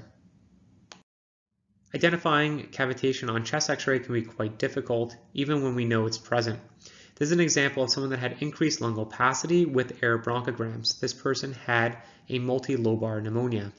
However, within the areas of consolidation, we notice that there's these areas of lucency. So we can see a confluent one here, and air fluid level here. These are areas of cavitation. This person had a cavitary multifocal pneumonia from MRSA. Causes for cavities are multiple, ranging from cancer, some infections, as well as some inflammatory processes, including vasculitis. In conclusion, describing findings accurately in chest radiology is critical in synthesizing accurate reports. What we discussed today is a fraction of the accepted terminology in chest imaging. For additional details, please refer to this article by Hansel, A Glossary of Terms for Thoracic Imaging, where additional details regarding these findings can be found. Thank you for your time. If there's any questions, please feel free to email me at scott.simpson@uphs.upenn.edu. Good evening. I'd like to welcome you to the ATS Industry Innovation Series, and tonight's topic is interstitial lung diseases, an overview of progression and radiological features. I'm pleased to introduce my colleague, Jonathan Chung, Professor of Radiology, Vice Chair of Quality in the Department of Radiology and Section Chief Thoracic Radiology, University of Chicago in Chicago, Illinois. And I'm Greg Cosgrove. I'm a pulmonologist here at National Jewish in Denver, Colorado, and delighted to be able to talk about interstitial lung disease and evolving concepts. And tonight's presentation is made on behalf of Boehringer Ingelheim Pharmaceuticals Incorporated. The company has provided financial support for the program, and the presentation content has been reviewed for consistency with FDA guidelines. So now we can jump into the presentation, and certainly an area that both Dr. Chung and I have been involved in is trying to understand interstitial lung disease and the diverse group of conditions that result in lung fibrosis. And overwhelmingly, you can either look at the 200 different diseases that are comprised under that larger heading, or begin to break it down into more manageable groups in terms of idiopathic diseases, hypersensitivity, autoimmune-associated interstitial lung diseases, sarcoidosis, and then a large group of disorders that have entities unto themselves, like pulmonary Langerhans cell histiocytosis X. But while they're unique entities and affect the lung and cause injury in different components, what we have come to realize over time is that of those groups, there's a large number of them in which fibrosis occurs, and in certain groups, there is progressing of that fibrosis, which has significant clinical ramifications and helps us to understand perhaps the commonalities between diseases and ways in which we can treat them moving forward. And so certainly with all fibrotic diseases, whether it's in the lung, in the heart, the liver, the presence of fibrosis actually has a significant impact upon survival, or is a marker of mortality or higher degree of mortality. So it's an important feature that I think we've come to realize and can now map better, whether it be through physiologic and or radiographic features. And so that will be the focus of our discussion tonight, is those with progressive fibrotic lung disease. But if we take a step back, and this is a really nice cartoon that really describes perhaps what we experience when the lung is injured in normalcy, that there's wound healing and restoration of function, which hopefully occurs in the vast majority of us, whether we have pneumonia or aspiration, that there's appropriate wound healing. And the model, well, is not well delineated, but we conceptualize that in patients who have interstitial lung disease and go on to develop fibrosis, that there's an abnormal wound healing process. And that is a huge statement, because the process of wound healing is complex, to say the least. But suffice it to say, there's not restoration of normal function, and there is damage that persists and in some cases progresses over time. And the resultant manifestations of that injury is that there's compromise of gas exchange and lung function, which can be manifest in many different ways depending on the areas in which the lung is damaged, but certainly in the interstitial lung disease field and some of the more prototypical diseases, it manifests not only with shortness of breath, but with cough and unfortunately progressive hypoxia, which is the hallmarks of the disease. So it affects many individuals in different ways, but the commonality is progressive breathlessness. What I've spent, and I think many of us on this call, is how do we appropriately identify patients with features of pulmonary fibrosis? How do we identify them early? How do we implement features of supportive measures and then diagnose them? And that is a challenging process, and there's a diagnostic delay which can range between 6 months or 2 to 3 years with significant quote-unquote misdiagnosis, but I would argue that in individuals impacted, oftentimes the differential is quite complex, and so common things being common, they have to be excluded first. But what we do see in many individuals with interstitial lung disease is a triad of symptoms that are important to recognize and should be considered with dyspnea, which is most often breathlessness with activity. Oftentimes there's a progressive cough or the presence of a non-productive cough. And importantly, if you ask and probe, there are cues that might raise your suspicion for interstitial lung disease, such as a family history or environmental exposures that would put patients at risk. And to complement that, abnormal exam findings, which are oftentimes later in development. So we prefer to identify patients before they develop significant chest imaging abnormalities. And unfortunately, crackles is more of a late manifestation in a large majority of patients, as is exertional desaturation. But I would say that can be an important sign to pick up early rather than when patients are desaturating at rest, and that really suggests more significant lung damage. And moving forward, certainly when physiology is done, the hallmarks of spirometric abnormalities with a low FVC and or lung volumes, as well as decreased DLCO, really raise the concern for an interstitial lung disease, and we should move forward to appropriately evaluate patients. And in other forums, and we certainly have discussed the challenges with making a diagnosis of interstitial lung disease, so that's not as much the focus for tonight. But suffice it to say, regardless if it's evaluating someone for lung cancer or for a complex disease such as interstitial lung disease, the more people you have rendering opinion and bringing expertise to bear to a conversation, the more likely maybe a consensus diagnosis can be made. And there's a suggestion that that consensus diagnosis allows for a more efficient and more accurate diagnosis. And in the interstitial lung disease field, we use the term multidisciplinary diagnosis team, which if you're fortunate enough and you have all these individuals at the same institution, as occurs perhaps fortunate here at National Jewish or University of Chicago, where a pulmonologist, a radiologist, a pathologist, rheumatologist, the physician extenders, which can be nurse practitioners, and sometimes the primary care physicians participate in this meeting since they know the patients the best, as well as respiratory therapists, bringing to bear all those experiences that can help us make the diagnosis as rapidly as possible. And as Jonathan would say, that doesn't mean they're all in the same room. A lot of times we'll communicate with social media or which is appropriate HIPAA-compliant technology so that individuals can communicate in a very busy environment, but we can render opinions and work together. If you're fortunate enough to be in the same room, I think that's a really great, unique experience, but that does not fit into the workflow of many institutions. And so I'll just argue that communication is very important for complex diseases, and it's the hallmark of what we do in interstitial lung disease and to help patients the most.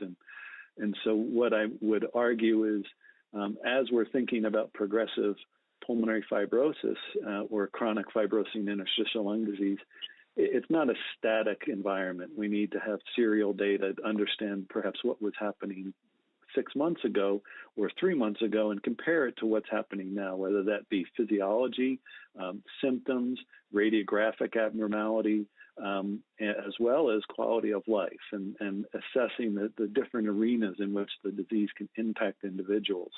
And so pulling all that together can help us understand the status of a disease. And then the hardest part is distinguishing progression. Is it related to the interstitial lung disease, or do they have comorbid diseases that can further complicate and worsen symptoms? And so that's the challenge that we have, but I think we have unique tools moving forward that we can begin to determine whether it's the interstitial lung disease responsible for progressive symptoms or it's other aspects of a patient's health. And so I think that's the next step that Dr. Chung would address, and the unique ability of high-resolution CT scans in helping us with patients who have ILD.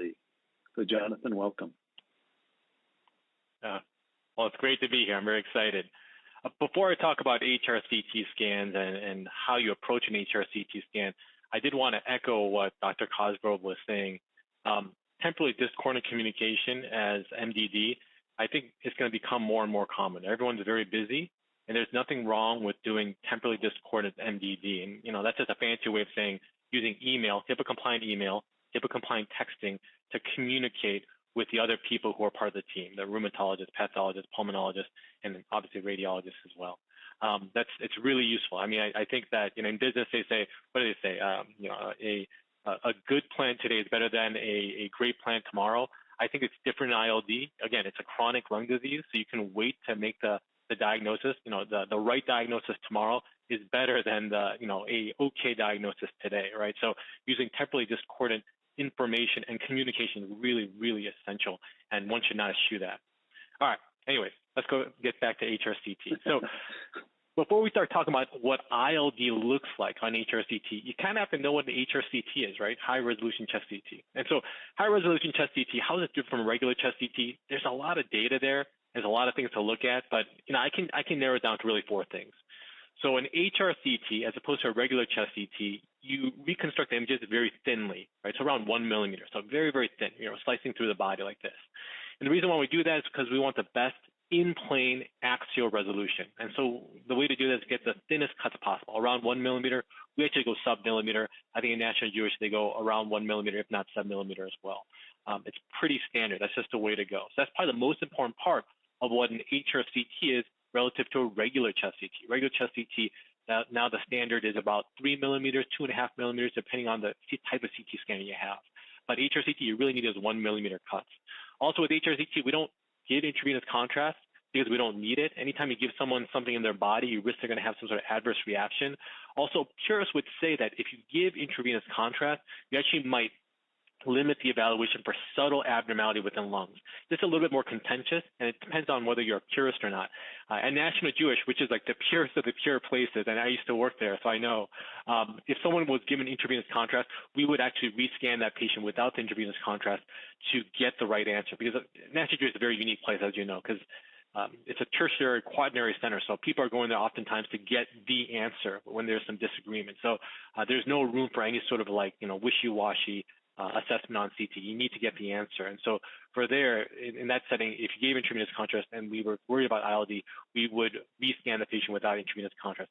A lot of other places, if intravenous contrast was given, as long as thin reconstructions were performed, it would be okay and they would move forward. Okay, but typically in HRCT, we don't give intravenous contrast. That's number 2. Number 3, in addition to imaging the patient when they're supine and in inspiration, we also image the patient in expiration as well. And that can be in the supine or prone position, but typically it's in the supine position because patients have a hard time holding their breath in the prone position. And the only reason we do that is to really look for one thing and one thing only: significant air trapping, because that draws you away from a diagnosis of UIP, or usual interstitial pneumonia, which, as you guys know, is the imaging and histological correlate of idiopathic pulmonary fibrosis, and more to an alternative diagnostic category. Okay, only reason we do that really is for that, to look for significant air trapping. And what are we thinking about? Usually it's going to be hypersensitivity pneumonitis. Sometimes you can also actually see it in connective tissue disease as well as sarcoidosis as well. But really, it's going to be usually HP when we think about the sort of the classic fibrotic interstitial lung diseases. So that's number 3, expiratory imaging. And number 4, what differentiates an HRCT from regular chest CT?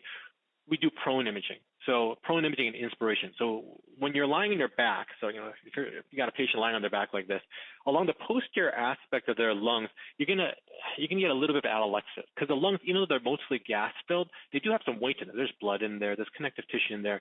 So the posterior aspect of the lungs can get a little atelectatic. So to open those areas up to make sure there's no subtle fibrosis, we flip the patient over onto the belly and rescan, usually to the lower aspect of the thorax to save on some radiation dose. And really, those are the four things that differentiates an HRCT from a regular chest CT. So once you have an HRCT and you have someone with obvious interstitial lung disease, how do you approach it? It can be very complex. There's up to 1,000, sometimes over 1,000 images that you can look at on an HRCT image if you include the coronal and sagittal reformations as well as the exploratory images. So how do you approach it? Well, I think the most tried and true methodology is to first think about what features are present. So for example, is there reticulation, honeycombing, traction bronchiectasis, all this lexicon of findings of frank pulmonary fibrosis? And are there other things like ground glass opacity, consolidation, ear traffic, which is again is very important. We see on the expiratory imaging. What are the stars of the show in terms of those CT features? So you get that, you kind of put it aside, and you know what the major pattern is on that HRCT, and then you think about the distribution. I mean, there's really two distributions you talk about on CT: up and down, superior, inferior. So superior, inferior distribution, and we're talking about the major distribution. You can have obviously a little bit of basilar stuff if most of the fibrosis can be superior. Then you would call that a superior predominant distribution of fibrosis. So again, in the superior, inferior direction, and as well as in the axial plane of the CT scan. So is it peripheral? Is it central? Is it diffuse? That kind of thing. So once you got all those things together, you got the pattern of abnormality on HRCT. You got on a good HRCT. And then you know the distributions, both up and down, superior, inferior, and then within the plane of the axial CT scan, now you're ready to go, right? Now you're ready to subcategorize. And so, before we talk about subcategories, let's show you examples of fibrosis, the patterns that I was talking about just now. So reticulation, traction bronchiectasis, and honeycombing are in that order more severe phenotypes of pulmonary fibrosis that we see on CT and HRCT. So reticulation really just means these tiny little lines superimposed on each other, and it's the earliest finding of pulmonary fibrosis that we see. Now, the next level up is traction bronchiectasis. And so when we say traction bronchiectasis, we literally mean bronchiectasis due to fibrosis. The fibrosis is chronically tugging on those airways and causing irreversible airway dilation. So that's the next level of severity of pulmonary fibrosis. And then really end-stage pulmonary fibrosis is on this right-hand image here where we see honeycomb cysts. And so when do we call honeycomb cysts? When we see these fibrotic subpleural cysts, which are either lining up in rows or stacking upon each other. This is a beautiful example here on the right. We see all these subpleural cysts, which are stacking upon each other, classic honeycombing. One of the most specific findings of usual interstitial pneumonia that we see on HRCT. Once you have your major pattern of pulmonary fibrosis or just pattern on your HRCT and your distributions, how do you subcategorize them? And so we have a UIP classification system that's supported by multiple pulmonary societies. There's also maybe a competing one supported by Fleischner Society, but they're almost exactly the same. But for now, because of the audience and because this is ATS, we will obviously use the ATS multi-society guidelines here. So the first pattern that we talk about, and probably the most important pattern, is that UIP pattern. And so this UIP pattern for as a radiologist is very important. This is where I add the most value to you guys as clinicians. So if I say something is UIP on HRCT, take it to the bank. It's going to be UIP in pathology. And that's why we've obviated biopsy in that setting. You don't have to biopsy these patients with UIP because over 95% of the time, they're going to have UIP in pathology.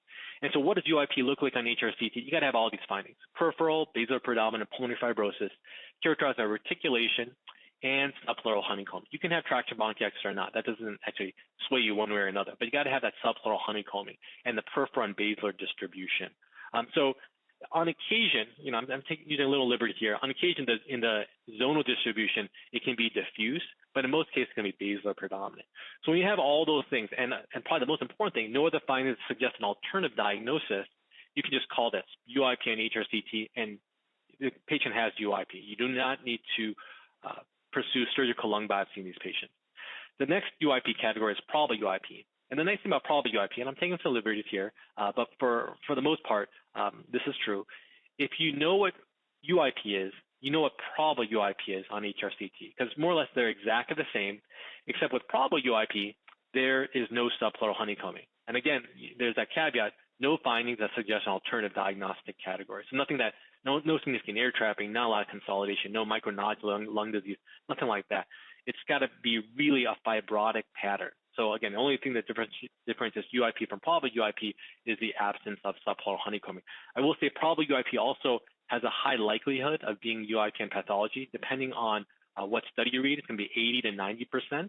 And the older you are, the more likelihood that's going to be UIP. And that's why if you read Fletcher Society, and if you read the multi-society guidelines very carefully, and then the editorials that go with it, as well as talk to some ILD experts, most people will agree that if you have a probable UIP pattern in someone who has a high pretest probability, high CT pretest probability of having IPF, you've essentially made the diagnosis. So a lot of these patients with probable UIP who are older, you probably don't need to pursue surgical lung biopsy. I'm sure there is a subset of patients with probable UIP who might still require biopsy. For example, you got a 40-year-old woman come in with a probable UIP pattern. That's not going to be IPF, right? That's a patient where you have to consider surgical lung biopsy, at least on some level. But if you had someone who's 85 years old, maybe that's low, 80-year-old man coming in, former smoker, no other findings that suggest like connective tissue disease or hypersensitivity pneumonitis, and they have a probable UIP pattern, you probably made the diagnosis. That's the next category. The next category after that is the indeterminate for UIP category. I actually love this category because in the previous iteration of these guidelines, there was no place for hard cases. Now, finally, there's a place for hard cases. And look at the literature, anywhere from 1 out of 10 to 1 out of 8 cases. I think it's probably more like 1 out of 8 cases on HRCT are going to be hard. And this is from academic centers, right? So a lot of people know that at academic centers, we see probably harder cases because a lot of the easier, more straightforward cases at this point probably have been picked off in the community, right? If it's straightforward, if it's classic, community physicians are very good at diagnosing those, as are community radiologists. But some of the more complex ones, they might eventually trickle down to tertiary quaternary centers.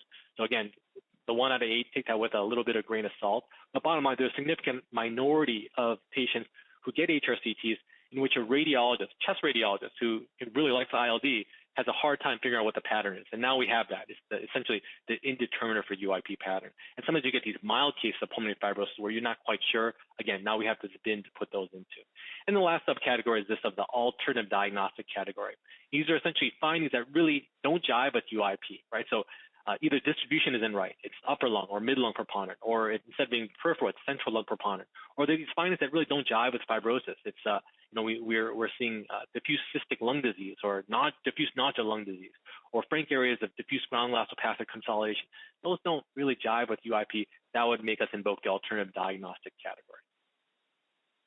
All right, just a reminder that you can use CT to follow patients longitudinally. A lot of places don't do this, right? I mean, I think the standard way is to kind of to work these up patients clinically and obviously assess their function and see how they're doing.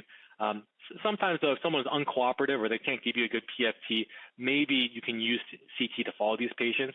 And oftentimes, over the course of years, the increase in severity of fibrosis is pretty marked, as shown here.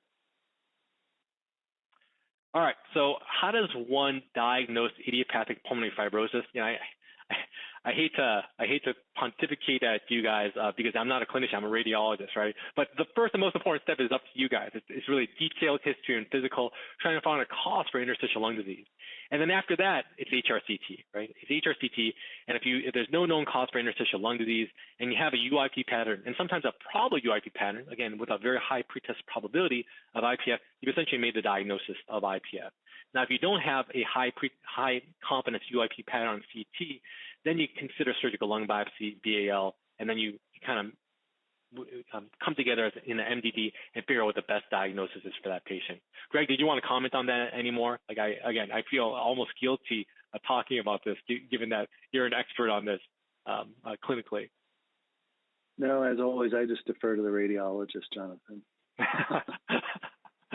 No, but I think it speaks to the team nature of things, that the segregation between radiologist and pulmonologist and even pathologist. I think it's the excellent team approach that our radiologists are now being exposed to a lot of the clinical features, and I would hope vice versa, that we're learning from each other, and I learn from our radiologist and interpret CT imaging better. And I think when you hear the clinical story, it informs you maybe to subtle findings and guides things. I think it's a great learning opportunity if we pay attention to our colleagues. And so I think it's great that you are learning more about the clinical aspects rather than being sequestered away with just the images. That's the way medicine should be. So that would be my comment. Oh, for sure. Yeah, for sure. Yeah, I mean, it's amazing how having a little clinical input, like it's kind of knowing what someone is thinking, like my pulmonologist, my rheumatologist, how it can sway you one way or another. Like obviously, like they're classic cases, right? They're sort of like, cut-and-dry cases, but a lot of these cases are sort of in the middle, like on that fence, like one way or another. And it's amazing how a little bit of information can kind of sway you one way or the other, where you can kind of see those subtle findings and say, oh, okay, this is a diagnosis of HP, or yeah, you know what? You think about connective tissue disease, yeah, that pattern does kind of feel like a connective tissue disease. So it helps to prime the brain. And I would argue when you speak to your pathologist, he or she, if they have more information, not just shortness of breath, which is typically what they get, it helps them understand maybe the same thing, the subtle pathologic abnormalities moving forward. So again, how do we do that in a busy environment? Well, with, I like your phrase, the synchronous temporal communication, or whatever you had said before. In other words, we just have to figure out how it works in each and everyone's workflow. Yep, for sure. So maybe we'll jump to a case. We've set some of the background, and this is what I think is the exciting part of what we do in diagnosing individuals. But this is a fairly straightforward presentation of someone with a lot of comorbidities we see, reflux, prior smoker, but not significant. We do see physiologic abnormalities with features of restriction, with the spirometric abnormalities and significant difference in DLCO. And appropriately, screening serologies as well as clinical exam did not support a diagnosis or suggest a diagnosis of an underlying rheumatologic process. And we see that in this individual, they were a common age to identify pulmonary fibrosis, 67 years, and the exam findings were fairly suggestive with mid to late inspiratory crackles. And there was also digital clubbing, and importantly, there weren't other features of comorbidities, perhaps assessing for pulmonary hypertension with cardiovascular changes, and or any physical exam findings to suggest an underlying autoimmune disease. And then we have a radiographic image. Jonathan, if you want to describe that. Yeah, I mean, so I had to look at it a little more carefully. It is a UIP pattern of pulmonary fibrosis. I think there is some probable mild subpleural honeycombing in the right lower lobe, but this is real life. These sort of cases where you got to squint, you got to kind of take off your glasses a little bit, or adjust your glasses, look a little more closely in window. That's a real life case, but clearly a very coarse reticulation with contraction bronchiectasis and subpleural honeycombing. So this is a UIP pattern, so would support a diagnosis of IPF. I think these are maybe the situation where, unfortunately, the diagnosis seems quite apparent. I welcome it when we have to struggle, because perhaps that means there's an alternative diagnosis, or it might, what I hope to happen in the future is we identify patients earlier where the radiographic changes prohibit you from saying either a typical UIP or a probable, but we're catching patients earlier, so the diagnosis is in question. I think that would be a good problem, because that means we're identifying patients earlier, and perhaps one hypothesis is that maybe therapies could be more effective, that we don't know that for truth right now, but in most diseases, the earlier you catch them, the greater impact you can make on a patient's life. And so that would be the hope through raising awareness. And the reason I think it's so challenging, and perhaps why identifying patients, and it speaks to the knowledge gap that we don't have, but as you had suggested, Jonathan, perhaps the role of interpreting images longitudinally is, can we identify patients and understand their clinical course? And I think this is the hardest conversation, one I had 4 times today, is how do you tell patients when you diagnose them with IPF, on which clinical course will they be? Will they be one of those fortunate and rare patients that have a stable course, or will they have a rapid acceleration?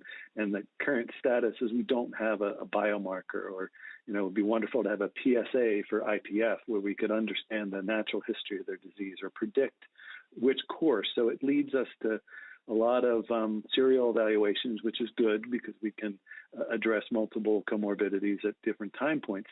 But it is one of the hardest clinical discussions to have. And is a patient going to have, see if I can get the pointer to work, are they going to have an acute exacerbation, which, you know, in today's environment, we might think is COVID-19, but not all deteriorations are COVID-19 related. We know that depending on the season, upwards of maybe 4 to 11% of patients will have rapid deterioration with hypoxemia, and as well as physiologic changes in diffuse ground glass, which oftentimes is missed on screening chest X-ray in the office. But if you actually pursue it and you have someone with progressive symptoms, the CT scan can be quite helpful.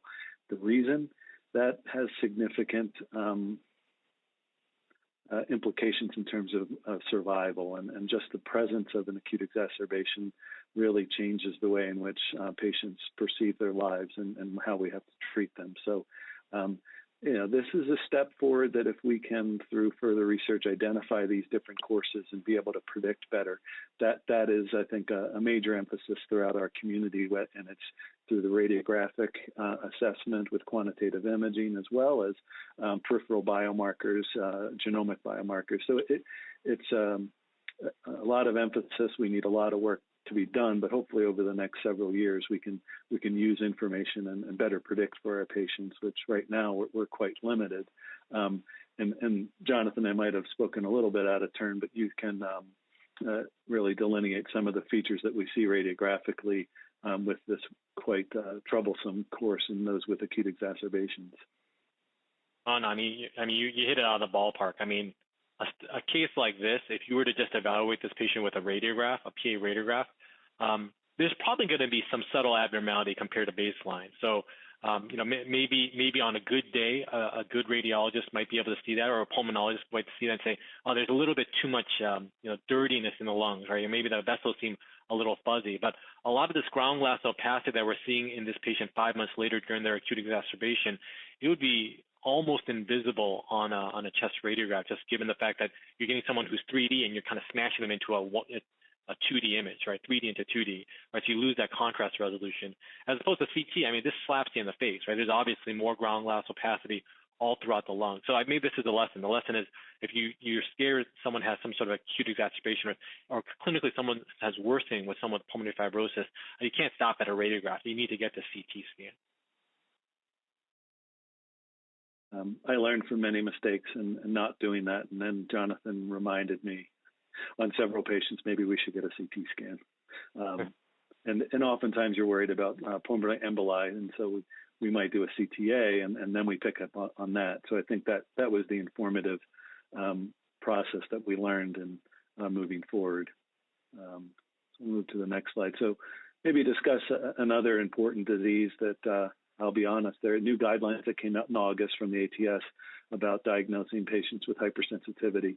It is almost like pulmonary emboli. You think about it a lot, you miss it more often than you think, and you know it when you see it, but oftentimes you miss it. And so it's challenging, and it speaks to the diversity of the immune system, and another area of emphasis, and we'll talk about that reason why, but you know, the inhaled antigens, and you can think about it from any form of any aspect of one's life, whether it's environmental, occupational, or avocational. So anything in which you're breathing in an immune response, not really an allergic response, but an immune response where there's damage, and it typically involves the alveoli, but as well, in contrast to IPF, there's a more focused involvement of the bronchioles and abnormalities that we'll discuss on the CT scan.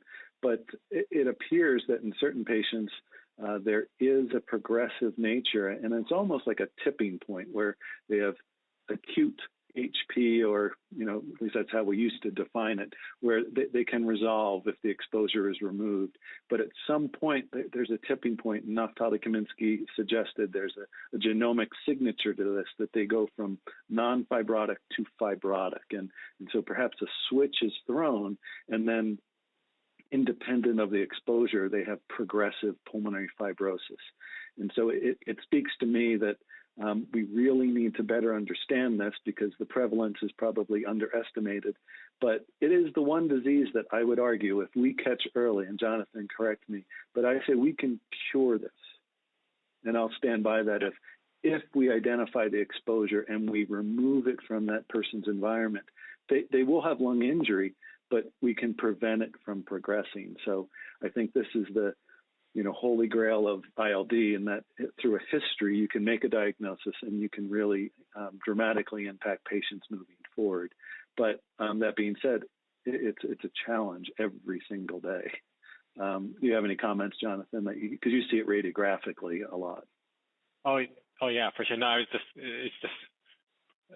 just kind of rung a bell in my brain where I was like, yeah, I mean, if you can catch these patients with non-fibrotic hypersensitivity pneumonitis, you can eradicate this, right?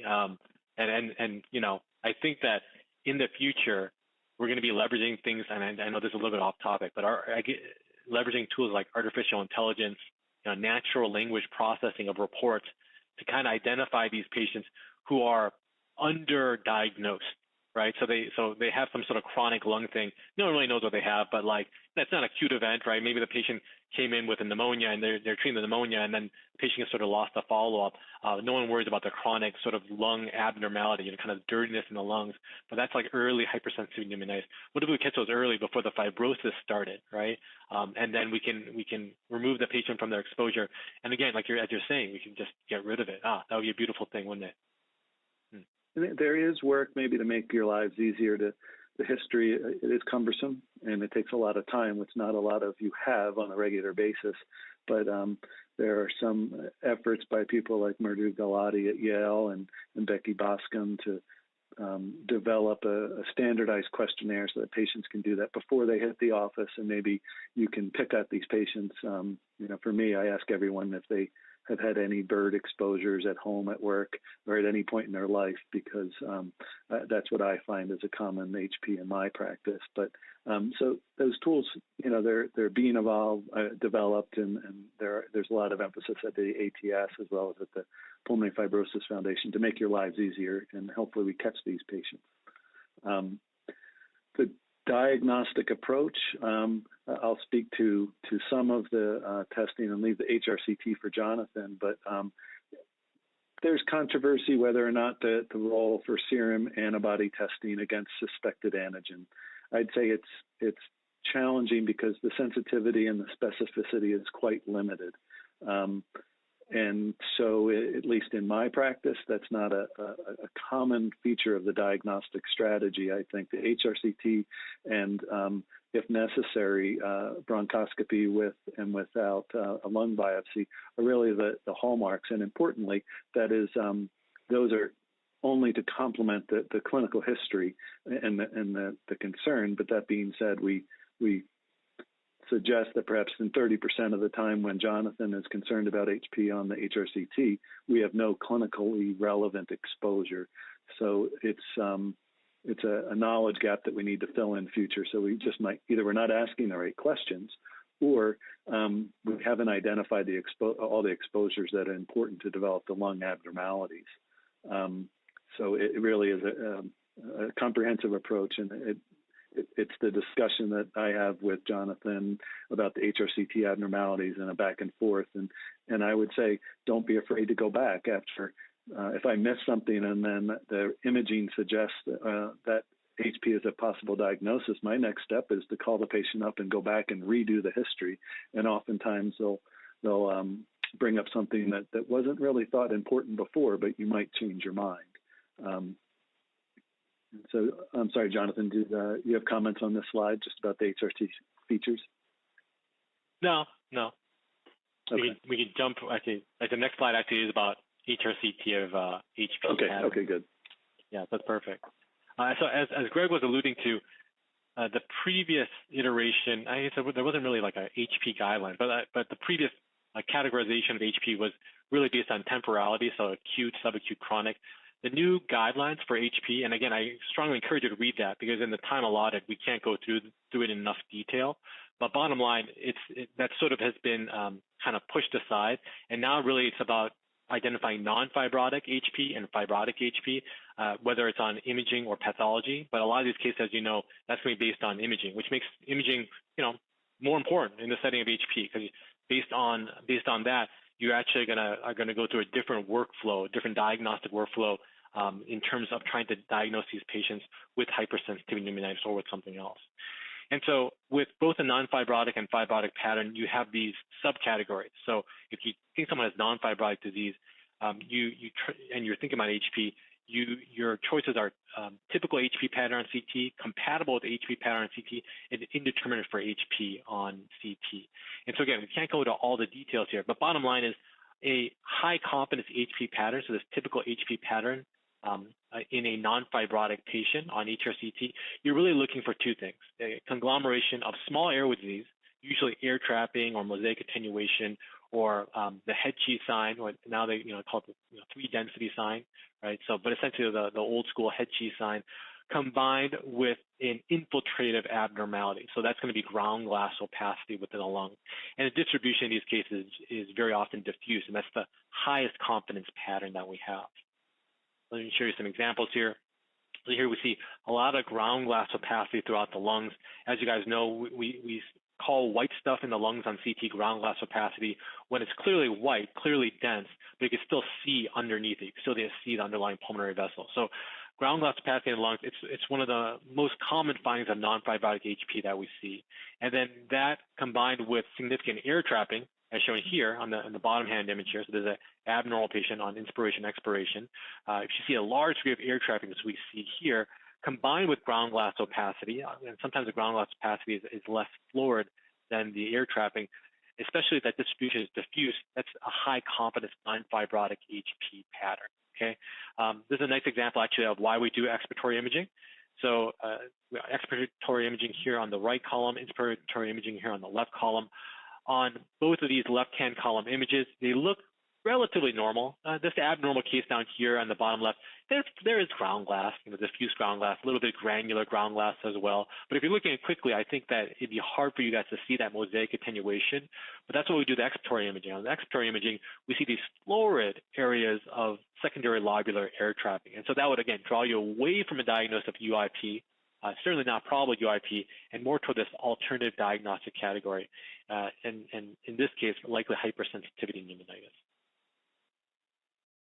Another example of non-fibrotic HP here, again, we see this conglomeration of ground glass opacity as well as mosaic attenuation air trapping. And again, in the diffuse distribution, really, really high confidence to be HP. And that's when you have to dig a little bit deeper to look for different causes of hypersensitivity pneumonitis.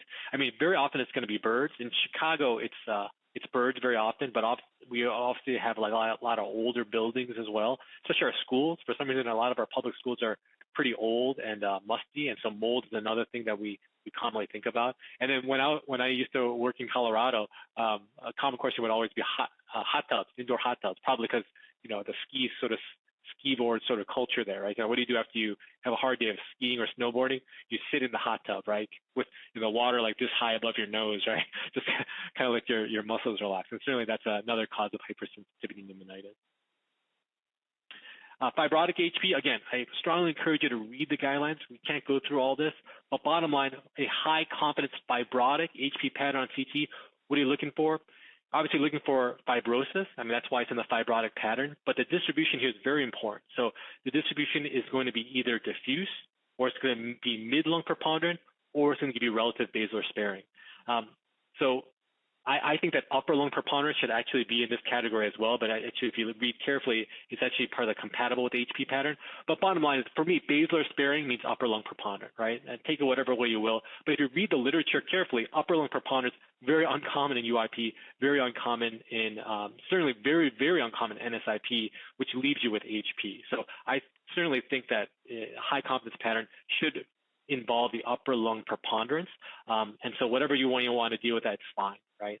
But in addition to that, the distribution, you want to have superimposed small airway disease. So what are we looking for here? Again, we're looking for air trapping, mosaic attenuation, the 3-density sign, also formerly known as the head cheese sign. So those things in conglomeration, in combination, should make one strongly consider fibrotic hypersensitivity pneumonitis. And so, unfortunately, when these patients develop pulmonary fibrosis, very often their fibrosis starts to mimic UIP and sometimes NSIP. So these patients, it's actually easier for me as a radiologist to diagnose them when they have non-fibrotic disease as opposed to fibrotic disease. And the way I think of it is this: it's like fibrosis is essentially it's the body's reaction to some sort of abnormal stimulus, right? And so a lot of different things can cause end-stage pulmonary fibrosis, whether it's due to hypersensitivity pneumonitis, IPF, or connective tissue disease.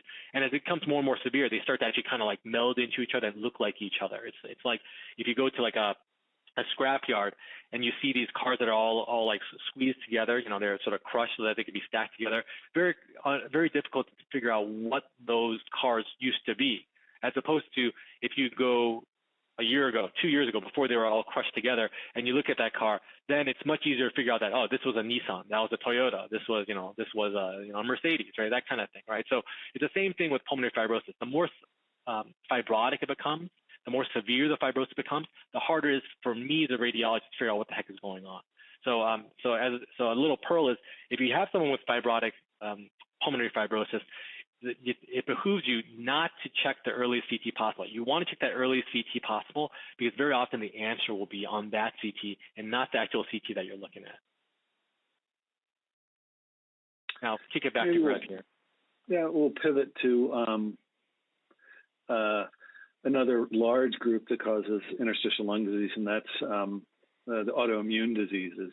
And as we talked about with IPF, there are very common symptoms and signs. The difference might be certainly in this group, there are associated features of daytime arthralgias as well as serologic abnormalities. And at least per guidelines, most patients with ILD should at a minimum undergo a screening rheumatoid factor, CCP, and ANA, and that can be expanded depending on additional symptoms, such as dry eyes and dry mouth might beget a SSA and SSB. But suffice it to say, in individuals, they present very similar with shortness of breath, with cough, but they may have those additional features that raise concern. And the radiographic pattern might be slightly different, but again, part of this is not interpreting the CT in isolation, but in combination with the clinical features so that it provides the best interpretation of the abnormalities. And I think that's an important aspect moving forward. And I'll go to the next slide. So we've expanded a little bit more, and certainly my rheumatologic colleagues say a positive blood test does not make a diagnosis of an underlying rheumatologic process. So this slide is meant to associate not only the serologic abnormalities, but the cognate symptoms that support that blood test is a marker of a true underlying disease that's causing symptomatic abnormalities such as arthritis or a rash or AM stiffness. And certainly an emerging group that's more common than we previously thought, those with polymyositis, with abnormalities such as mechanicans or proximal muscle weakness and the associated other features, and discussed a little bit about the subtleties of Sjogren's with dry eyes and dry mouth. Well, and everyone has dry eyes and dry mouth in Colorado because it's so arid. But if you actually specifically ask people, and the telltale sign in my clinic is I can diagnose someone with Sjogren's because almost every single patient with Sjogren's walks in with a bottle of water. And within 5 minutes, they're sipping. That's dry mouth. And that really tells you there is a significant functional change. And one of the really tough diagnoses is really Sjogren's. And so subtle skin thickening, probing for esophageal symptoms, not just reflux, but dysphagia, and really probing more about Raynaud's. And so it is, I think, I have more respect for our rheumatologic colleagues the more I see patients who have rheumatologic disorders, because it is really a conundrum of subtle abnormalities and the diligence with which they go through their histories and diagnose patients is quite informative.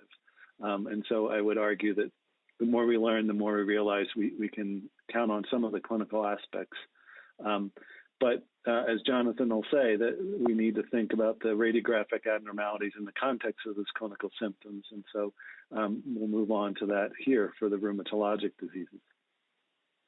Yeah, so if you are worried about connective tissue disease, one of the most common patterns that we see on HRCT is this, nonspecific interstitial pneumonitis. And so the nice thing about nonspecific interstitial pneumonitis is that as opposed to, say, HP or even UIP, it's almost always basal predominant. So I have not seen a case of NSIP that is not basal predominant. If you read the literature, they say that there's a case or two, but I have not seen a real life case of NSIP which is not basal predominant. And so even though people think of UIP as a basal predominant pattern of pulmonary fibrosis, NSIP is even more basal predominant than UIP is. Okay, what are the features that we're looking for here? We're looking for ground glass opacity, oftentimes with some reticulation, but the reticulation is usually not as severe as in UIP. And then oftentimes you get traction bronchiectasis, and sometimes the traction bronchiectasis can be very florid. Not in this case, in this example, not that florid. But one of the most specific findings that we see on HRCT for NSIP cases is that of subpleural sparing. So the most subpleural and the most peripheral portion of lungs are relatively spared. And we see that here, this rind of lung, which essentially is not affected or barely affected by the ground glass opacity and reticulation. So that's one of the most specific findings that we see in NSIP. That really would be unheard of in patients with UIP, and specifically UIP in the setting of idiopathic pulmonary fibrosis. UIP can also be seen in patients with connective tissue disease. UIP, and the most common subtype of connective tissue disease would be rheumatoid arthritis, giving that UIP pattern of pulmonary fibrosis. And so I just contrast that to this patient with nonspecific interstitial pneumonitis. Nonspecific interstitial pneumonitis, it tends to be a prettier pattern, more symmetric, more ground glass opacity, and less coarse. It's like less hard on the eyes. As opposed to the UIP that we see in patients with connective tissue disease, it's usually very coarse. And very often there's a lot of honeycombing. You know, we've actually studied this, and we have the sign we call the exuberant honeycombing sign. And so we've shown that if you have a pulmonary fibrotic pattern that's UIP, where the predominant pattern is that of honeycombing. It's over 70% honeycombing in regard to the total amount of lung involved. That almost always, well, I shouldn't say almost always, strongly correlated with connective tissue disease as opposed to IPF, right? So that's very, very important. So this is a nice example, actually, I think of the exuberant honeycombing sign here. Maybe we'll move on to an autoimmune case in here with systemic sclerosis ILD. Oftentimes, the most predominant symptom is that of Raynaud's, and it oftentimes is new onset rather than Raynaud's disease, which can be occur for 30 or 40 years and be common in young adulthood. But that was the most prominent symptom in this patient, and fortunately, they had a good clinician who picked up on that, and did some screening physiology to complement some of the symptoms of breathlessness, which was difficult to clinically tease out. But if you pushed hard and asked them about their exercise tolerance, breathlessness was present. But we see physiologically there's a suggestion of what I'd say is moderate to severe restriction with moderate to severe gas exchange abnormalities, or the suggestion of with the DLCO. So this is a prominent physiologic abnormalities, and as we see, there's a positive ANA. And 1 to 640 speckle doesn't raise the alarm, but then we see with additional testing, the SEL70 is positive, and the TPO is also high, strongly supporting a diagnosis of systemic sclerosis or diffuse cutaneous sclerosis. And with what is interesting is subtle radiographic abnormalities, Jonathan. If I were to imagine what the CT would look like looking at the physiology, I would expect something slightly more prominent than what I'm seeing here. Yeah, probably, but this is just one image, so who knows what's happening at the lung bases. Yeah, but this actually is a nice example, another sign of connective tissue disease that we see on HRCT. So we noted here that the anterior aspect of the upper lobes are more severely affected than other portions of the upper lobes. And so we call this the anterior upper lobe sign. Again, we've shown that this is highly associated with connective tissue disease as opposed to idiopathic pulmonary fibrosis when you have a UIP pattern of pulmonary fibrosis.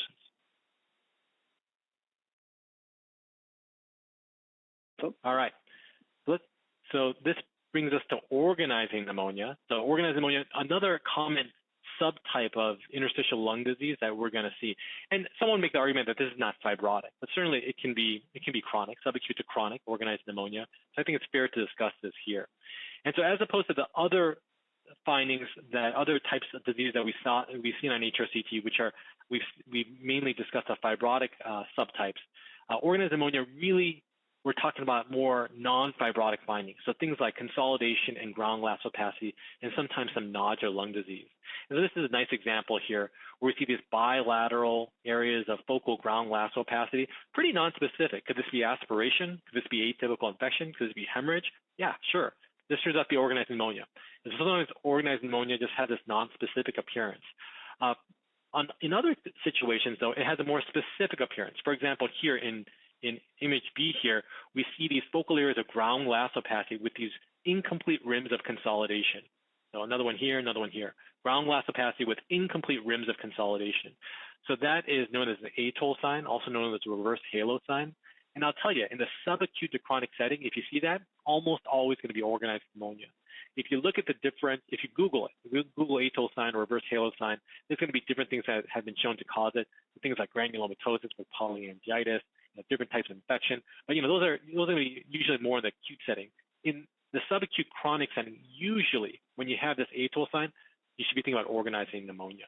Also, want you to be aware that organized pneumonia can be secondary. So it can be secondary to things like connective tissue disease, secondary to medications or even radiation, and even infection. So just because someone has an infection and has this pattern, it doesn't mean that this pattern is due to the infection by itself.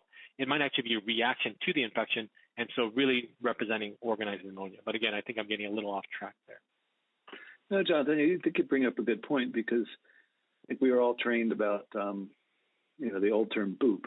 And when Epler had the Sentinel paper, I think it was in 1982, all organizing pneumonia was linked to that diagnosis of BOOP, or cryptogenic organizing pneumonia, which is now the term used. I think your point is organized pneumonia, what you're calling on the radiographic images, is a form of lung injury that can be caused by a multitude of different insults. And so by aspiration, by autoimmune disease, but it can be seen in HP. It can be seen unto itself in that entity, cryptogenic organizing pneumonia. But just like UIP is a pattern of abnormality, organizing pneumonia is a pattern of abnormality, and you feed that into the diagnostic strategy. So it's we should be cautious about using that term as a diagnosis, as more of a pattern. Eloquently stated.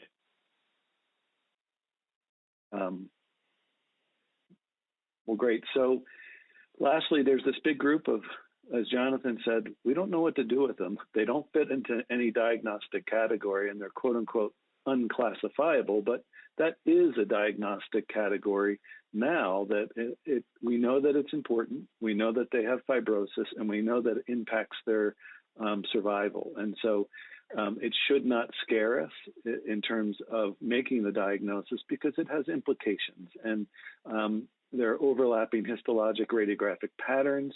There are clinical features that really don't fit. And so I think what we will learn perhaps in 5 to 10 years is that we'll be able to classify this much more accurately as we learn more moving forward. And this is probably what we spend most of our time in multidisciplinary discussions, trying to parse through what is it. And I think the concern that we've always had is if patients don't progress, okay, it's unclassifiable. But when they begin to progress and they're progressive fibrosis, that's really what concerns us. And that's what's driven a lot of the discussion in our conferences, that because their prognosis more approaches what we see in patients with IPF. And so the data has supported that long term. And I think more evidence in clinical trials supports the concept that this entity should be appropriately recognized and then appropriately treated moving forward. But this is a diagnostic algorithm that certainly we have the ATS algorithm for patients with ILD and IPF. It is important that we differentiate other possible alternative diagnoses. But as I suggested, when we exhaust that process, whether it's clinical, the radiographic pattern, then we can come up with a diagnosis of an unclassifiable interstitial lung disease based on the absence of consistent features that allow for an alternative diagnosis such as IPF or HP. With those features, making that diagnosis, as I suggested, is important because of the prognostic differences, and we see them listed here at the bottom of the slide. So I would say it again supports the diagnosis and the importance of making a diagnosis, not just using the term interstitial lung disease, because if you have HP, we can perhaps focus on abatement of the exposure in contrast to IPF. And then if you have RA, there are a multitude of other things that we need to address. So that's the importance of maybe introducing or reintroducing for many of you the importance of unclassifiable. And there beyond this talk, there are many excellent articles that can further delineate the strategy. But I would say it is an evolving diagnostic entity, but an important one that we need to address moving forward. And so I appreciate we're a little bit over time, but maybe we'll summarize importantly to say that we do believe that, as we've suggested in the past, the presence of a fibrotic disease is important. But the issue and the importance of identifying if it's progressing over time has prognostic and therapeutic importance moving forward. And we need to utilize the entire armamentarium, and whether it be HRCT, our clinical history, physiology, exercise, gas exchange, and identify these individuals appropriately so we can care for them and counsel them moving forward, because their survival is likely to be impacted. As Jonathan suggested, certainly the different patterns are very important, and it's encouraging to see the emphasis on HRCT because the science is rapidly evolving, as Dr. Chung alluded to. There are multiple algorithms that are trying to be validated to assess quantification that will further advance our understanding of progression, as well as artificial intelligence or language learning that will guide us moving forward. And being a clinician, I continue to think talking to the patient is important and integrating those data moving forward. And so I'd like to thank you. I think this is an important topic. I know many of us will have an opportunity, and hopefully we can get together at the next ATS in person, if not the following year. But there's additional information. There's a wonderful website, www.ipfradiologyrounds.com, as well as the Insights ILD website that provide further information. And so I'd like to thank Dr. Chung for his time and talking to us today. Always wonderful to see him again, whether it's remote or in person. And thank you for your attention, and wish you the best. Please be safe, be well, and hopefully we can move past the pandemic as fast as possible. So thank you. Take Jonathan, care. I don't know if you have any last minute words too, other than goodbye. No, it was goodbye. It was a pleasure. Always so fun. So I hope you guys learned something from this. Enjoyed the talk. Excellent. Well, thank you very much. Have a great night. Well, good afternoon, everyone. Thank you for joining our webinar. Thank you for your time this evening. I know everyone has very busy schedules, so we appreciate you taking time to tune in. I'm Leah Fine. I am the Senior Director for the Excellence in Screening and Care team here at the Go-To Foundation for Lung Cancer. We're excited to kick off our incidental pulmonary nodule program this evening with two great speakers. I'll get to introductions in just a moment. But I did want to provide an overview of how Go-To is thinking about incidental nodule programs and why it's such an important aspect of early detection of lung cancer. And I just want to check in with my colleagues to make sure that they can hear me clearly so far. Everyone able to hear me? All clear. Great. Okay, I am going to just give a brief introduction about how we are thinking about incidental pulmonary nodules here at the Go-To Foundation. The reason that incidental pulmonary nodule management is so important to us is because it really represents an opportunity to identify patients with lung cancer much earlier than perhaps they otherwise would be detected. When we think about incidental pulmonary nodules, this refers to all of those, if you will, accidental finds of a suspicious nodule that occur on, within CT scans or other imaging, that are performed for anything other than a low-dose CT lung cancer screening. So these are images that take place all over the healthcare system, within emergency departments, within cardiac departments, a whole host of reasons why people are getting scanned. And so the number of actual scans is pretty vast, and the patient numbers that have something found is also quite large. And these are patients that are already captured within the health system. So these incidental pulmonary nodule programs are a key, if you will, parallel track to early detection alongside low-dose CT screening programs. And again, many of these patients are already captured within the healthcare system by virtue of already being scanned. As we said earlier, many of these images do show a suspicious nodule, and in many cases, they're not appropriately followed up.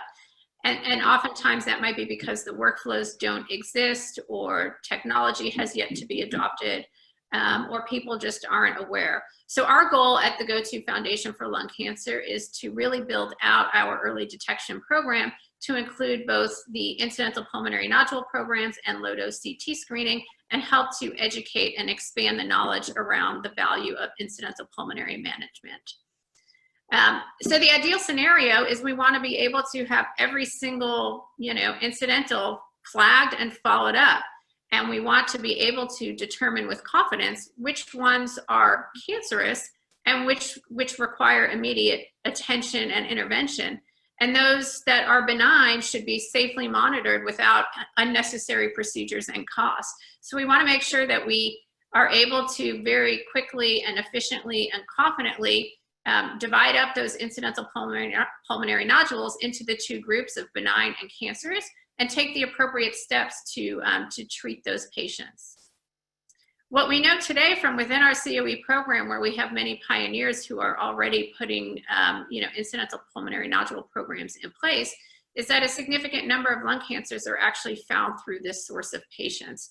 So it becomes very important to not only understand how that's being done, but how that's being done well, so we can actually capture even more patients. Oops. So why should we care about IPNs, and why is it important to care now about IPN or incidental pulmonary nodule programs? So again, there is a significant opportunity to identify these early stage patients and to offer them life-saving treatment options. Many of these patients, our COEs are reporting, a significant percentage of those patients who are found through incidental findings actually would not have qualified for low-dose CT screening programs. So in essence, we're sort of expanding our net to be able to capture more patients. Even if we were able to get 100% of patients participating in low-dose CT screening, incidentals actually captures those who fall outside of that bucket. So it is very important to expand these incidental programs to capture those patients. You might say that IPN programs are somewhat a little bit more COVID-proof than traditional screenings. We have seen through all of our COE programs that screening rates are way down for obvious reasons in the COVID environment. But if patients are still being captured within the system, in a sense, the activation energy to find those patients is much lower. There are much fewer friction points than trying to convince people who may be at risk for a number of other disease indications to come in and get screened. So it creates a source of patients that we can really tap into for early detection that are already captured within the system. And what we're also seeing is the emergence of workflow technology solutions, software, artificial intelligence that are really being applied to the workflows and the patient management of incidental pulmonary nodules. And so there's a lot of really great tools that are being implemented within our COE centers that's basically allowing this to happen much more efficiently, cost effectively, and the ability to identify those patients and get them flagged and get them in. And I do want to give a plug for Go-To Foundation, because we've identified this as a key opportunity, and we're building out the resources to help you do this. So we want to encourage you to reach out to us, and within our COE community to reach out to colleagues, because we are demonstrating that these workflows, and that the implementation of these new technologies and innovations are enabling us to find more patients early. My colleague Kim is putting together the IPN task force and the consortium to help lead these best practices and help to expand the education and knowledge across the COE program. And she's also working very hard to build on the business model that was rolled out. And certainly I want to give a shout out to our speakers today, because a lot of that work in the business model really stemmed from the initial work that Dr. Badra and his team have done to help forecast program growth and revenues, and to make informed investment decisions, both about building out incidental programs as well as low-dose CT screening programs. So please reach out, contact Kim to get your program started or to ask questions. So this is really the first of many opportunities for you to connect with GoTo Foundation, and we are certainly here to help. I do want to introduce Dr. Skibo and Dr. Badra and welcome them to our event this evening. So let me just pull up their bios. Just give me a moment here.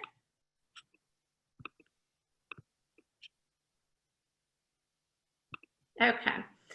So I want to welcome you all to the changing landscape of pulmonary nodule management. Incidental pulmonary nodules should be a part of your early detection strategy. And we want to kick off with Dr. Scott Skibo, who is the Director of Interventional Thoracic Oncology for Duke LifePoint and the Chair of the Nodule Governance Council at LifePoint Health. We will also be hearing from Dr. Badra, who will present a case study on the business of thoracic oncology. Dr. Krish Badra is the interventional pulmonologist at CHI Memorial's is it Stantler Lung Cancer Center or Lung Center, and the GoTo Foundation, and a member of the GoTo Foundation Scientific Leadership Board member. So with that, I will hand it off to Dr. Scott Skibo, and he can share his perspective and experience with incidental pulmonary nodules. Thank you. Thank you, Leah. Let me share my screen here.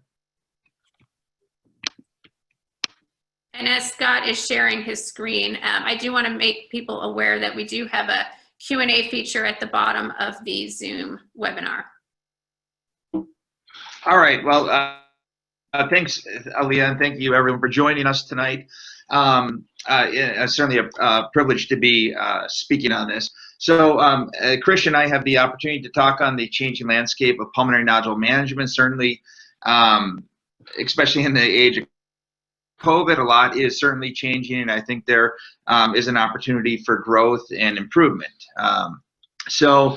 It's almost goes back a decade, this data, right? And so it's almost not worth mentioning because everyone kind of knows that, hey, there's a 20% mortality improvement in the NLST trial. You need to screen 320 people to save one life. The Nelson data came out kind of corroborating what we found in the NLST. That there's a benefit to this. So, it's guideline endorsed and United States Preventative Services Task Force recommended thing to do. And it really no talk on pulmonary nodules, as Leah already alluded to, is complete without talking about lung cancer screening, but also like the bigger thing in the room, the bigger elephant in the room is incidental nodule management, which you'll see is really accounts for about 95% of the pulmonary nodules that we see on a year-by-year basis. But lung cancer screening, despite data that supports it for a decade almost, right, is really legs, right? And we really can improve upon this. If you look at, this is the 2018 data. So this was published December 2nd, 2019. So it's the most recent data that I was able to find anyway. Looking at rates across the United States. So, the top half of the United States seems to, in general, do better than the bottom half of the United States. So, I live in North Carolina, so I'm glad at least we're light blue. But much of the Southeast, despite having the most lung cancer and the most lung cancer screening centers, so the most opportunity for patients to get there, we lag behind, less than, between 2.2 and 4.4%.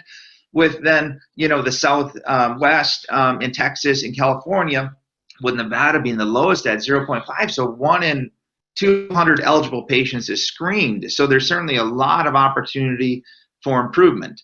With COVID, everything, of course, is screening ground to a halt with everybody, right? We're up and running again now with protocols put in place for improving patient safety and staff safety. But, the chest expert panel was led by Mazzone, was published in Chest recently, asking 12 questions, really, from delay in initiation of screening. So their opinion was asked, do you think this is something we should do? And, 24 out of 24 strongly agreed with that. But then as the questions went down the list, it became harder and harder to answer. And so the 12th question is, well, what about considering delay in treatment of stage 1 non-small cell lung carcinoma?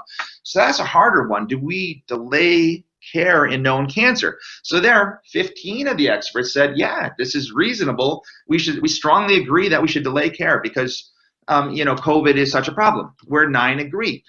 So I think it all depends on the setting you're in, though, of course, right? And when this was first available online, we weren't seeing much COVID where I'm practiced at all.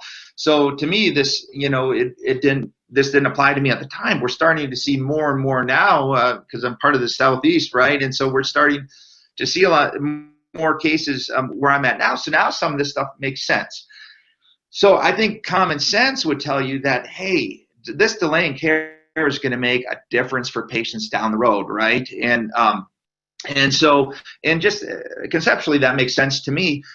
But 2 weeks ago, there was an article published in Lancet, so July 20th to be precise, that looked at the United Kingdom, looked at England, and wanted to do a modeling study and estimate what kind of impact shutting down the screening programs and delaying lung cancer care would have.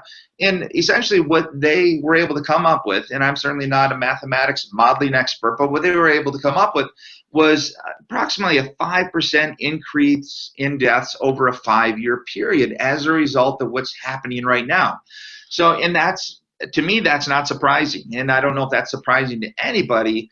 If anything, I thought it potentially would be higher than that. And the gains that we've seen in mortality in lung cancer being erased, unfortunately, because of what's currently going on. So thinking about how we manage the nodules, we've always, with incidental nodules, relied on the ACCP guidelines, the BTS guidelines, Fleischner Society guidelines for many of us. And then screen detected nodules, we're talking about lung RADs primarily, and then of course NCCN guidelines. But that leaves, just watching these guidelines, it's easy. The guidelines are very straightforward when you think about the 2% of patients that are very low risk defined as less than 5%. That's easy. We'll follow these with the CT scan. And it's also easy in the high risk patient population, which is 26%. Where it's not easy, though, is in the middle, the low to moderate risk patients, which are 5 to 65% risk, calculated by the Mayo Clinic Risk Calculator, and there's no clear guidelines, right? And it turns out that, number one, there's a lot of nodules, as Leah was alluding to, that are found incidentally. So 600,000 lung nodules between 8 to 30 millimeters with low to moderate risk are found in the United States per year. So a ton of these things.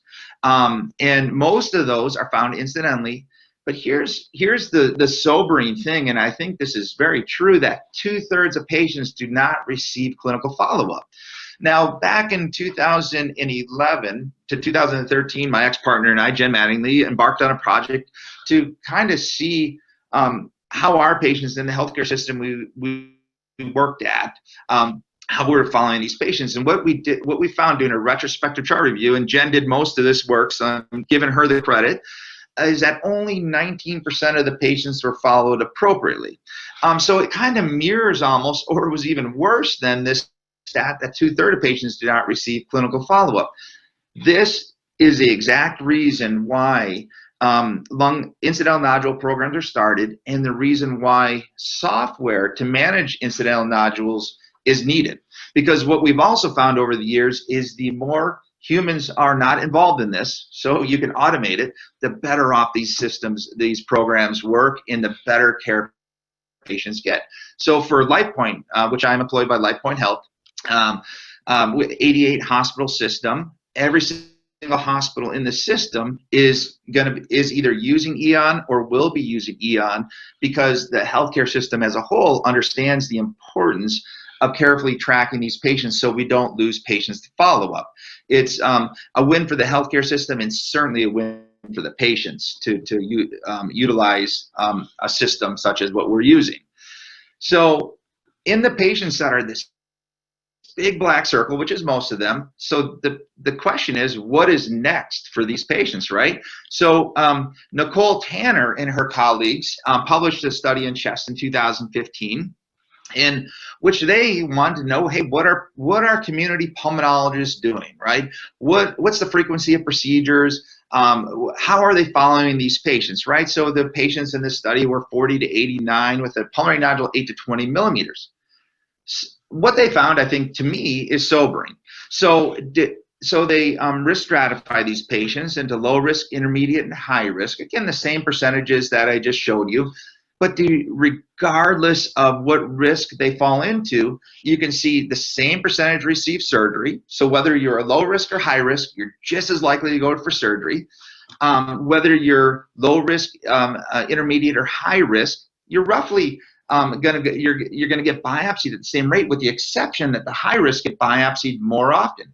Now, if anything, I would expect that high risk at 49% would be where the intermediate risk would, and the 32% would be in the high risk. So I think that would be flip-flopped. And then lastly, surveillance, right? 34% of patients in the high risk category were just told, hey, come on back for a CT scan at a certain interval, right? So I don't think this is how any of us envision managing pulmonary nodules, and certainly there has to be something better than this.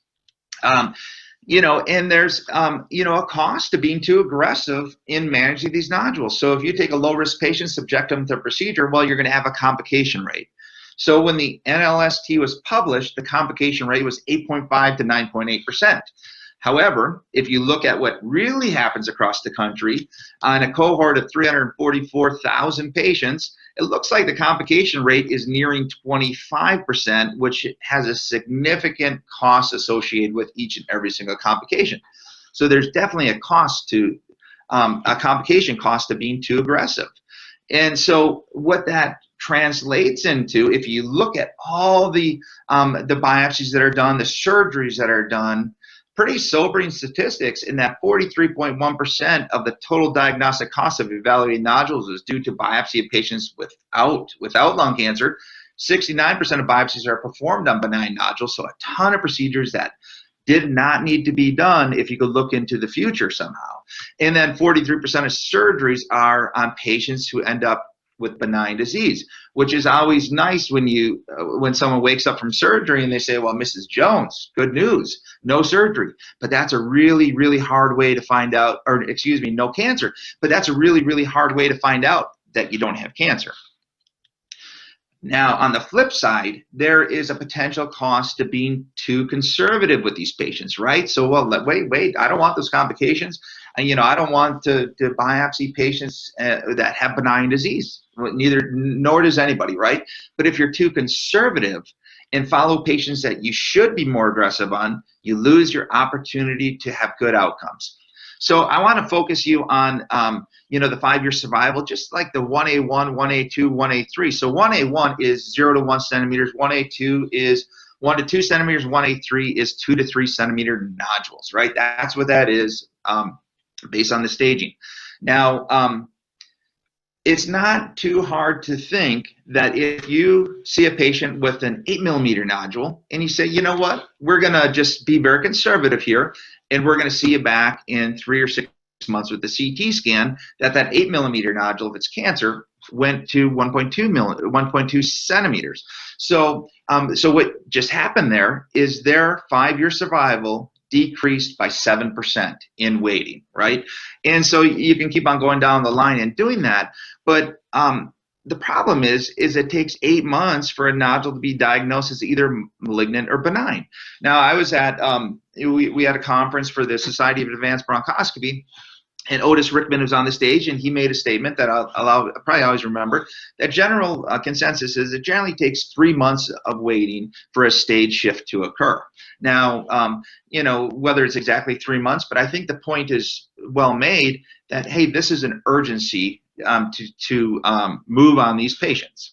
So the million-dollar question is, well, how do we do better, right? So our job is to take that black circle, which is the biggest percentage, like 72% I showed you a few slides ago, and shrink that down to almost no patients and move all those patients either into less than 5%, so low risk, or into the high risk. And ideally, that would be a bigger number than 65%, right? It'd be great if it was like 90%, greater than 90%, that all the patients are residing in one of those two things, because then management of these patients becomes easy.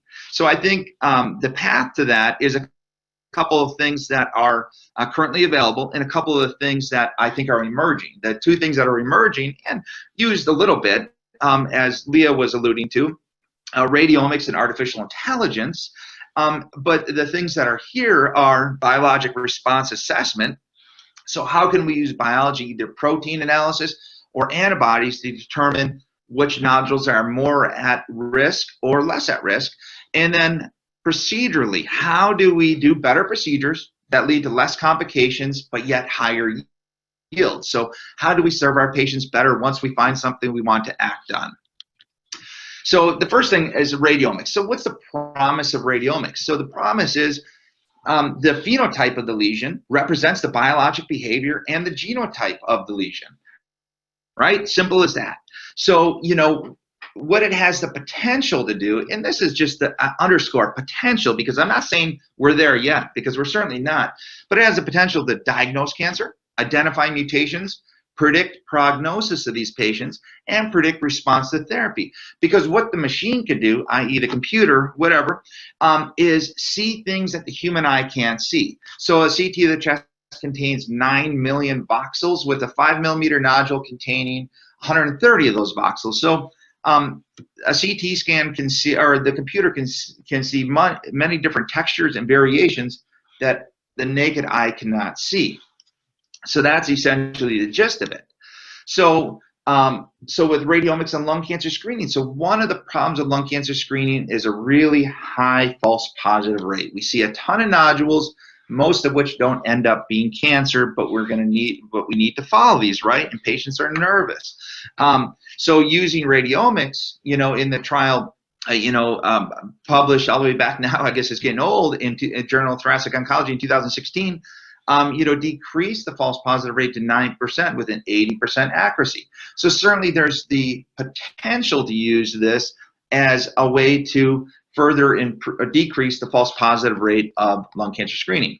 The utility of radiomics, and I'm certainly not going to go, this is a 20-minute talk, so we can't get into all this, but there's been increasing amounts of literature published on prediction of malignant nodules better than radiologists, predict response to chemotherapy, predicting mutational status. So, the strongest data is probably on EGFR mutations. So nothing like taking what data you already have. So you already have the CT scan. You're not drawing blood. You're not doing a procedure on somebody. You can just analyze data that's already there for a CT that most of the time they got for some other reason, not even for thinking about cancer. And you can say, well, this nodule is likely to be malignant and it's likely to be EGFR positive. So I think, to me, if we get to that point, that's going to be awesome. So kind of related to radiomics is artificial intelligence. So, the concept of convoluted neural networks came into being, in roughly 2012, and is the ability to see patterns that are beyond human perception. But with artificial intelligence, it's been largely a marketing term, essentially, because what you need is these huge databases to train the computer to be able to perform the way you want it to do. And so this development of these convoluted neural networks coincided with these big databases. So the NSLT database, the Nelson database, the Lung Database Consortium image database are all things that these artificial intelligence programs have used to train themselves. So we've come a long way recently as a result of this. So, and then of course, when Google does something, it makes the news, right? So Google said, all right, we're going to we're going to build a program, artificial intelligence. We're going to train it using NSLT, and we're going to compare ourselves to 6 board-certified US-based radiologists and see who can predict cancer from a nodule at the 1-year mark better, right? And so they did that, and guess what? Google, their artificial intelligence won. So they detected 5% more cancer, 11% more likely to reduce false positives, and with the exception that is if a human being had an old CT scan to compare to, they got just as good as the artificial intelligence. So then, the question is, well, is that the end of radiology? Well, it's not quite ready for prime time for a couple of reasons. Number one, and probably the biggest reason, is that Google states that their code has dependencies on internal tooling, infrastructure, and hardware, and its release is not feasible. So there's no chance I'm getting this at my hospital is basically what that says. And furthermore, the radiologists reviewed lung rats, which is a management tool, not a predictive tool.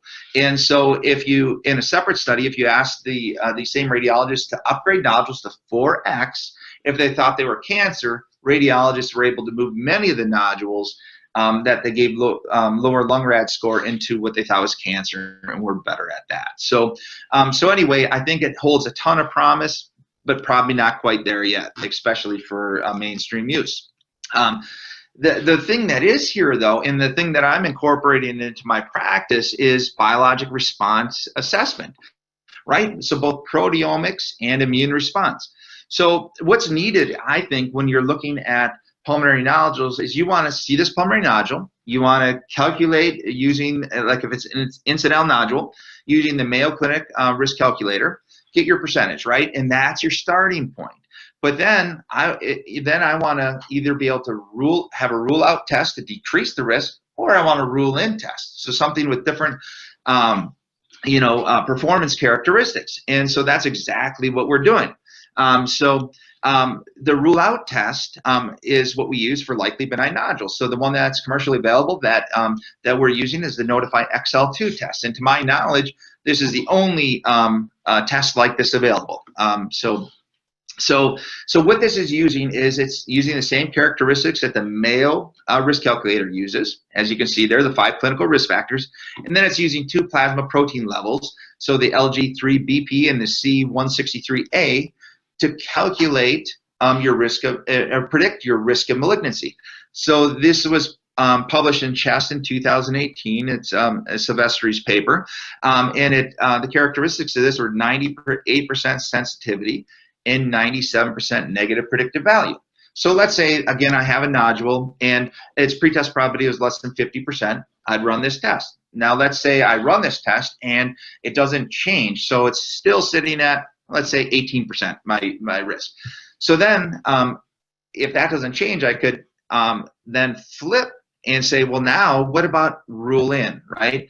And so that's the other side of the equation. So a rule in test for likely malignant nodules, right? So this is now an antibody test. So it's looking at it's a 7 antibody panel looking at antigens to detect lung cancer across different histologies. So you can use it for the different non-small cell histologies as well as small cell patients.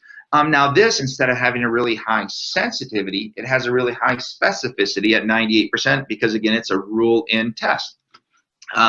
And so we're often using these tests in reflex to help modify risk of the nodule and then use that as a decision-making tool with the patient so they have more information to make good informed decisions on which path to take as far as management of their nodule.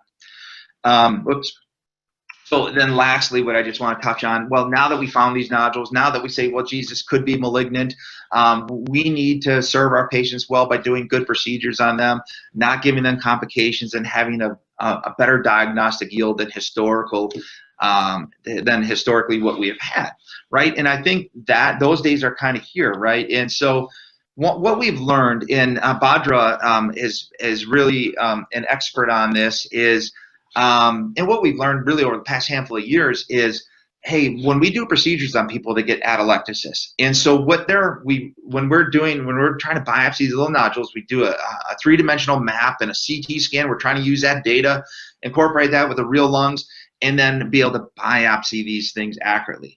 But due to a concept called CT to body divergence, oftentimes our roadmap does not match reality. And so we may be trying to biopsy a nodule that's 1 centimeter, but if we're 2 centimeters off, that's a big problem, right? So our diagnostic yield suffers, the risk, our length of procedure goes up, complication rates go up, and diagnostic yield goes down, right? And so what we need to do, and what a couple companies have kind of figured out, is how to correct for the CT to body divergence in real time so virtual becomes reality. And this is just a slide saying, hey, this atelectasis occurs in a lot of patients very frequently. So, the couple companies that have come up with a solution to this are the either using digital tomosynthesis, and that's super dimension, in which using an algorithm and subtracting out data to accentuate where the nodule is, and then marking the nodule and doing another registration, a local registration, to make sure that where you think you're biopsying is reality. One of the big advantages of the system, and this is from a procedure I recently did on an 8mm nodule right underneath the rib. In that upper left panel, you can see it's right underneath the rib, is being able to look right down the barrel of the gun, essentially, know exactly where you're biopsying, knowing that that's reality, and being able to stay on the medial side of that nodule so you don't give the patient a pneumothorax. So the second system that really is able to correct for the CT to body divergence in a real way is the body vision system using augmented fluoroscopy. So this is kind of related to digital tomosynthesis, but different algorithms and a different technology to make sure that when we're biopsying, what you see in the middle panel, the yellow ball, that is where the real nodule is. And again, virtual equals reality. And one of the really nice features of the system is on the right panels, you see you can get CRM-based tomosynthesis, so you can actually see your tools in the lesion. So this is much like you would with a cone beam, which are static images when you do that. And so I think these are two examples of moving in the right direction as far as improving diagnostic yield. And then lastly, the last slide before the conclusion slide is, all right, so these companies are getting better. Now it's time to take on, which has always been the gold standard for peripheral lung nodule work, which is CT-guided needle biopsy. The downside of that technology, of course, has always been complication rates, meaning pneumothorax rate between 20 to 40%. So using the Illumicite, which is the super dimension product, there's a trial that the Vanderbilt group is the investigators on, in which they're going head-to-head using navigation bronchoscopy versus CT-guided needle biopsy in a randomized trial that just started enrolling patients in May of 2020. And so I'm really looking forward to that, but it's exciting to be in a time where you can start to think about a bronchoscopy technology going head-to-head with CT-guided needle biopsy, because I think at the end, as this technology all improves, our patients win. So with that, the conclusion is, using both the emerging and existing modalities to more accurately risk stratify patients will lead to, number one, decreased complications and diagnosis of lung cancers earlier, so early stage, and then ultimately the goal of us all is to improve outcomes in lung cancer. So with that said, I am going to turn it over to the Honorable Dr. Krish Badra. Thank you very much, Scott. That was great. I'm going to now share my screen.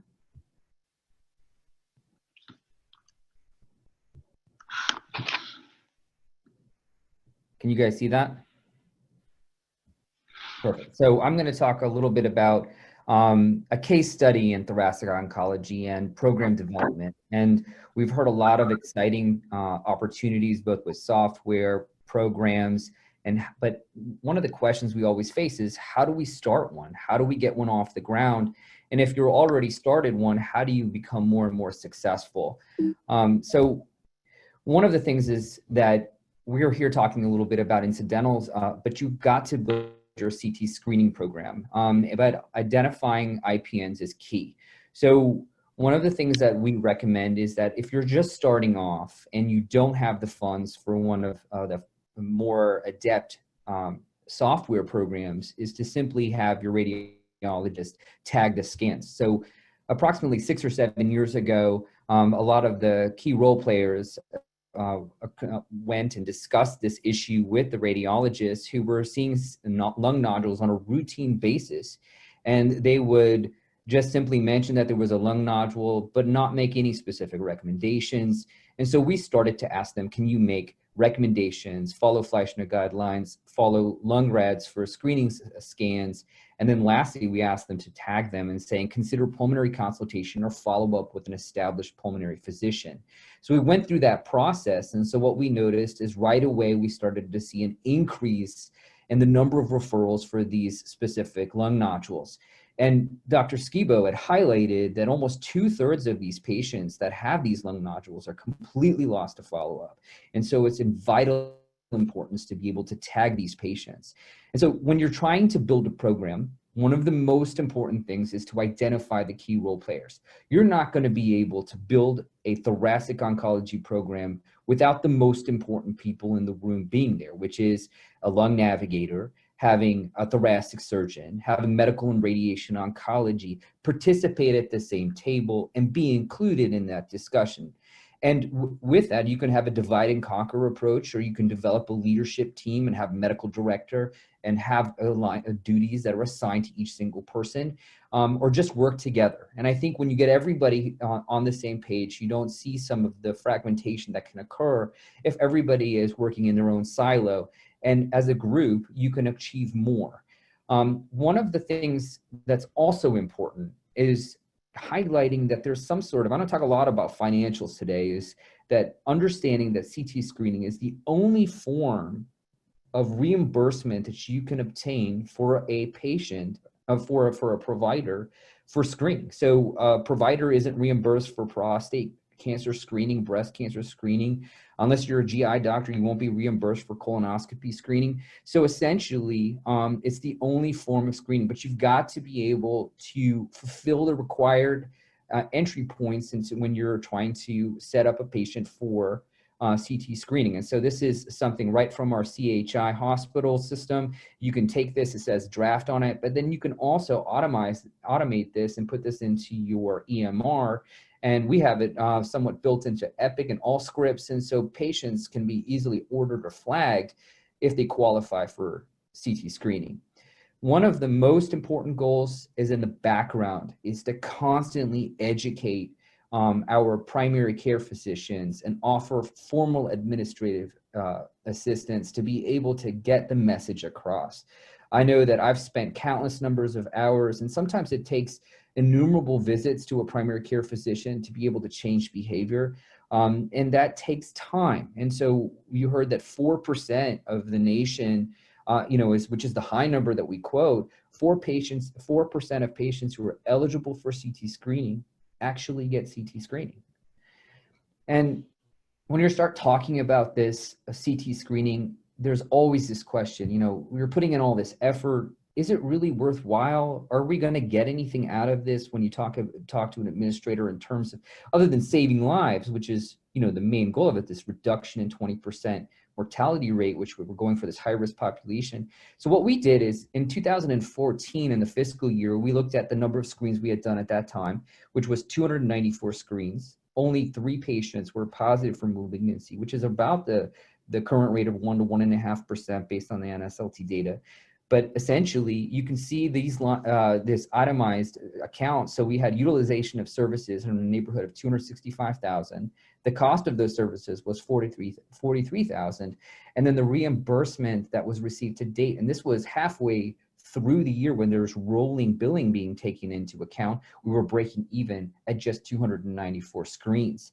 And these patients are getting, the downstream includes lung biopsies, inpatient admissions, radiation therapy, PET scans, even sleep studies, so on and so forth. So there's a whole litany of things that occur once a CT screen is done that results in downstream, not just payment for or the direct contribution for that CT screen. So I'm going to take a step back here. So I've given you a little bit of insight into how to start a program, who to identify, who to team up with, and how important it is. I'm going to talk a little bit about the way we've said this is kind of a busy slide, so I'll walk you through this. And so we talked about the software programs. Now, this talk is essentially vendor neutral. So I think if you have a software program, that's better than not having one. And remember, even if you have a software program, you have to have appropriate number of FTEs for the size of your system to be able to input all that data. So it's not as easy as just saying, I'm just going to get a software program. And then not only that, you've got to make sure that you've got a software program and that it interfaces well with your current IT.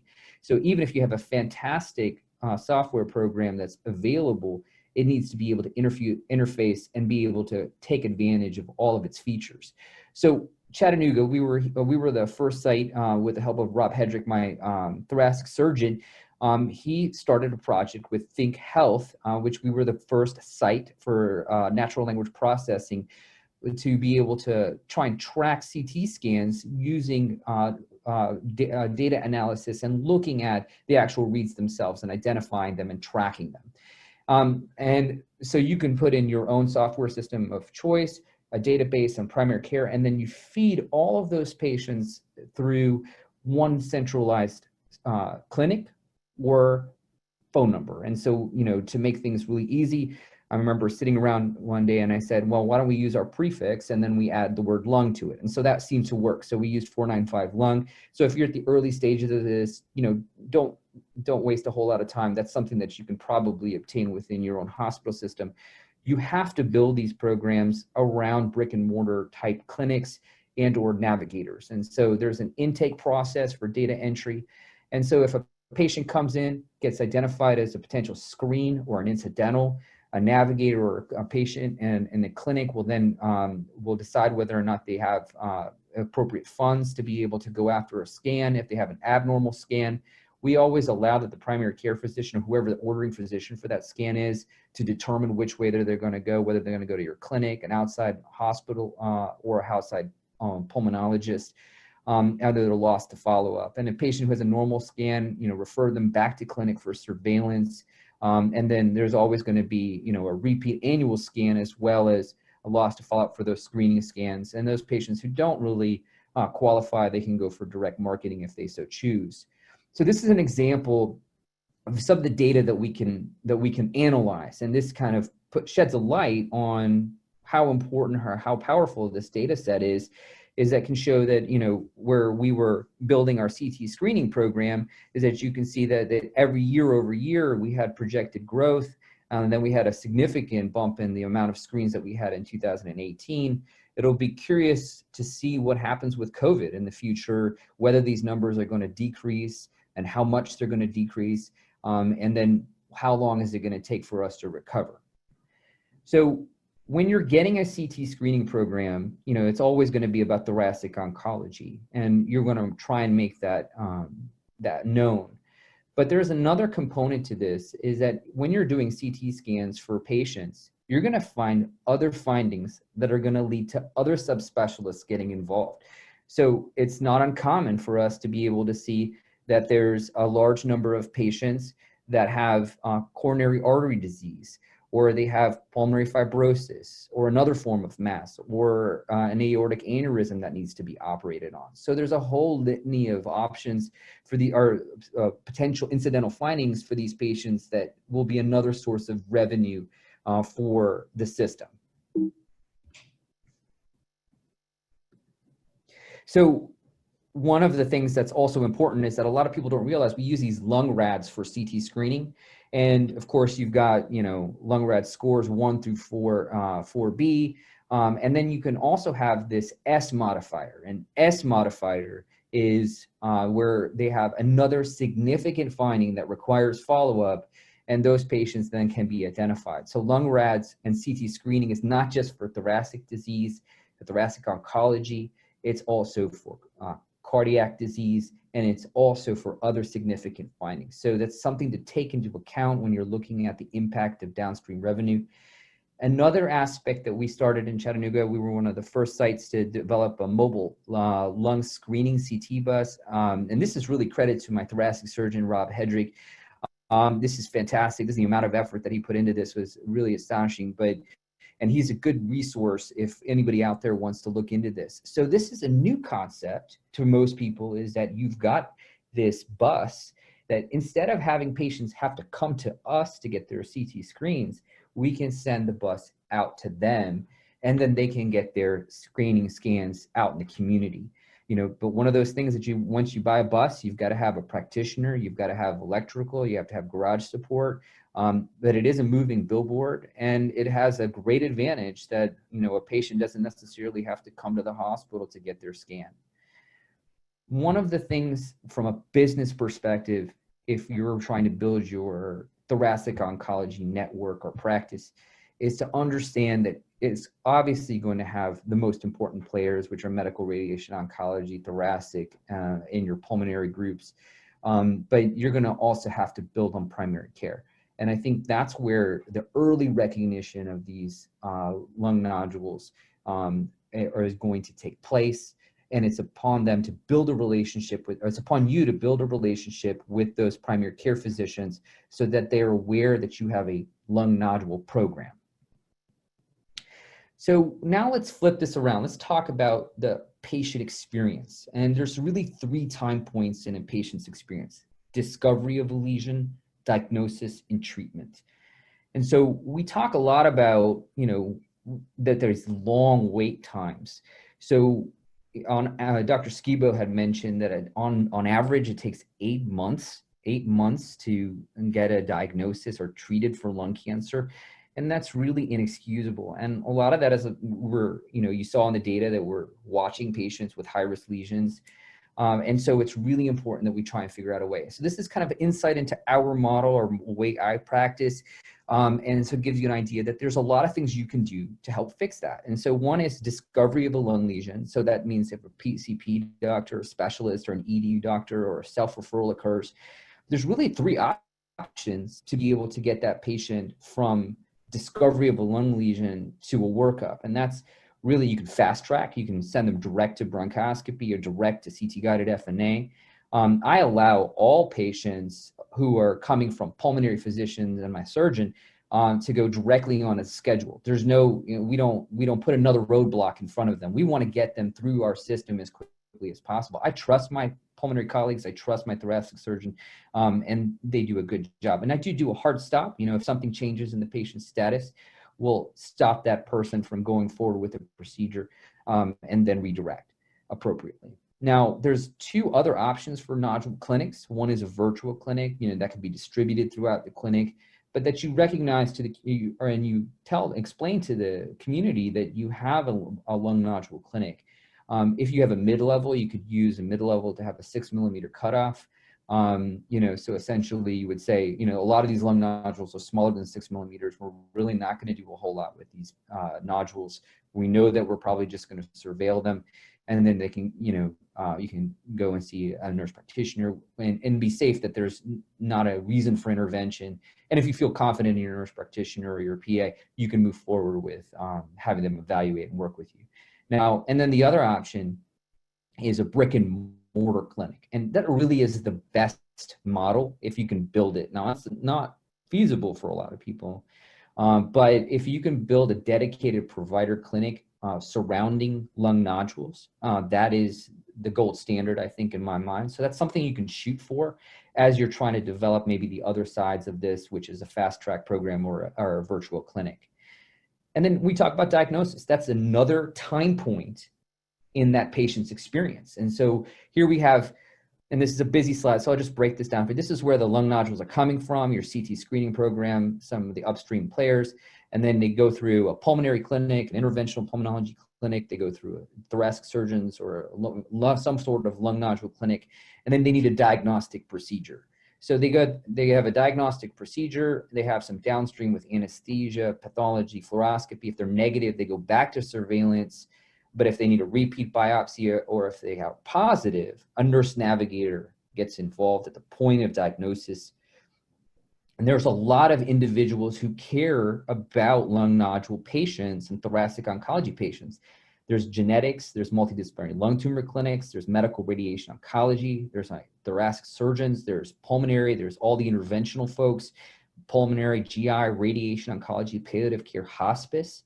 And what we are trying to do is to take that time point, instead of being 8 months, 9 months, 180 days plus, is to contract that. And then we had a recent survey done by the COC, and we were 3 weeks from the time of discovery of a lung lesion to treatment. And that's really what we're trying to do, is to get them to that time point where they're actually treated. Now, this is a really revealing talk, because this is about a little bit about what it takes, what kind of grit it takes to build a practice to be successful. One of the things is, this is going back to 2012. I'm going to give you metrics over 4 or 5 years, and to varying degrees over the next few slides. But I'm going to talk about, what it takes. So you'll see here that back in 2012, I really didn't do a whole lot. And then as we go along, there's some cyclical component. I'm on vacation. I'm not doing as many cases or procedures. And then as time goes on, there's an inflection point that occurs, and then there's a ramp up in the number of procedures. And so by 2016, we were doing a fair number of cases. You can see that the moving average had moved up. And as a result, we get busier and busier. But what's also interesting is that in 2000, this is an annual look, 2012, 13, 14, and 15.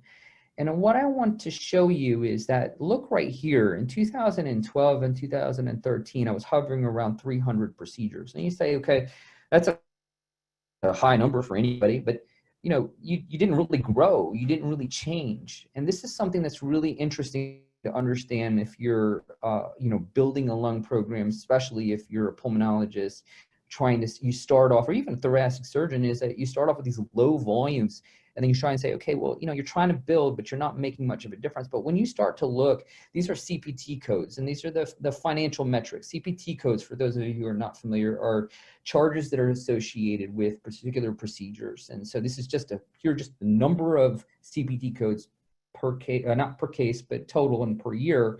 And so in 2012, that was a colossal waste of money. I did 300 procedures and then 311 CPT codes. I mean, that's not financially viable in my line of work. And so, but from 2012 and 2013, where I still did the same number of total cases, the CPT code started to increase. This concept is disease complexity, and that's important to understand as you're you want to be able to do more complex cases, more better procedures that are more minimally invasive, and so on and so forth. And so you'll see, as we went from 311 to 2,547 CPT codes from 2012 to 2015. And then you say, okay, look at this. This is the charges per year, including procedural codes and E&M evaluations, which is basically like clinic visits.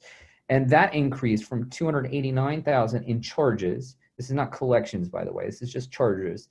To 2.24 million, and this graph ends in 2015, and this sails through significantly higher as we go on. But one of the things to say, okay, well, Dr. Budge, that's great. You're getting busier, you're doing more complex cases, and you're charging a lot more money. That's great. But I'm not trying to show you that that we're making more money. I'm trying to show you is that, look at that slope, look at that growth. That looks like it's shot out of a cannon and just increasing significantly. And so this kind of shows how powerful this data set is as you kind of move forward and build your program. Now, one of the things that's important is when you're talking about your growth as a program, the C-suite or the CEOs are going to want to know, what are you doing in terms of downstream revenue? What are you building? What is it? That's great that your practice is busy, that you're doing a bunch of cases, but what's happening? And so we'll go through that a little bit. And so here at Memorial, most of the cases involving this is a metric involving cancer patient procedures are really done by 2 individuals. My thoracic surgeon and myself are doing it, and we have at this time we had a number of also additional pulmonary providers that did do a significant number of cases, but the much of the volume was housed in the people who were vested, the key role players in thoracic oncology. And now, if you look at this, now this is the number of patients that underwent radiation treatments, not one patient, 30 treatments, but one patient for 30 treatments. So in 2012, this is when I first arrived, there wasn't a whole lot of radiation going on at Memorial. There was only 31 patients with lung cancer that got radiation treatments, and then that increased significantly, almost sevenfold to 224 patients. And so that's a significant volume in the increase of patients undergoing radiation therapy. Lung cancer surgery also increased about 27% during that process. And that continues to increase as well. And then here's another aspect. A lot of people are saying, okay, here comes an interventional pulmonologist, and we're going to stop doing interventional radiology procedures. We're going to stop doing CTFNAs. Well, that anything can be further from the truth. While I was increasing, sevenfold, their volume also increased 40% over 5 years. And so what's interesting is that as you build your lung nodule program, as you build your thoracic oncology program, the narrative is that you're going to grow if you're a pulmonologist, your thoracic surgeon is going to grow, your interventional radiologist is going to grow, your medical and radiation oncologists are also going to grow. And that all makes sense. This slide is an incredibly important slide that I want to kind of bring to your attention. And this is really powerful because not a lot of people have access to this, but this is talking about, what's the contribution margin for all of these procedures associated with EBIS, NAF, and who did them and so on and so forth, and what happened to them and how much downstream was associated with. So we had, the first thing I'll show you is our thoracic surgeon increased significantly, almost up to $1 million in contribution margin, and now is significantly higher than that. And then in terms of, from 2012 to 2015, the pulmonary group increased, almost tripled, 722 to 2.14 million.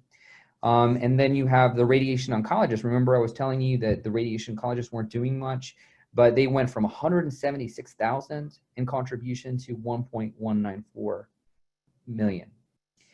Now, look at what happens at the bottom of this slide. 2012, 2013, 2014, 2015, 1.6 million. The next year, 2.5 million, then 3.7 million, then 4.3 million. This continues. And what's really important for everybody on this call to understand is that this isn't just gross money. This is contribution margin. This is pure profit for the institution. And so that's incredibly important. So these patients, they're valuable in terms of the economic viability of an institution to support, investing in software programs for nodule development, nodule tracking, to have a robust CT screening and incidental program, to have a robust, operative environment so that your pulmonologists and your thoracic surgeons can thrive. And all of the downstream players benefit from this, and you can see this. And so when you're talking to your C-suite, if you can collect this kind of data, you can show year-over-year growth, and then you can show that they're actually profiting from this type of intervention. Now, I always get a little uncomfortable talking about financial metrics when it regards patient care, but this slide really captures everything. And tells you exactly what this means. So we talked a lot about how my practice has grown, everybody else's practice has grown, the hospital, a lot of more treatment of lung cancer patients have occurred, and more surgeries, more radiation, and more downstream, and so on and so forth. But look at this.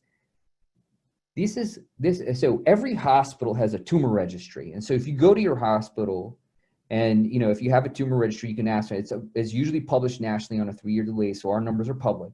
And then here you can see that this is from 2012, 13, 14, and 15 to 2016. And you can see that this significant change occurs.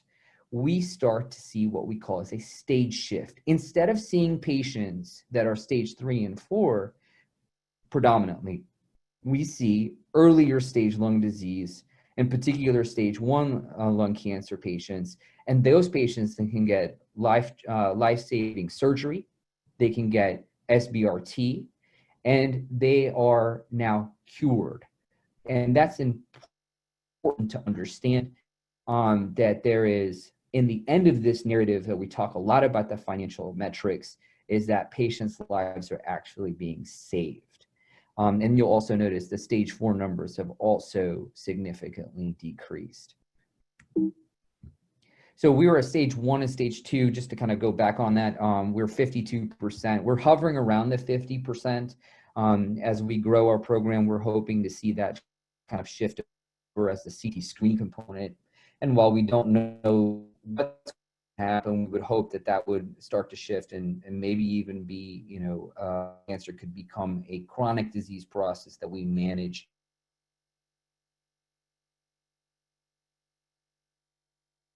Prevention, both on the front end and on the back end in terms of treatment, are evolving.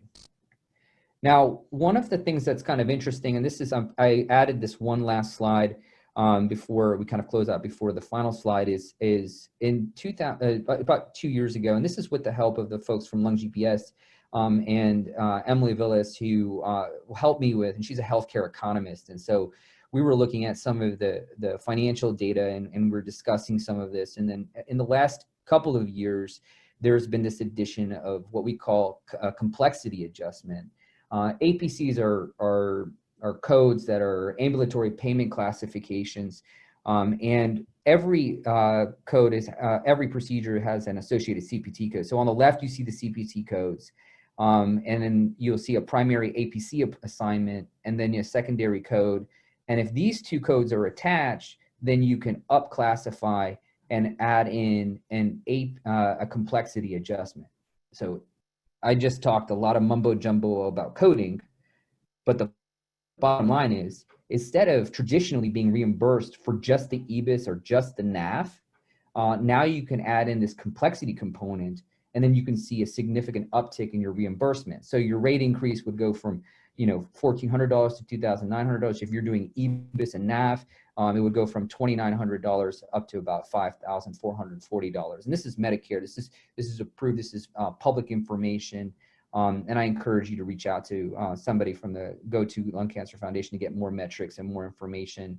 On that note, I'm going to, right before I close out, this is not a slide that we're going to digest in this talk, but take it as it is a SWOT analysis, looking at strengths, weaknesses, opportunities, and threats, both internal and external, and how to think about these types of things as you try and figure out and what your obstacles are for success from a financial standpoint, and to grow your program and to be able to frame that. One last thing is Kim Barham is going to, I'm going to stop my portion of the talk and then hand it over to Kim.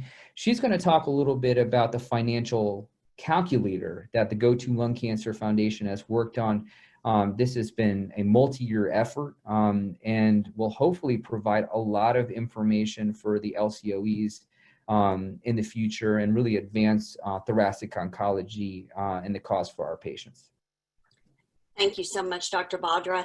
And I want to thank you for your time, not only for this evening, but also all last year, helping us create this business model. This is truly a labor of love for all of us. We really want to have more lung cancer patients diagnosed early. So we know to get that, we need to have the resources at the front for early diagnosis and early detection. So we're creating a model that is, and we've got it already available, free source, free for anyone. Just reach out to me. But we need institutional scans, your number of lung cancer screening patients, and then your expected growth, patient capture rate in terms of do you have all the systems in place to take care of your patients? Do you provide thoracic surgery? Do you provide stereotactic radiation, CyberKnife? what your whole lung cancer continuum program. Then we look at the infrastructure effectiveness. Do you have the ability to identify patient nodules and follow them up, and have it software that will help the navigators when they're having to do all their follow-up? And then any infrastructure cost. So your FTEs, your software, any hardware or other costs that may come down. We do have assumptions built in, but it's always better if we can customize it. So we can do that. When we plug in all your numbers, then you will get out a really nice report that you can take to your CFO, COO, or whomever could help do a deep dive pro forma and get you the resources you need. And this is really valuable right now when you are struggling, and most hospitals are with the furloughs that have happened. This brings value to your program in your hospital. And please reach out to me anytime. We're here for you. And then I just want to end right now on a note that we will be having another webinar next week. And it's from 3 to 4 about resuming lung cancer screening amid COVID. And you can register if you've not gotten the invite at screening@go2foundation.org. And you can see the presenters there on the screen. And I don't know how much time we have left. We have time for questions. Let's see, Dr. Badra and Dr. Skibo, are you available for questions? Yes. Yeah, absolutely. Okay. We've got a few that have come in that I would like for you to acknowledge and address. One is that they are starting to try to explore improving process for identifying coronary artery calcifications. Could you address this, risk factor algorithms and incidental findings? So I think we've looked at this a little bit at our institution, and I know Rob, who's also a thoracic surgeon, happens to be a cardiothoracic surgeon, so that's really quite helpful to kind of communicate the importance of being able to identify coronary calcifications. Now, you can do both if you have an appropriate low dose screening, but you have to have institutional buy-in, you have to have them overread, you have to have them read by the appropriate types of physicians, and it can be done. And if you were able to incorporate that, then you can easily capture those individuals and then send them in an appropriate manner. But if you build a platform and you find the key role players, I think it's absolutely doable, and it's actually a pretty good benefit to a patient if you can do both at the same time. Scott, I don't know if you have any insights. Have you guys looked at that? I agree completely, Krish. I concur with your answer, absolutely. Right, and we do have built in the business tool, the significant findings with the S factor. So there's a lot of cardiac calcifications that truly are identified as well through screening, so that those could be captured in the pro forma. The other question is, does it make sense for an entire facility to adopt LRADs versus Fleischner's if there's already an IPN program in place?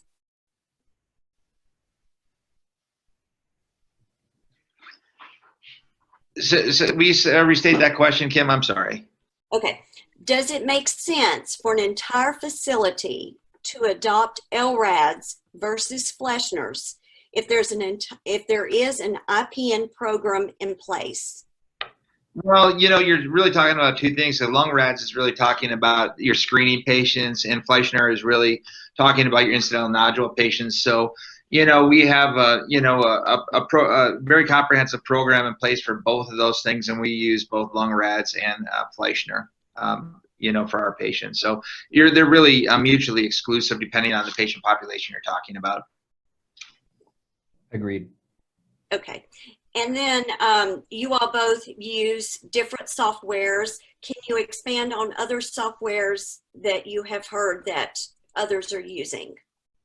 I think a lot of people have, so first off, the programs that are out there between Eon, and lung GPS and think they're all beneficial to your providers. I think it's a little bit of a matrix. You have to kind of think about what's going to be working for your institution, what your IT works with, and how well that software program integrates.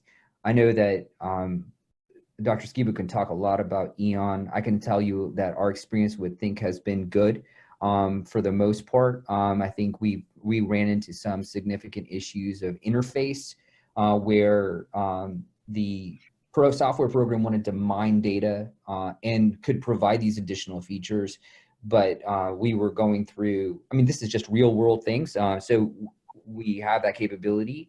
However, we merged with another company. We had a lot of firewalls that were put in place. So we didn't get to utilize all of the features that may be possible. And another misconception of these software programs is that they're totally standalone. No, you actually have to have a human being involved to make them work. And I think that's also important.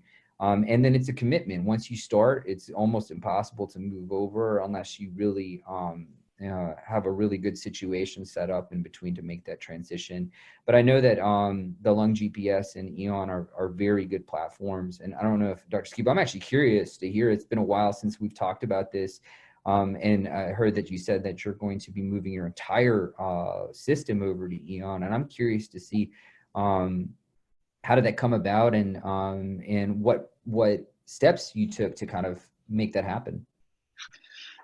Right. Well, essentially, it started as I was the first center to use Eon, and we implemented Eon at our program. And based on the success of our program and the success with this software company, LifePoint felt comfortable moving forward with nearly 90 hospitals and investing in that. I think but certainly, I think the important thing is not doing things anymore with Excel spreadsheet. I think that's a recipe for disaster.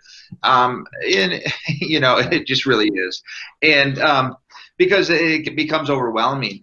Since I've looked at other software companies, it's been a handful of years now. And I know when Medtronic's product was coming, they didn't have a product yet. It was still in the beta phase when we went with and so since that time, I have nothing but good things to say, but I haven't really evaluated other products either because what I have is working and we're happy with it as a system, but that's not to say that there's not other good things as you're using in your system, etc. So yeah, I think so of course, the drive home point is what you touched on in your talk was, to me, it's astonishing to know that 2/3 of the lung nodules that are detected are just completely lost to follow-up.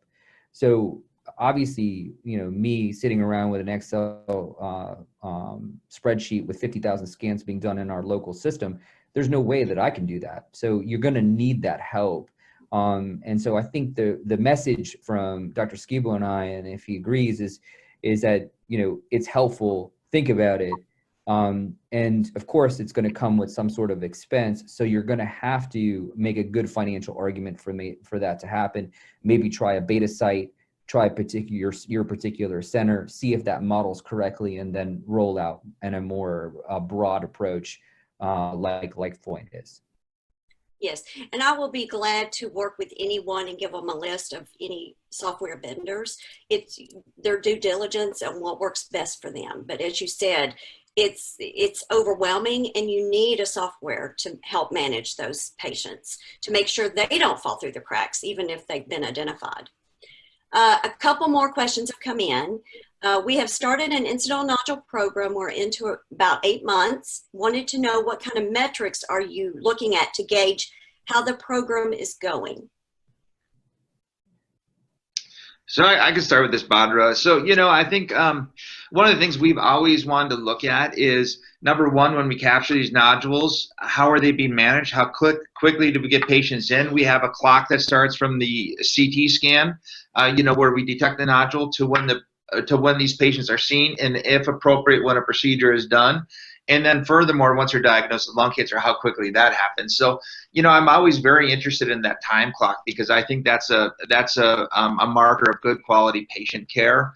So that's one of the metrics. that we're certainly, we look at. Badra, what are you, how do you look at things?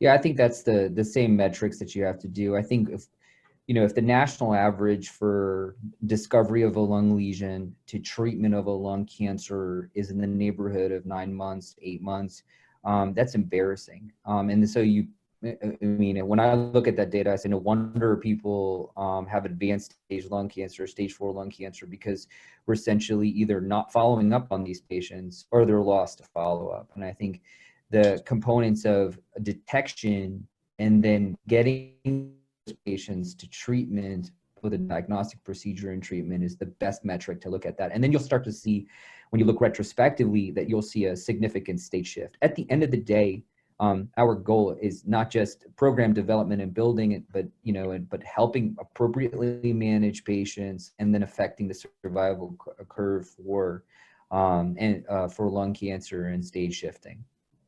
Yeah, and that is the ultimate metric that we're all following, is the stage shift in watching how many patients. You see an increase in the surgical patients, so indicating early stage disease, and as well as stereotactic radiosurgery indicating early stage disease. So you kind of compare that to what you did before your nodule program, and just about every program that does this right starts to see that stage shift pretty quickly. Yeah, and I would recommend, if you know of, the Go-To Lung Cancer Foundation is, has a deep pocket of talent to kind of help you look through and find some good stories and good models to work through. One thing I would discourage you to do is to go on your own and try and build it on your own, because successful programs like Dr. Skibo's, and myself, I can be really honest, is that we're just 200 mistakes ahead of most other people. We've already messed up so many times and seen all the hangups that we know that certain things work and certain things are better. So and it's quite a humbling experience when you want change, you want to be able to do that, preach patience, and really go in for that team approach. I think that's the best way to do it. Thank you. One final question. These are great questions coming in. This is from a lung nodule coordinator. Great webinar, so thank you to both of you. Any recommendations for enhancing PCP education for incidental programs in the early phase? Well, I personally I'll think take a stab at this. Go ahead. Wait, you're going to answer this? Go ahead, Badra, please. You sure? You sure? Okay. Thank you. So one of the things is that we found is that, boy, it's hard to educate a primary care physician. Mainly, it's difficult because, number one, you're vying for a limited amount of attention, but to give them tools to make it easy. So, if you can find a way to flag it through their EMR, have a way of kind of hard stopping them to ask, hey, is this patient really qualify, yes or no? Education programs for your primary care physicians. I mean, and you can't just have one meeting when you just talk about it, because you're going to have to do it over and over again to make sure that they actually get the message across. One thing I will say is that it's really powerful if you can incentivize them and then let them know that they're going to get reimbursed financially with some sort of a metric. In our view, it's small, but it can be meaningful if they enroll a patient into a screening program. I see Dr. Skibo. Well, I'm sure you have a lot more to add. No, there's really no doubt. There's really no replacement for face-to-face interaction with education, but not only the primary care physicians, which is to get the buy-in, right? I found in going out and talking to providers, they don't understand the difference between E-bus bronchoscopy, navigational bronchoscopy, right? So all those things and what you're trying to build, right? Getting them to see the vision. But then just as importantly is education in the community, right? Because if you have Mrs. Jones go in and ask her primary care physician about a screening CT scan, much more likely to happen than if Mrs. Jones doesn't even know about a screening CT scan. So I think we've done really a dual pronged approach to education in Western North Carolina, both the patients and then as well as the primary care physicians. And we've seen, much like your numbers, a significant increase year over year of lung cancer screening patients. I know the numbers are still dismal, but for LifePoint, we set a goal this year, and it may have been derailed a little bit by COVID, and it probably has, but of 10% in all of our facilities across the country. So we even have some facilities in Nevada, so that's an uphill battle, right? But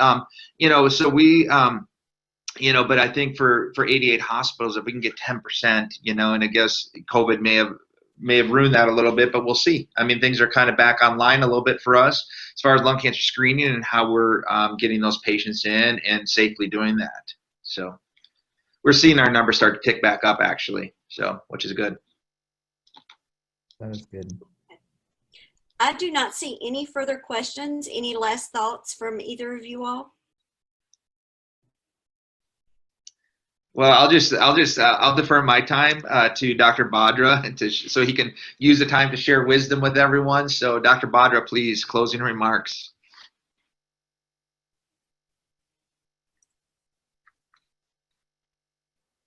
I guess he hung up.